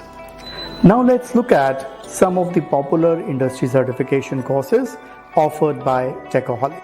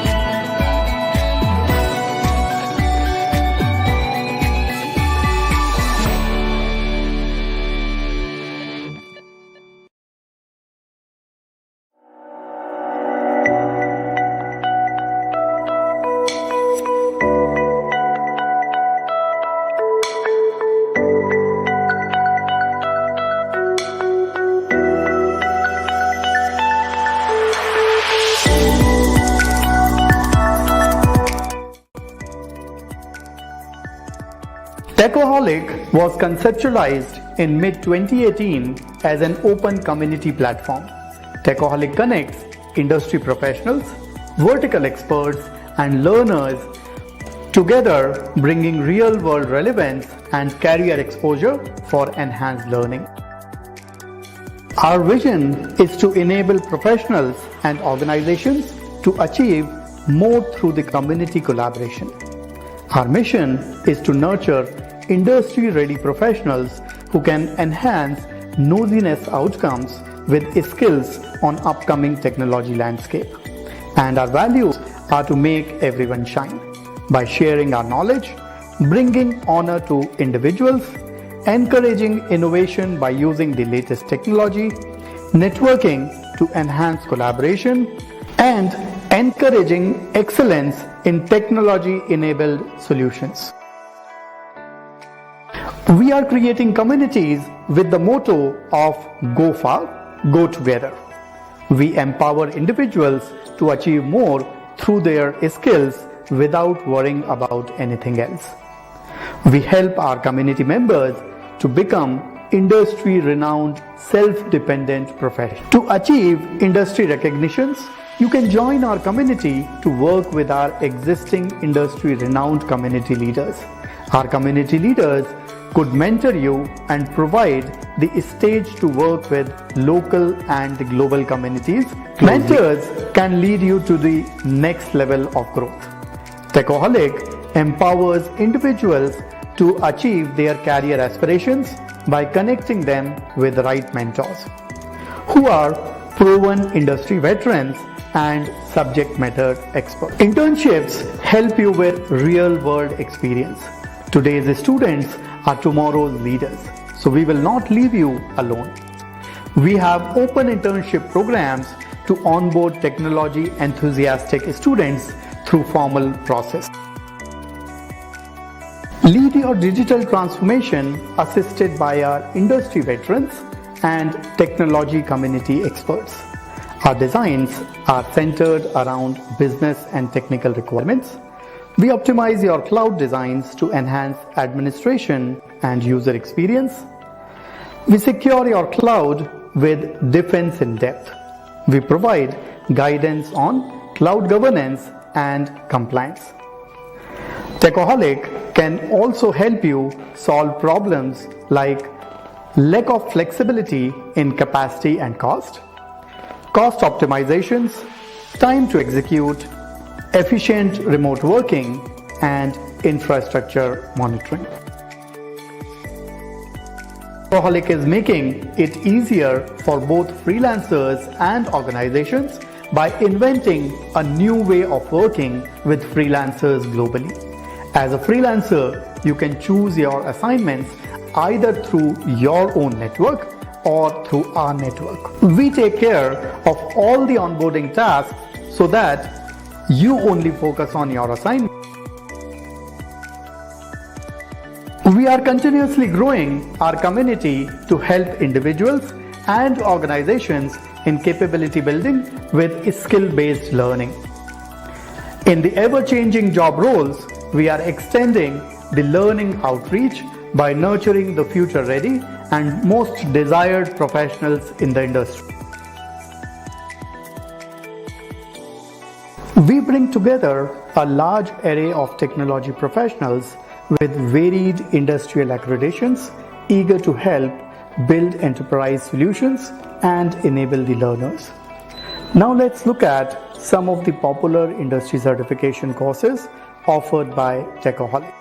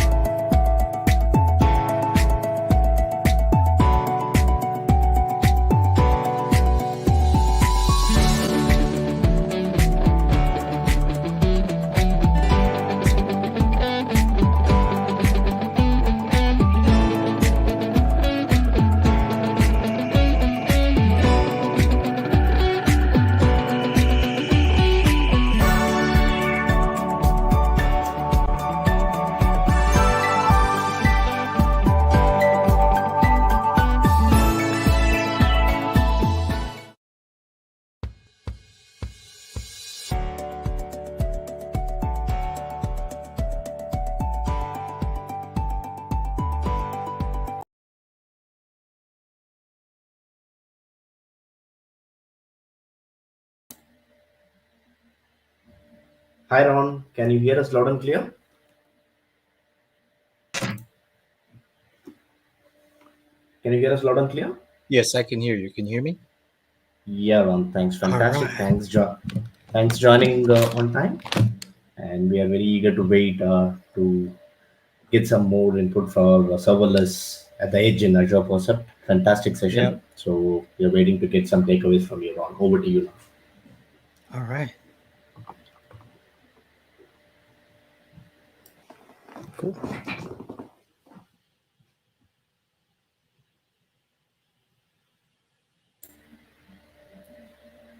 You can start over now. All right. Good morning, good afternoon, good evening, everywhere anywhere you are in the world. My name is Ron Dagdag, and today I will be talking about serverless at the edge in Azure Percept.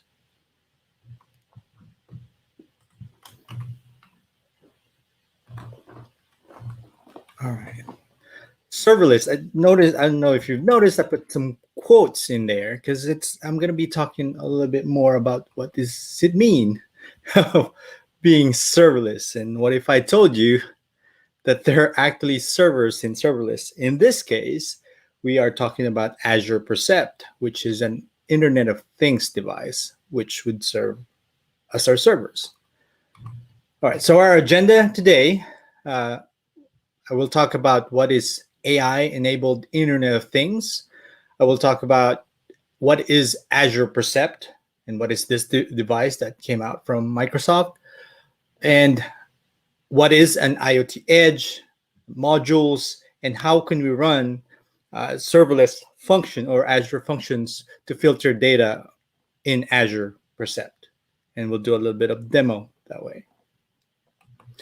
All right, Internet of Things. What is Internet of Things? Right. It's about connecting the internet to the physical world via sensors. It was coined by Kevin Ashton back in '99, and at the end of the day, it's any device that interacts with the physical world around it. There are two goals Internet of Things has, right? Remotely monitor your devices and control these devices. Remotely monitor means gathering data from the sensors, processing at the edge, and getting some device status. Controlling the device, typically you're trying to send data to the edge device, or just trying to send commands to it or set properties. And I don't know if you've noticed, but when you have a video camera and you turn it on, it's always recording, it's always watching. And at the end of the day, that's not what we want. We want it to where we can process some of the videos locally. We want to limit the recording and what we're trying to do, that it's not always watching when it starts recording. So that's when you started talking about intelligent video analytics.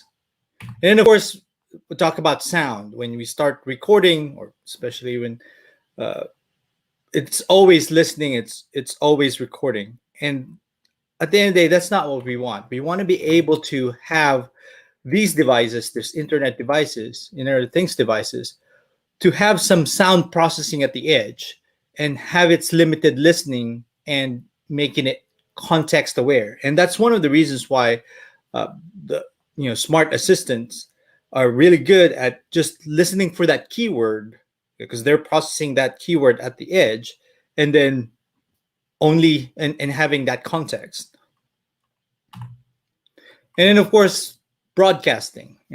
Some of these devices always sends data up to somewhere and always tracking everything around it.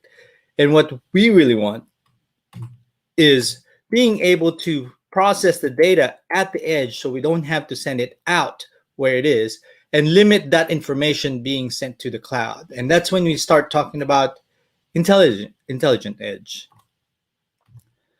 So why would you want artificial intelligence in an Internet of Things application? First is low latency. What you want is especially when you're processing video, you're processing sound, you want it to be able to process it at the edge or process it at the device itself. Edge meaning it's how close it is to the user. The processing is how the data processing, how close it is to the user in this context. So in an Internet of Things device, if you can process it on that device, low latency would be possible instead of sending each frame to somewhere to the cloud.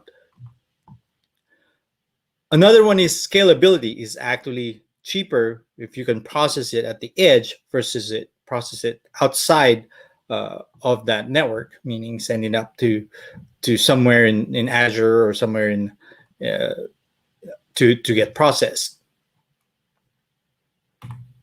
And of course, flexibility. There are certain locations and in the world where you should, that it's due to regulations, you should not be able to share data outside of its network or outside of that country. So having artificial intelligence at the edge and processing it allows that flexibility. And of course, if you think about it also, when you're, let's say you're an airplane and the internet connection is not really good, it still works. You can still process your data. So that's where this Azure Percept Dev Kit is kind of bringing you. There's three things that you can that it has. It actually on sale right now for about $350 last time I checked. And it is an Internet of Things device that is really good for data, AI and edge processing, especially for video and sound. So there are three components. There's the Azure Percept Audio, there's Azure Percept Trust module, and Azure Percept Vision. So when we talk about vision, it has the camera and some edge processing for these. Also the Azure Percept also has a way to record and make it as a smart assistant.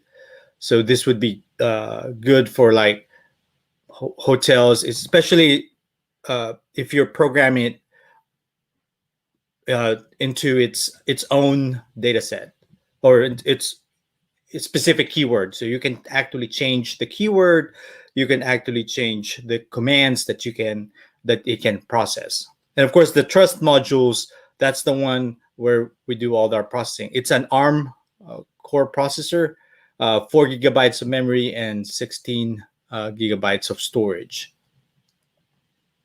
All right, and Azure Percept also has Azure Percept Studio, which allows to track what's happening on that device. It is the cloud side. It is in Azure, where you can easily onboard your device to it, integrate experience.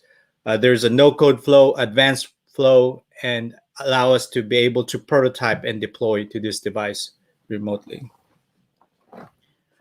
I'm going to show you a little bit of what Azure Percept looks like. Get to that screen. So Azure Percept Studio, where it would list all your devices after you register them. And like on here, it tells me that my device is connected, and I can actually send commands, actually look at the telemetry data. It is actually using IoT Hub in order to, it's connected through IoT Hub. And it's good onboarding. The step-by-step instructions how to onboard and connect this device to Percept is amazing.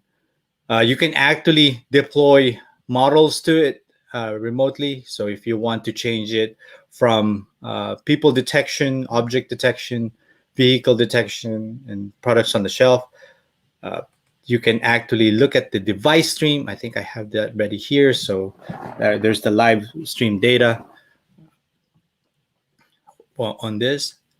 You can actually create a custom vision project and deploy it to this. And like in this case, if I put my hand in there, I should be able to. show real quick. See how it, right then and there, there's already object detection running on that device. Cool. All right. So let's go back to the presentation. So that's Azure Percept Studio. Of course, with Azure Percept Studio, Azure Percept lies on this edge device area right here, where the reason why I'm kind of showing you this is, whenever you're doing deployments, when you're deploying to the cloud, might be thousands of servers. Fog is the one that acts like a gateway in between the cloud at the edge. That's where maybe we're talking about millions of devices, but for these edge devices, if you're going to deploy them, you have to think about billions of devices and all that. So intelligent edge. So Azure Percept lies on this side of where you're closer to the sensors and you have your control. The inferencing is not as much. You can't do training. You can do some data processing, and that's what we're going to show you today, where we can run Azure functions in this IoT device. Of course, you can, as you go out to the cloud, you can have more processing that you can do, but this one is a little bit limited on data and inferencing.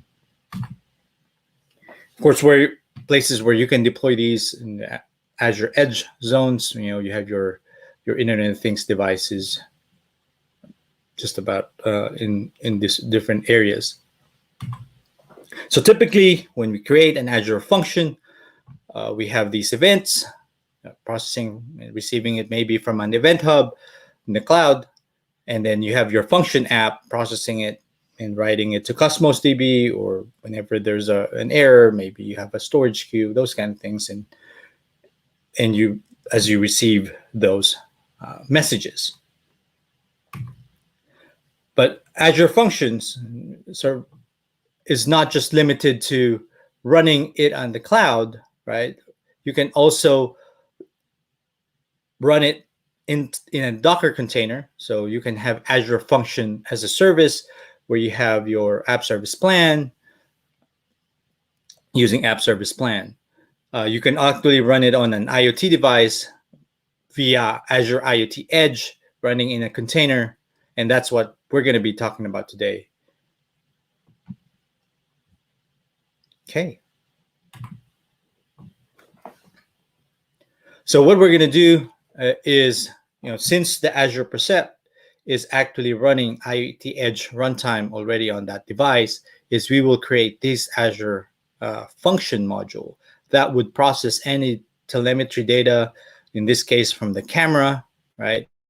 So we receive data from the camera. It has a module that actually processes that camera, that the frames from the camera, and converts it to its inferencing output. And once that inferencing output, we can filter it and do something about it before we send it up to the cloud. Because right now, by default, whenever you use Azure Percept, any result of your inferencing data gets piped up to the cloud. Even though the frames are empty, there's no images there, there's no detection, it's still sending data to the cloud. And what we want to do is to pre-filter that information before we send it up to IoT Hub.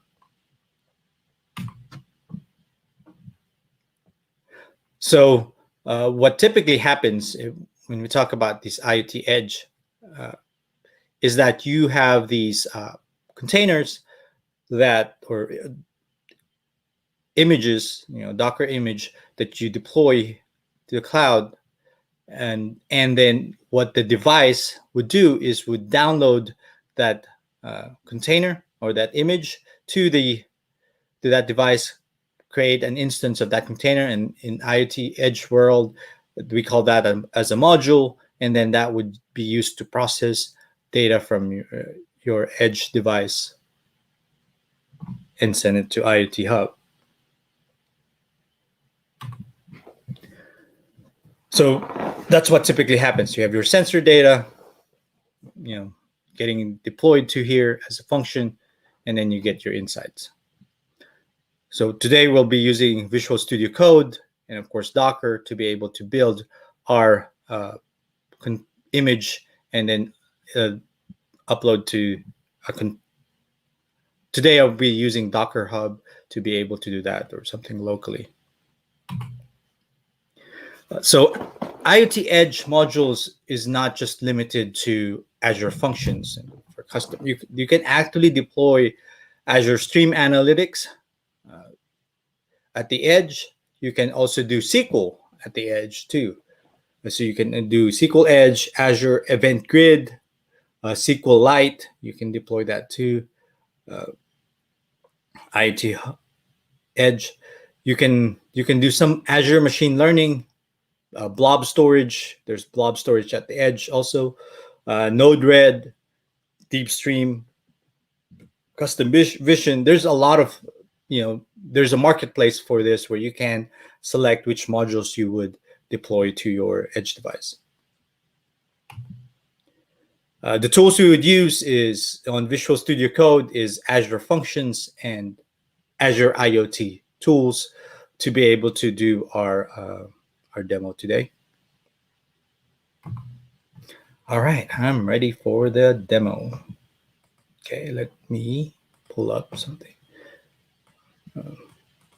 So creating a new IoT Edge solution, since we have the tools inside Visual Studio Code, you can actually select this Azure IoT Edge solution.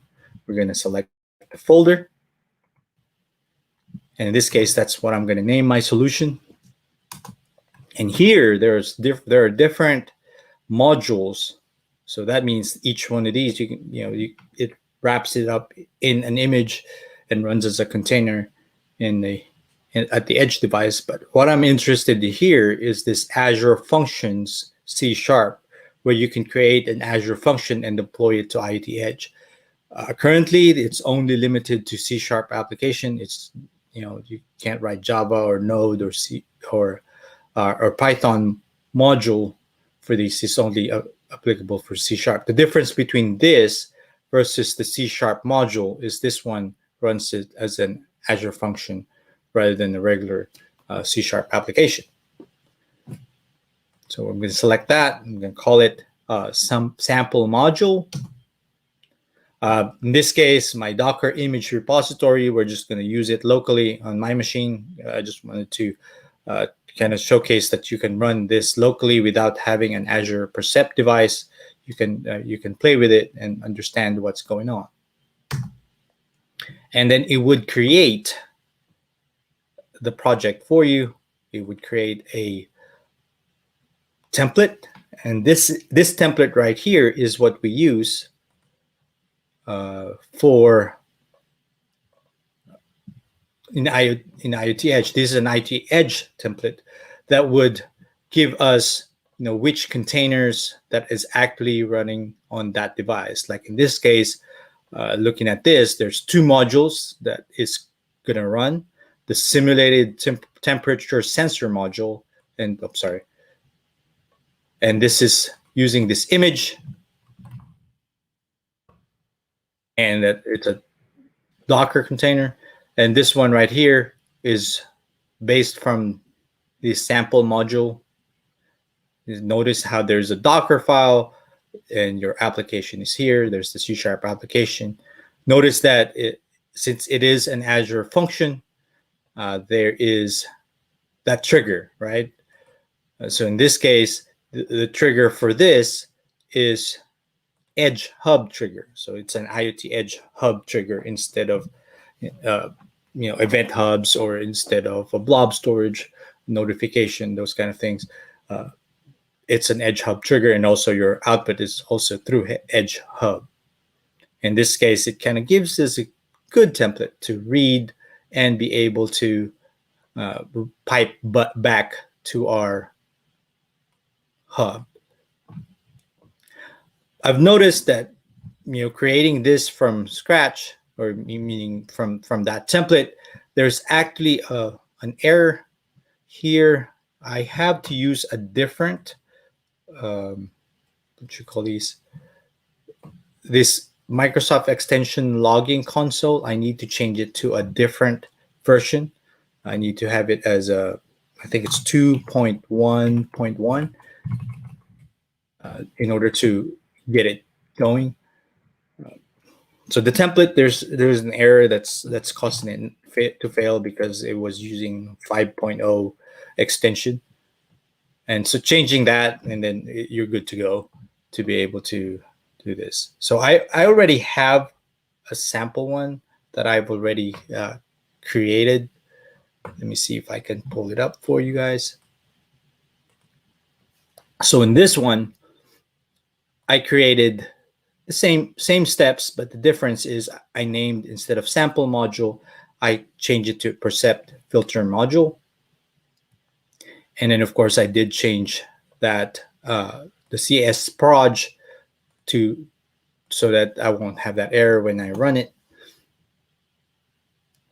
And this Azure Percept module, what it does is it would read some data from my from the Edge Hub, and in this case, what I did was to filter that data that is coming from the Azure Eye module. Azure Eye module in IoT Percept is the one that's actually reading the camera frames, running the template, meaning running the model, the AI model, to detect, teddy bear, or to detect, to do its object detection, and then spits out the data.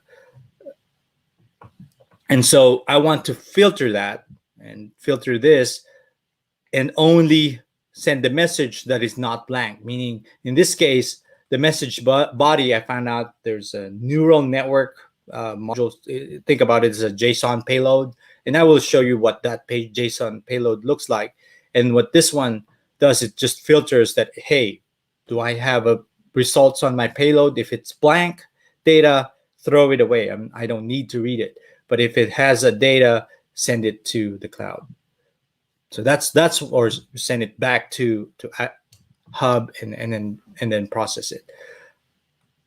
I'll talk more a little bit about that later, but I wanted to kind of give you an idea how it runs locally on my machine, because right now since I don't have frames related to, I didn't connect any camera on this. It's just simple template.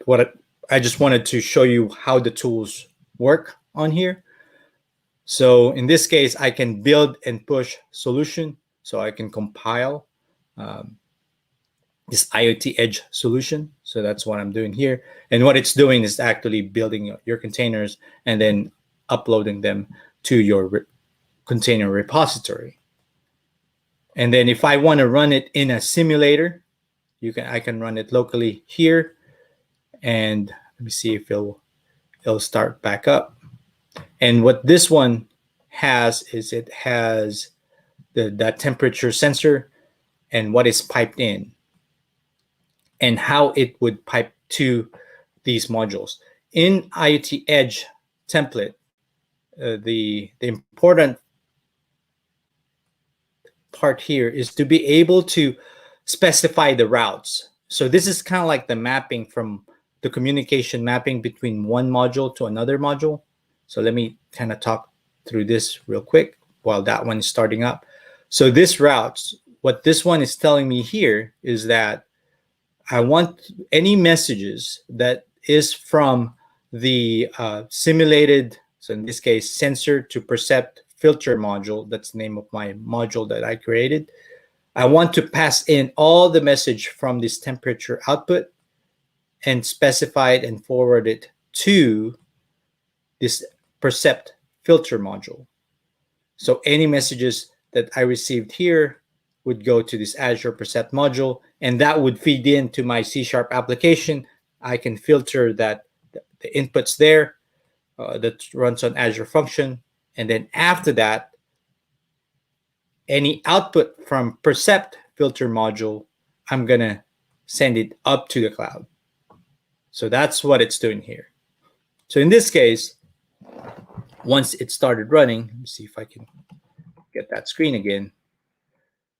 So every time it runs, it would filter it. In this case, you notice how the message data is it's not the same template as what it's expecting, so it just throws it away. It's not sending it up to the cloud. But it's what this one is telling me is that this Azure function is actually running and processing the data as it receives it. I don't know if there are any questions so far. If there are questions, feel free to write them in the comments chat. So right now, it's actually filtering that data, and you're receiving it. It's triggering our Azure function, and then able to process that. So how I know? Let me see if I can debug it. You can actually debug locally here too. So you can attach to that web host so every time it would run, see if it would. Okay, see how there's the breakpoint. This is the message string as we received it, and able to continue on based from there. Yeah, there. See, this is the data set that received from the temperature simulator, and then, hey, it's not the same. When we deserialize it, there's nothing there because there's no neural network. So that's what I'm trying to map it to. This message body looks like this, right? It's just message body has a list of neural network. Since we don't have that node, it just filters it out. All right. So since we know it, we got it going, we got it running locally at our local machine. And what we want to do is, how do we deploy this, Azure function program running on this local hub or, this edge hub running locally on our machine and deploy it to Azure Percept. Okay, so that's what we're going to do next. Okay, I'm going to stop this filter module. So what I'm going to do now is notice you have this template right here. I know we're going to need some information from this template and send it, and then of course replace the this template in our Azure Percept. So we're going to need that information. One thing I found out, this Azure Percept is actually running an ARM processor. So we need to be able to use, notice how it's AMD 64, and that's what it's currently running right now by default, because I'm running a regular PC. But if I'm going to run it on an ARM processor, I need to make sure that I build this Docker image that is specifically for ARM32 or ARM devices. In order to do that, Azure Percept or this you can act Azure IoT Edge allows you to set default target platform for this edge solution. If you change this, of course, you're not going to be able to run it locally on your machine now, because it would compile it the image as a like in this case as an ARM32. So of course it won't run locally on my machine, but now it would run on Percept. So that's what we're going to do. So once we change it to that, we can actually build and push to IoT Edge solution. In this case, because one thing I changed too, I don't really want to run it locally on my machine. So I did change it to where instead of using which repository, see this module.json, it gives me instructions depending on the platform, what I'm trying to do. I change, instead of using the repository, local repository or container registry that I have on my machine, I want to use something that's public, right? Because I have, imagine Azure Percept have to download these this Docker image, and so we have to use this like in this case, I change it to this to my Docker hub, so it doesn't need username and password, so it's public. It makes it easier to download it and run.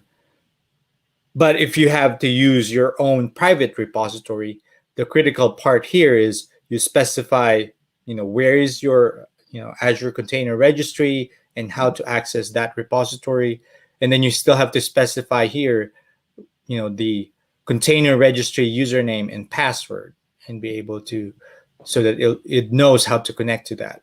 And what happens is it actually plugs it right here on top where you have your registry credentials. Like in this case, this deployment debug template gives instructions to your IT Edge to be able to say, hey, download it using Docker IO. And doesn't need username and password in my case. But if you have something private that you want to, this is the place where you would change it. Okay, so we have that. Now that we have this, we can actually build the solution, which I already did. And before we go to IT Hub and change that information, we also need to generate this deployment manifest. This deployment manifest, what this one does is actually creates this deployment manifest. Like in this case, I'm using the ARM32, so it actually plugs in, the necessary information to kind of use it in the cloud. So in this case, I have that here. So the reason why I'm showing you this deployment template, I still have my Percept filter module, but it actually replaced it to the real image and what we can actually use to download, what image to use. Okay, let me go back to in this case. Now I want to go to Azure Percept Studio. So this Azure Percept Studio, you can actually open the device in IoT Hub, okay, because it's connected, and you can see that right here.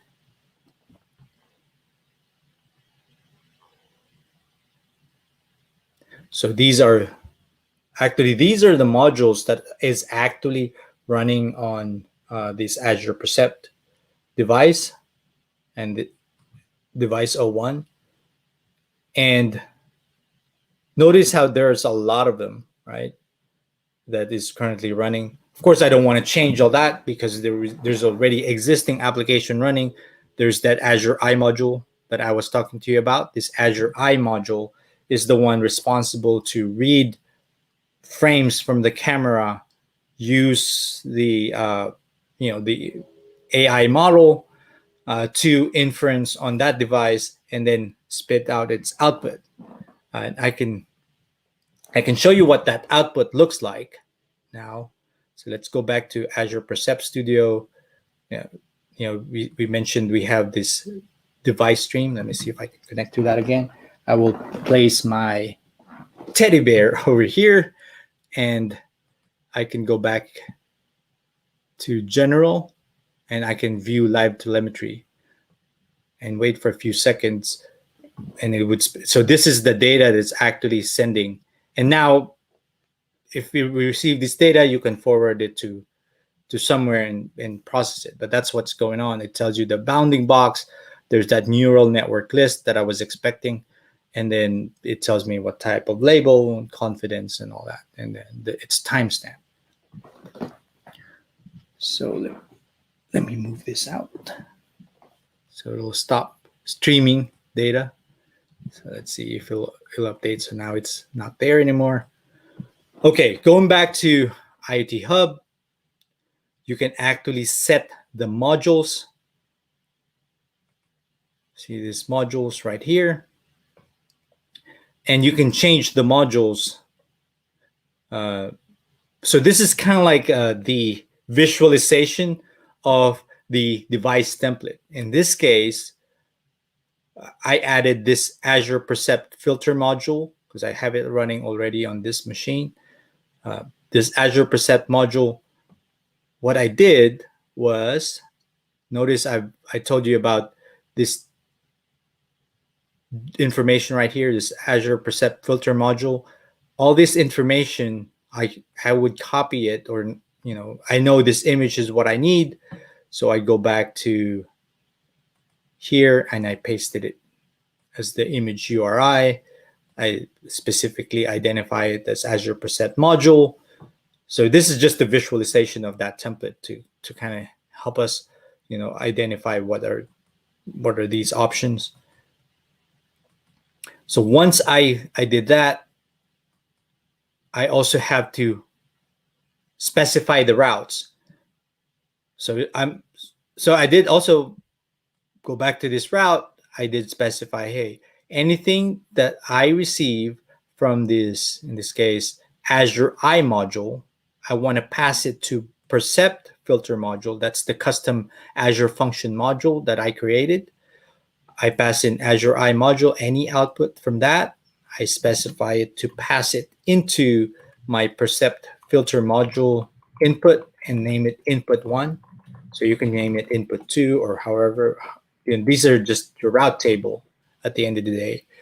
And then any information that I receive from that Percept filter module, I want to publish it to IoT Hub.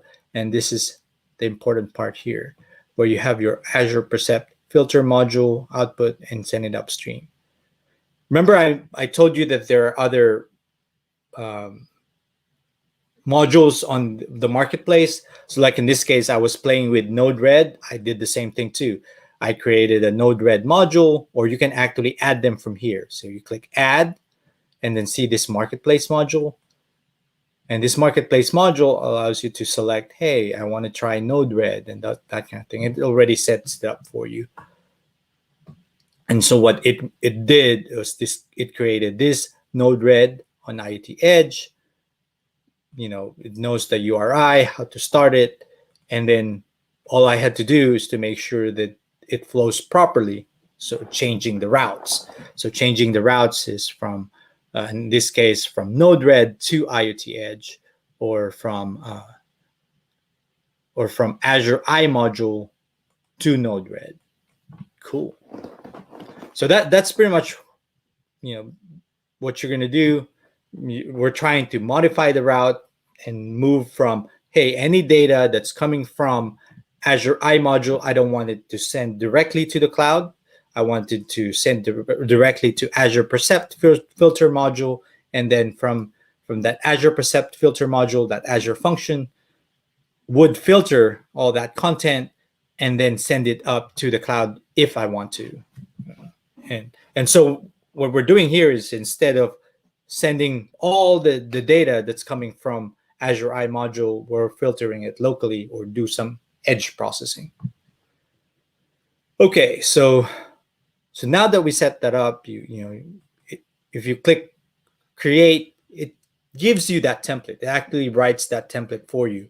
And of course, as much as possible, you don't want to change all the modules based from what you're running in your local machine. You just want to change the stuff that you need here because it has all the other wirings for it as much as possible.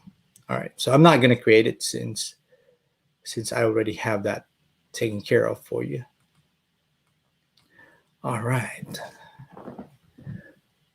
So now that we have that running, you can actually SSH or actually log into this Azure Percept device. And I want to show you how it's actually, let's see if I can clear it. So I'm SSH to this IoT Edge device that I have in here. I wanted to show you all the modules or all the containers that's actually running on this, right? In this case, what we're interested in is our Azure function application. And what this one is doing is actually running, to prove that it's actually running on this device. So we can actually, to prove that it is actually Docker containers that's that's running there. You can even do Docker PS, and it would list you all that containers. And then of course you can see all the modules, but we're interested in one of the modules that we created here, which is the where's that Azure Percept module. There's Percept filter module. It's kind of harder to read in this case. Of course, we can, either we can do IoT Edge logs, Percept filter module to see the logs if it's actually processing. In this case, it's actually a container, so you can just do Docker logs.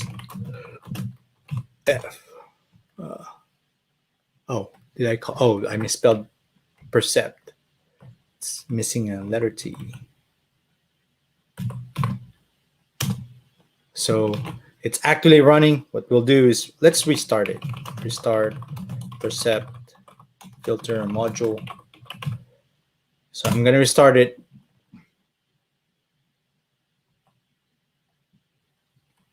See how it goes. So I'm going to restart that module because I wanted to show you that it is actually an Azure function, because it has these startup filter. Let's see how it'll go.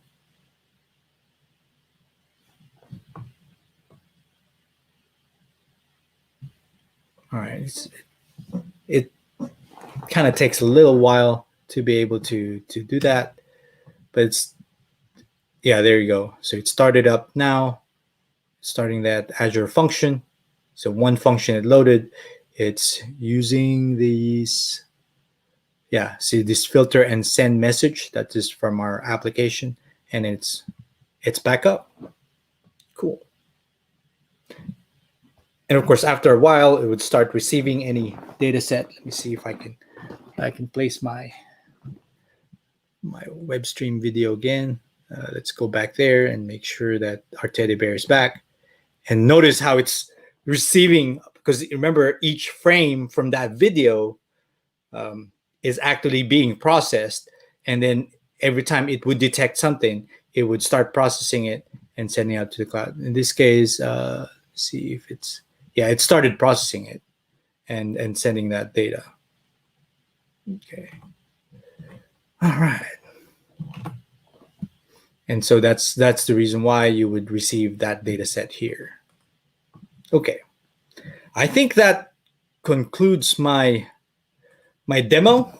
We did talk about Azure Percept Studio, did do a demo about the dev kit, what to change in IoT Hub, and how to spin up an Azure function in IoT Hub. All right, just to recap, what is AI-enabled Internet of Things? AI, of course, is learning from data. Internet of Things is to monitor and control these devices. At the end of the day, what we want is to process AI workload at the edge. And what is Azure Percept? It's the easiest way to prototype and deploy AI on the edge. And in this case, what we did was to customize what we have in Azure Percept to filter and do some edge processing from that AI result. And what is IoT Edge and what is IoT Edge module? It's a fully managed service built around IoT Hub. So you think about IoT Edge, it has IoT Edge Hub that kind of works as like an IoT hub locally, and then you have containers running and processing your data.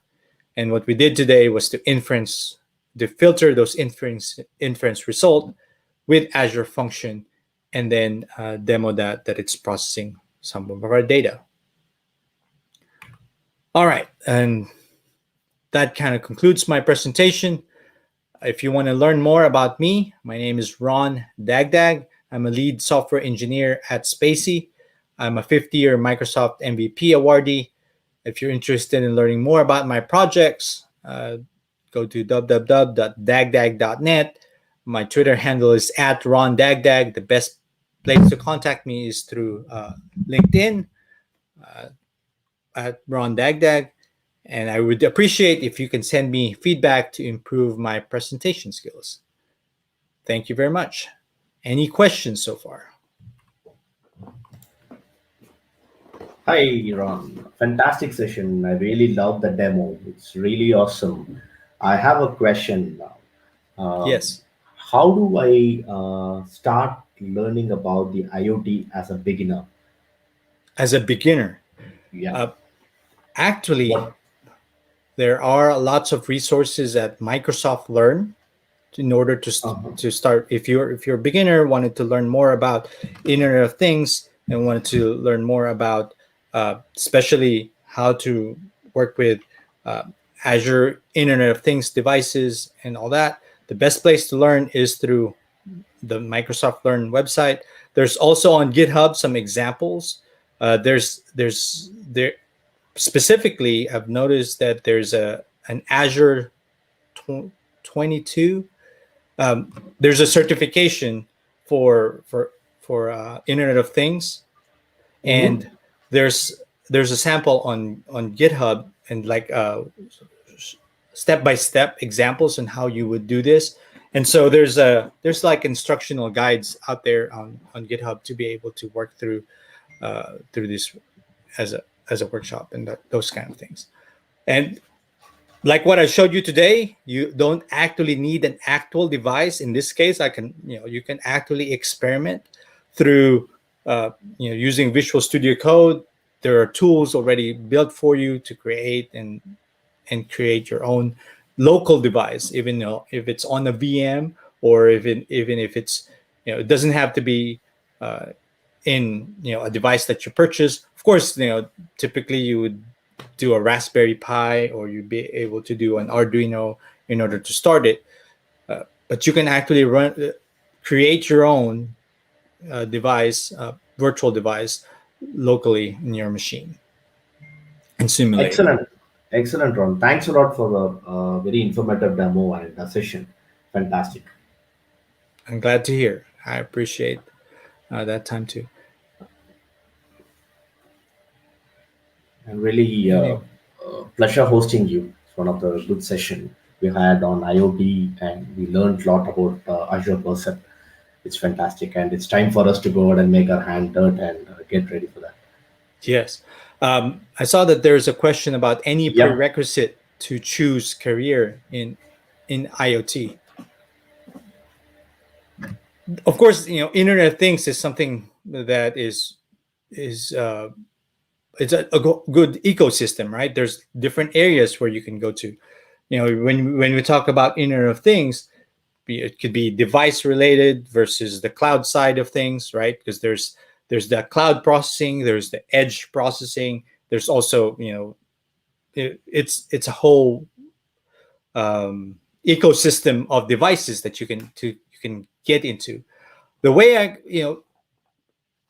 as a maker, there's lots of ways you can understand and learn about creating these. But professionally, if you want to learn more about how you would do it as a career, I would recommend going through the process of looking at it at the edge side, right? So don't limit yourself in just to Internet of Things, but also any data processing at the edge. Because at the end of the day, right, even if you start collecting data from your sensors, that as developers, we need to do our processing, or we still need to do some processing somewhere. It could be AI related, maybe not. We can do some filtering. So being able to run containers, being able to run do the edge processing, and be able to filter that data, those kind of things. It's gonna more and more. I've noticed that there's gonna be a need for that. So as developers, it's coming from web development. The easiest way is to start with JavaScript, right? You can start running Node inside a container, and once you're able to deploy it at the edge and do some processing based from the data that you're receiving from Raspberry Pi or from one of these devices, that right there, I think is a good path coming from the development side. Does that make sense? Yeah. So filtering that data, being able to learn more about how you would do some edge processing, not necessarily just in the cloud, but also at the edge. Cool. Any other questions?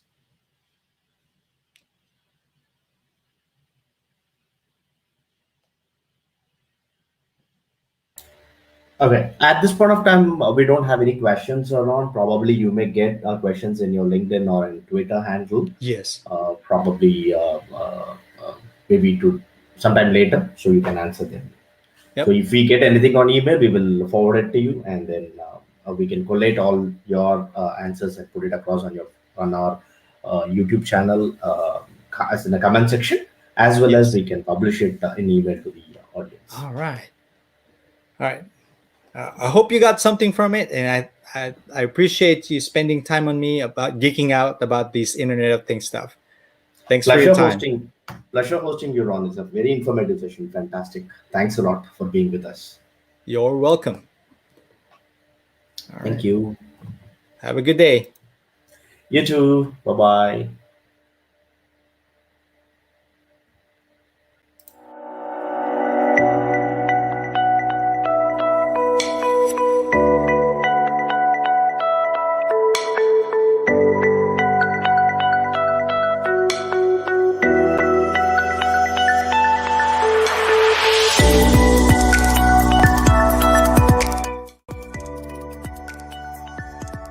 Techoholic was conceptualized in mid-2018 as an open community platform. Techoholic connects industry professionals, vertical experts, and learners together, bringing real-world relevance and career exposure for enhanced learning. Our vision is to enable professionals and organizations to achieve more through the community collaboration. Our mission is to nurture industry-ready professionals who can enhance nosiness outcomes with skills on upcoming technology landscape. And our values are to make everyone shine by sharing our knowledge, bringing honor to individuals, encouraging innovation by using the latest technology, networking to enhance collaboration, and encouraging excellence in technology-enabled solutions. We are creating communities with the motto of Go Far, Go Together. We empower individuals to achieve more through their skills without worrying about anything else. We help our community members to become industry-renowned, self-dependent professionals. To achieve industry recognitions, you can join our